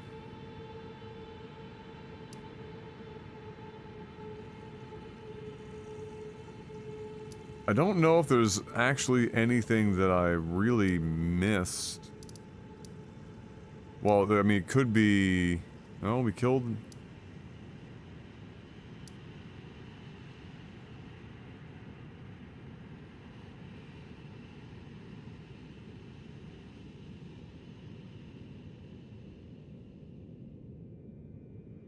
Mr. Miyagi with a 1531. I can only assume that brings us up to a meme number. Thank you, Miyogs.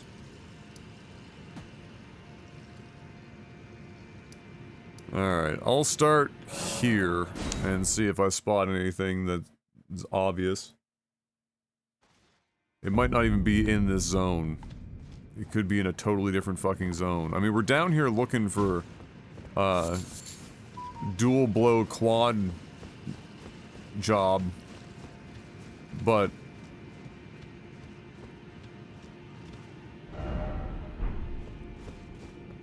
yeah, all that is above.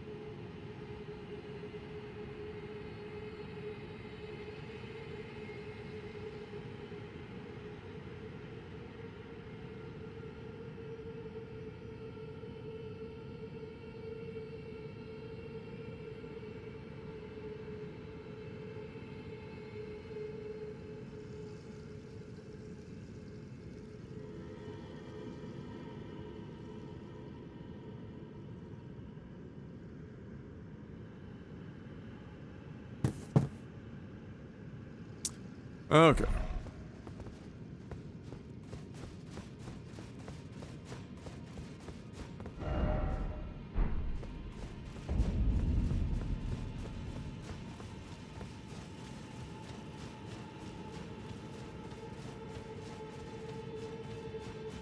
Yeah, I don't recall seeing any...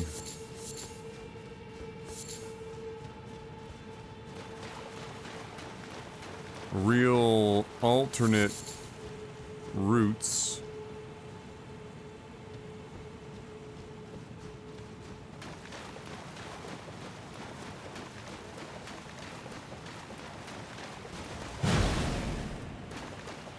Hey, what up, Seth?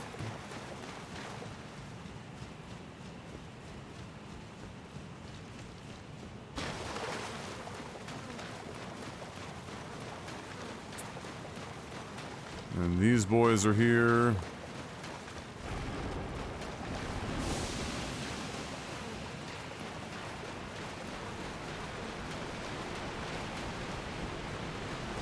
And we're down here.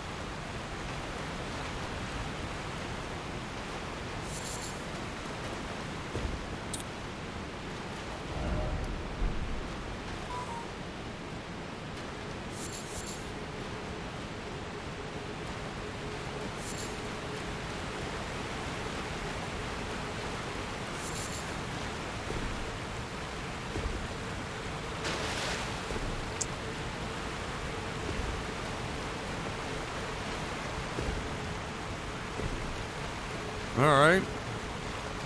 Nothing here.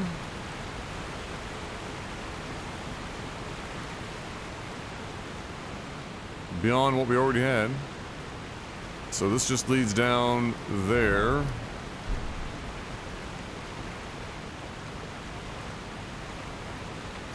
Let's go back up.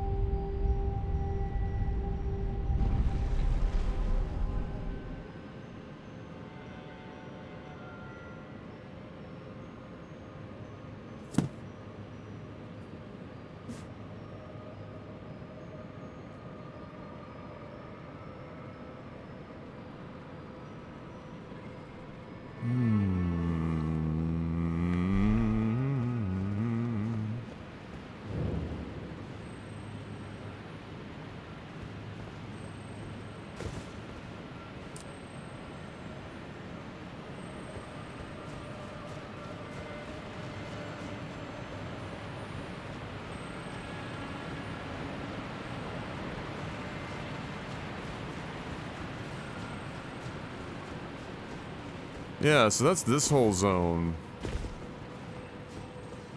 So, there's this, and then there's this plateau up here.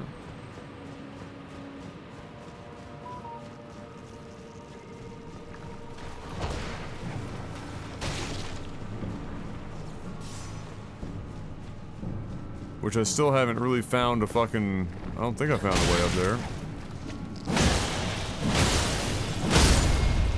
Any bosses? Ah, you just missed one.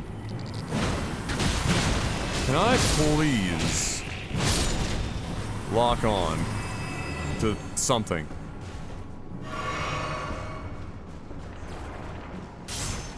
We killed Astel. We also killed... We went back and to hand in the death root shit, and then we killed the gargoyle outside of that spot.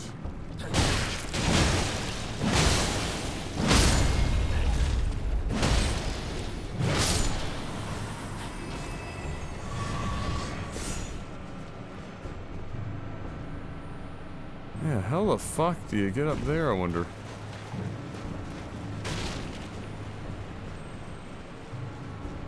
You must have to go across that bridge into the building and down. I mean, that's the only thing that makes sense. Which means I've got to go back up top. This is a gargoyle. This is an abomination. Good reference.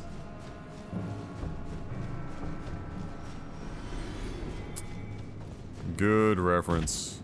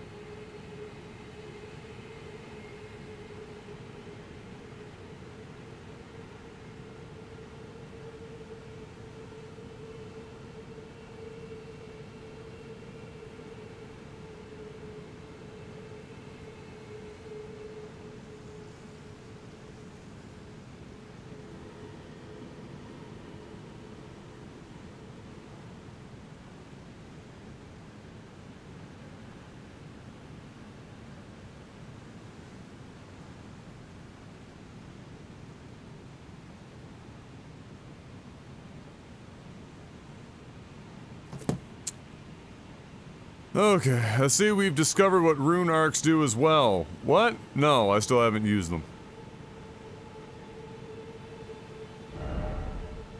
I mean, I loosely understand them, but I have yet to use one.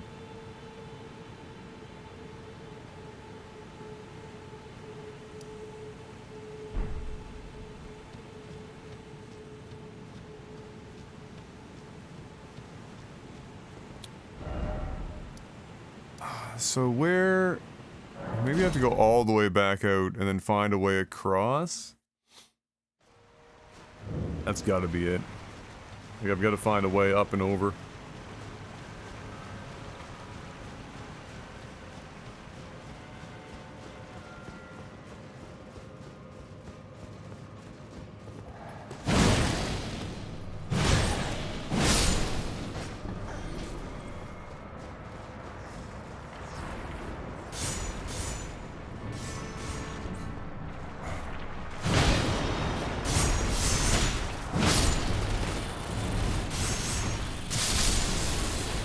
Chain reaction. Yeah, and got him. Oh, there's one left. We almost got them all.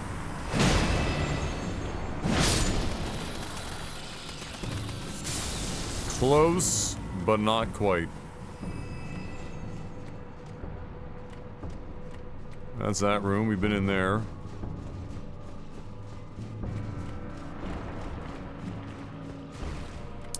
Yeah, we got a few runes. We're gonna want to use those. So I've been across here. But then, like, beyond that...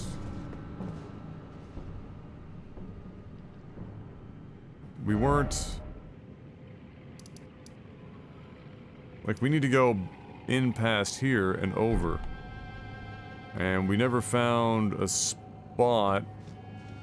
Really...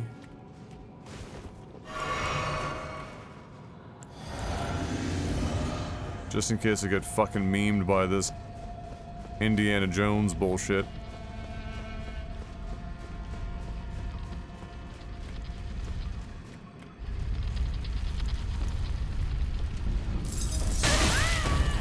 God damn. This thing is...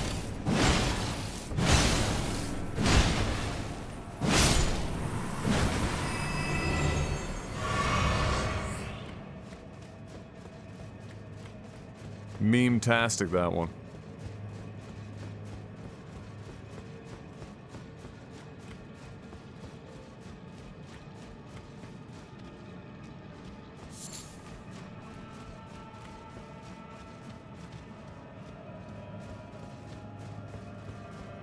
Like, it's gotta be this door.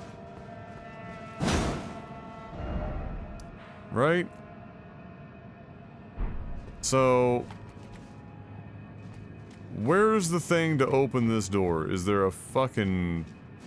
lever? Somewhere. Gotta be something like a lever or some shit.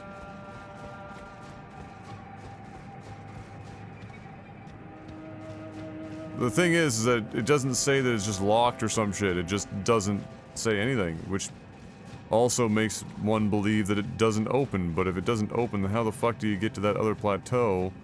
Because really, it's like the only way... See, to get over there. Unless you're like fucking Spider-Man. That would be super fucking dumb.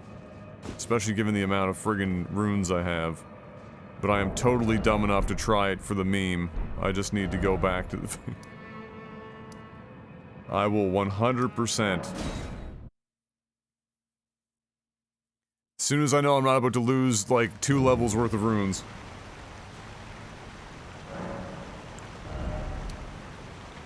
Boom! 50.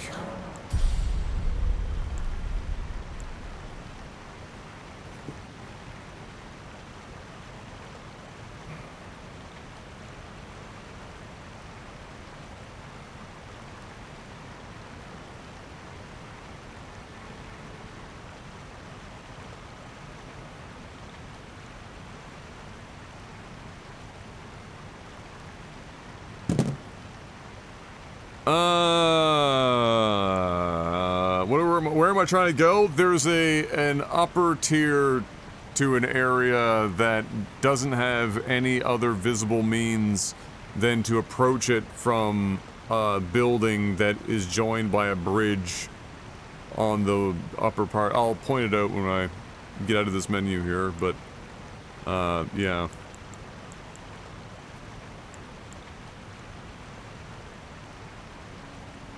Again, at this point, I struggle to come up with a reason to level anything that isn't vigor until I'm at the cap at 60. I just can't seem to fucking bring myself to level anything else. Like, survivability, like, we have the damage. Survivability, survivability. Fuck me. I'm so tired. Is pretty much king right now. So, 5k, we got that. We got that.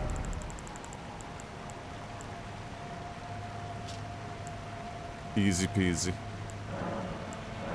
Easy peasy.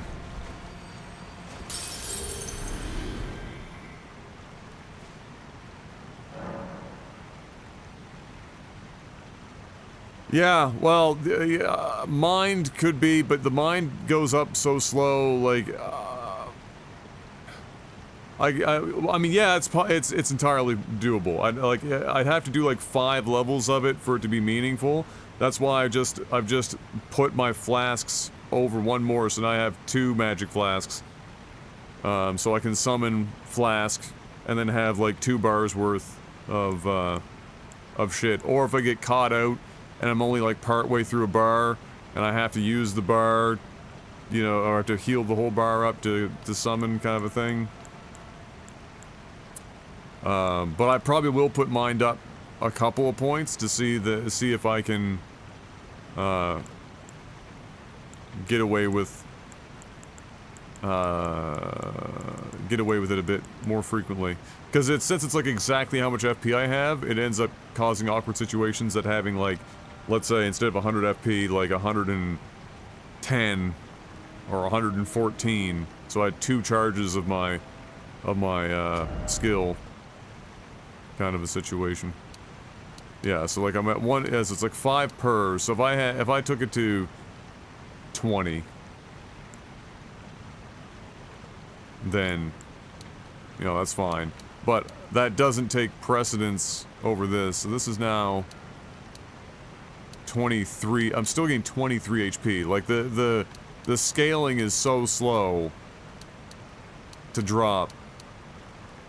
Like, the difference between 26 and 23 HP per level is negligible.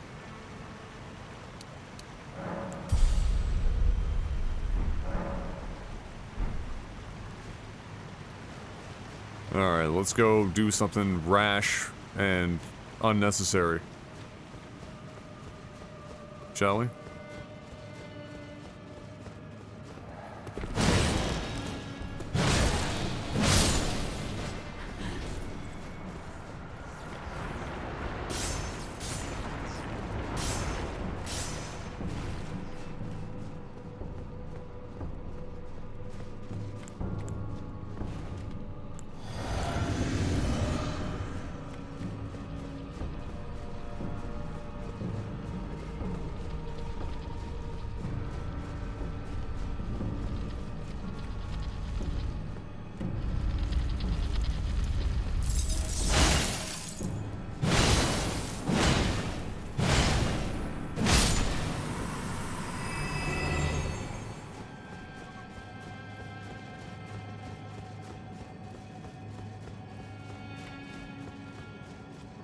So, you can see we've got staircase up there, leading from there.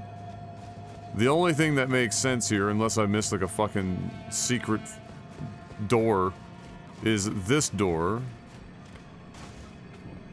But I haven't spotted any levers or anything to open it.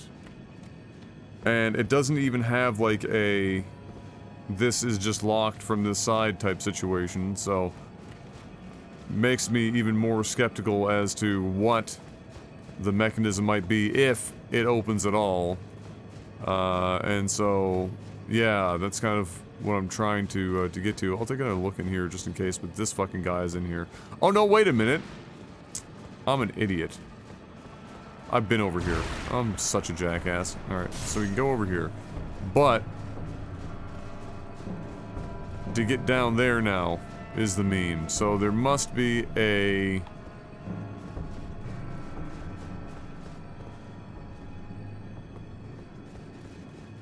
elevator or something that I can use to get down there.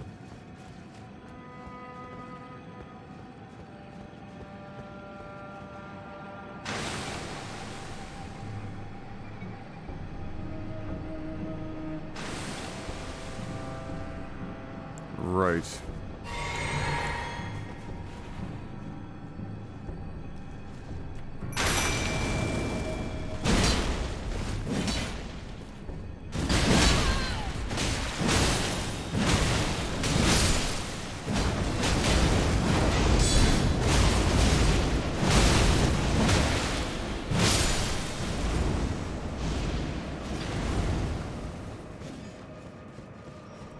The 99 Arcane Dream. Damn, we whipped that back around real quick, didn't we? So, we've been here, we opened that chest, we did the thing. To my recollection, there wasn't any other...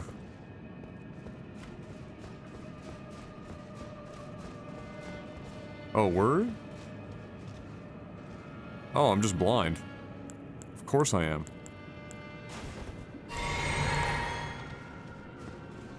Well, this is way easier than I thought. Still almost should have gone for the other meme, but hey. Turns out, as usual, I'm just blind.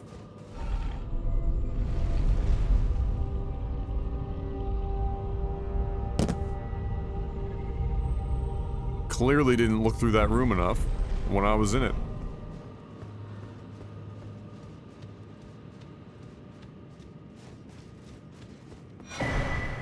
What a shocker. I looked over something.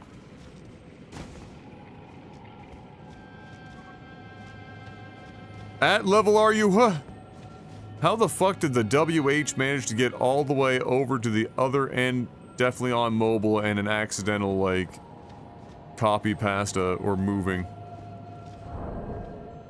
I am level 110. Nice round number. We just beat... What was that boss's name? Ansel? Like from fucking... Zoolander? Astel. I'm calling him Ansel. It's funnier.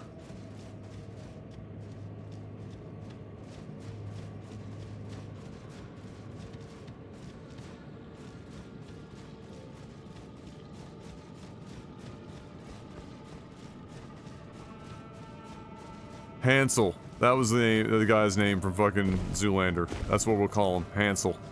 That's the new name. Alright? Hansel. So hot right now.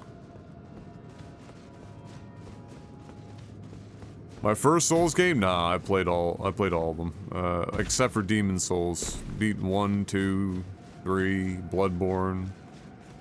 The only thing that I haven't trailed off to do is Sekiro. I wasn't a big fan, so I stopped playing that.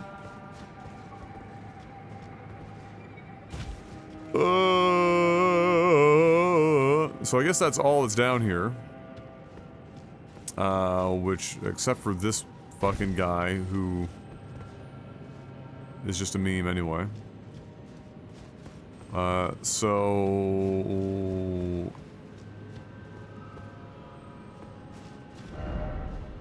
What else might be down here that I haven't done? I want to say I've been pretty thorough up here.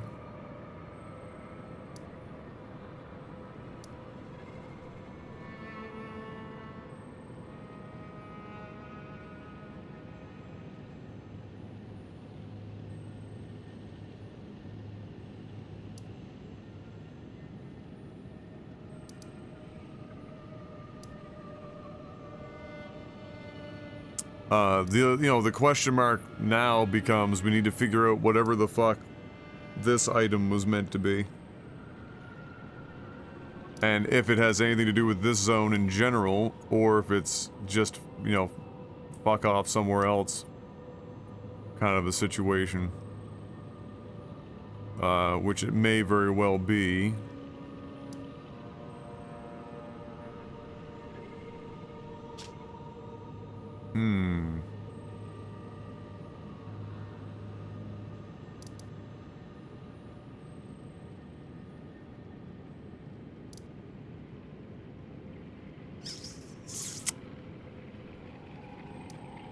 Right.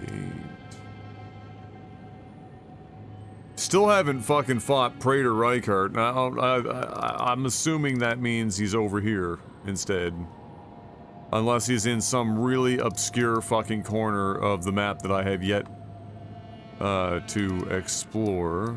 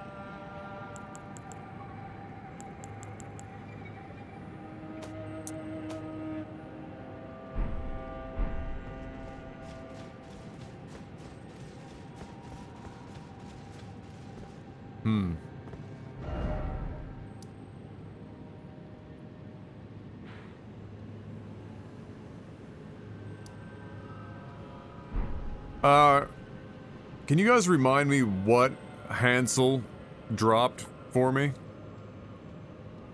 Just in case he did. I don't remember if he did. If he did, I just want to remind myself what it is.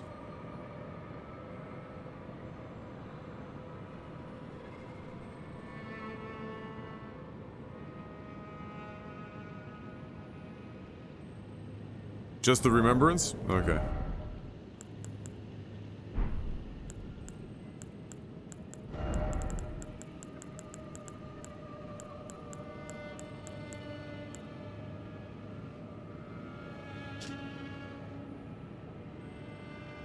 Natural born of the void, hewn into the Erd tree. The power of its namesake can be unlocked by a malformed starborn. But I thought he was natural born. Well, I guess you'd be natural born and malformed. Explains Fox.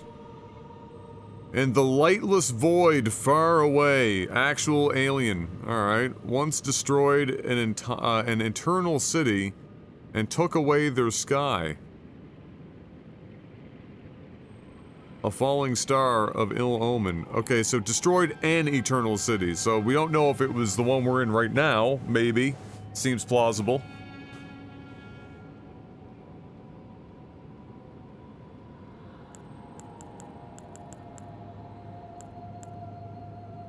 Looking for an ass whooping.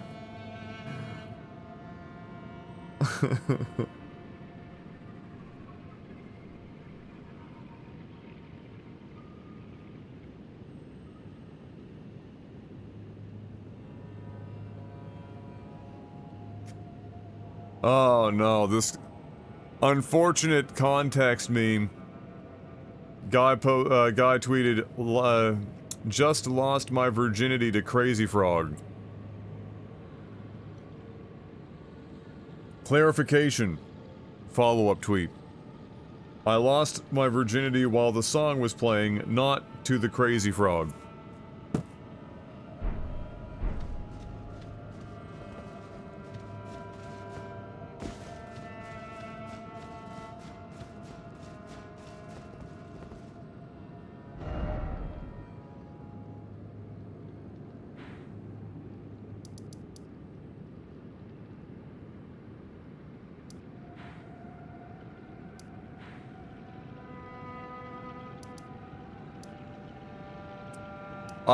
Man, when I was doing the summer camps, Crazy Frog was at its absolute peak, and the kids only wanted to listen to two things during all my time at the summer camps. Crazy Frog and Frozen soundtrack. Over and over and over and over.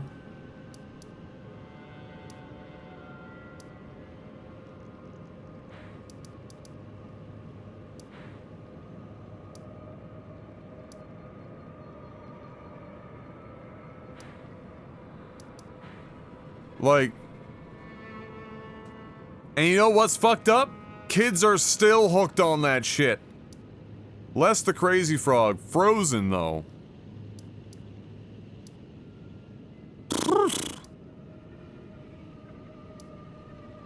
Still.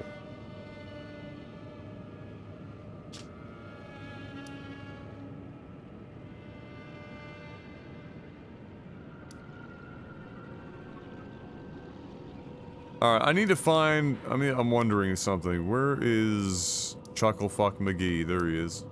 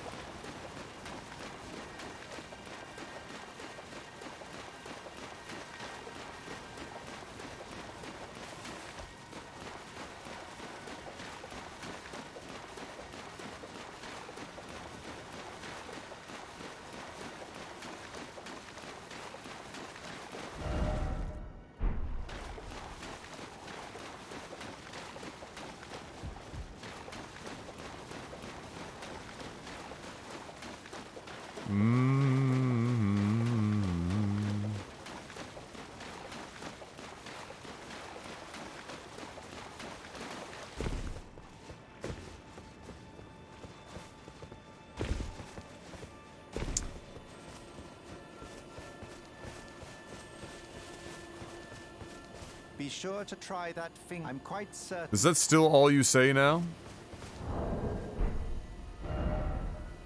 For fuck's sakes.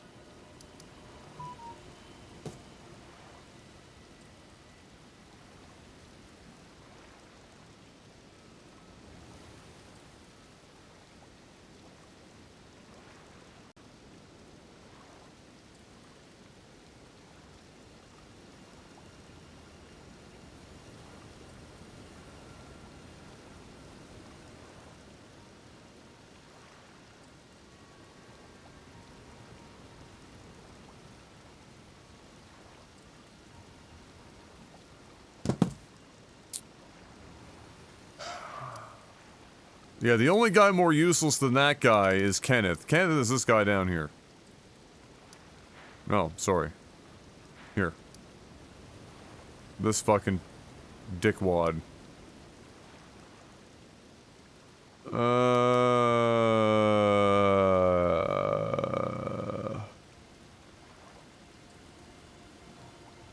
Maybe you should try the finger he gave you?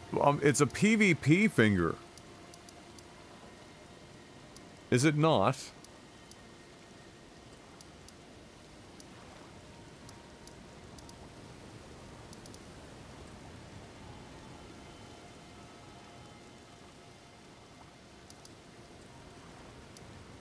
Yeah. I mean, I have no interest in PvP. So if his only dialogue comes after doing the thing that I have no interest in doing, then he is of no use to me.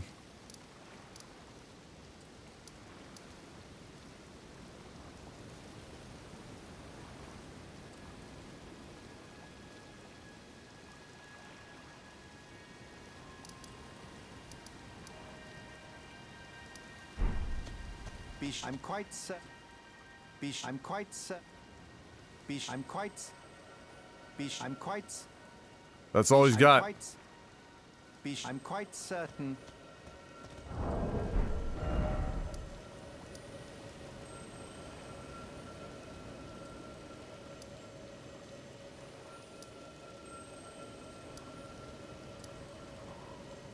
Something else must move him along. He's tied to the other white mask fucking crazy bitch. What's her name?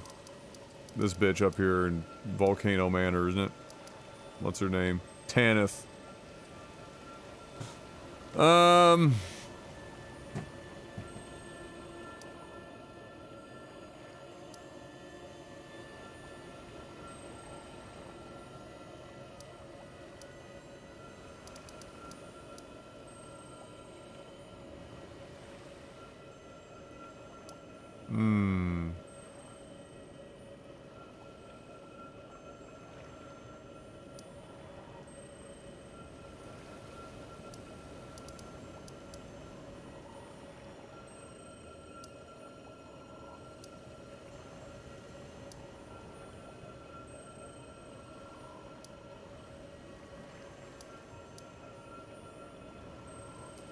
Where? Okay.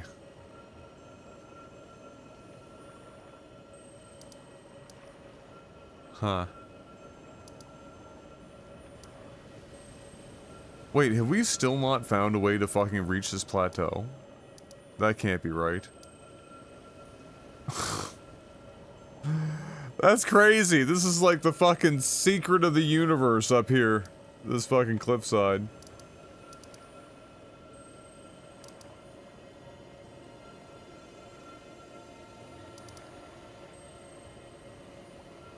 Like the way that this is all set up, if this is all raised up, then, you know, really,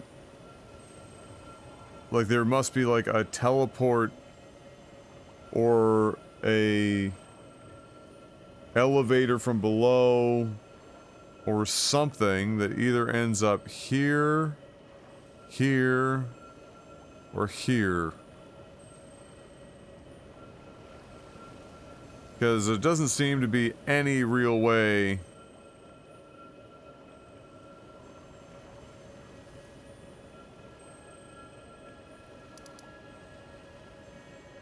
No, when, like this is it here. So, like, ironically, it could be that whatever's past that door ends up being the elevator that takes us up here. Pretty sure that might be what it is. But we can't do that yet, because we don't have the thingamabob to do the whatsama fucking thing. To open the fog door there to get us to that elevator.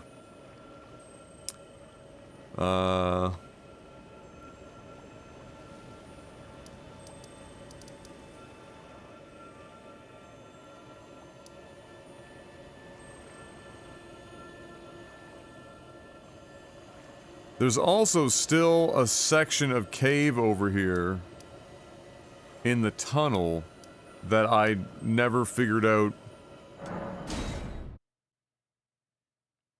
how to get into.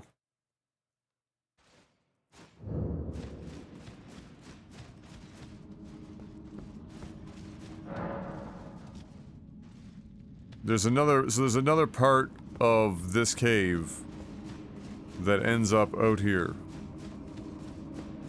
And I never found it.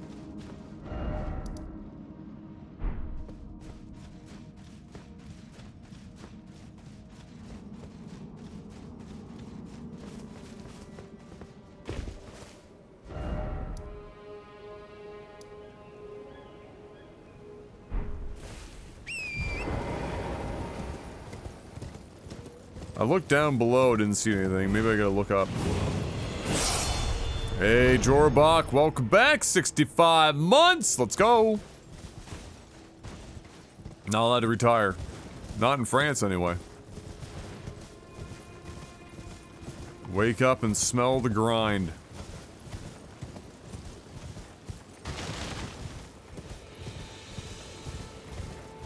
Also, there's the zone that I haven't explored, or part of the zone I haven't explored, where the madness is very fucking real.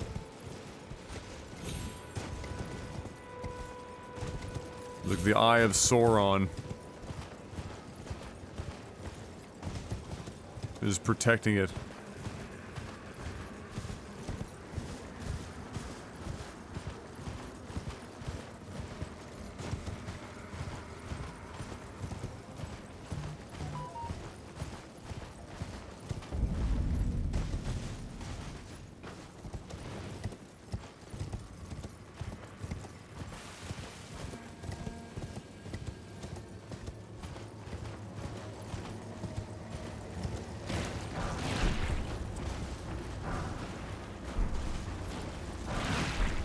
Yeah, merchandise link is down because of the website being under construction. The it's just on Redbubble. I think it was Redbubble store, right? Yeah, I'm pretty sure it's Redbubble. If you search for War Council, you should find the store pretty easy. We might also have the link somewhere else that will just take you directly to the store. Like, Fox will probably be able to put his hands on it pretty quick.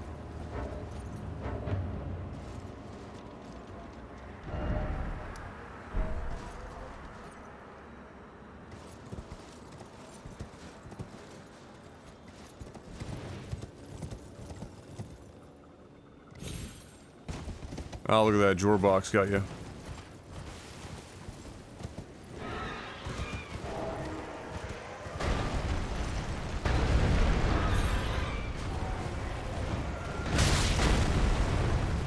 I don't have time for you, murder bird.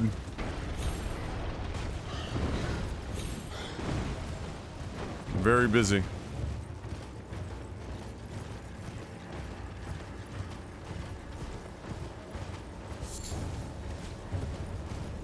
I've explored a good chunk of Caelid, but there's probably a bunch of stuff I haven't seen in here yet, so entirely possible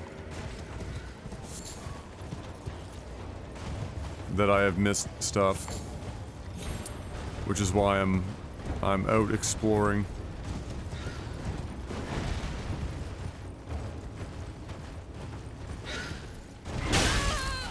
Okay.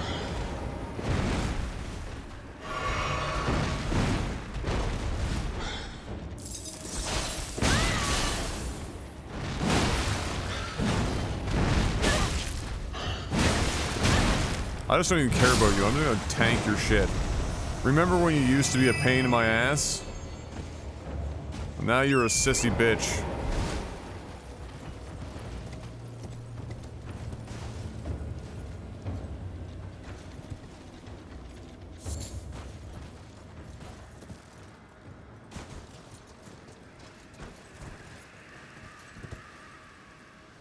Oh, this could be what we're looking for. Yeah, that's what we want.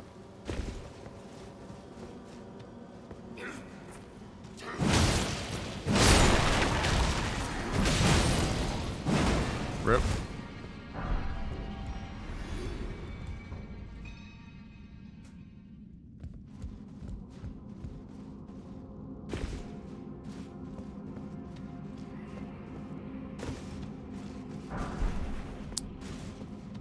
Found it.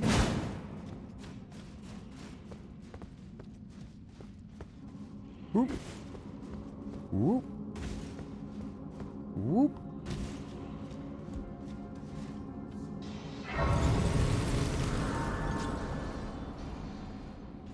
Secret tunnel through the mountain. There you go. Fox is satisfied. Alright, I'll be right back in a second, guys. Give me... Might be a few minutes. I just need to get up and fucking move. I've been sitting for a hot minute. I'll be right back.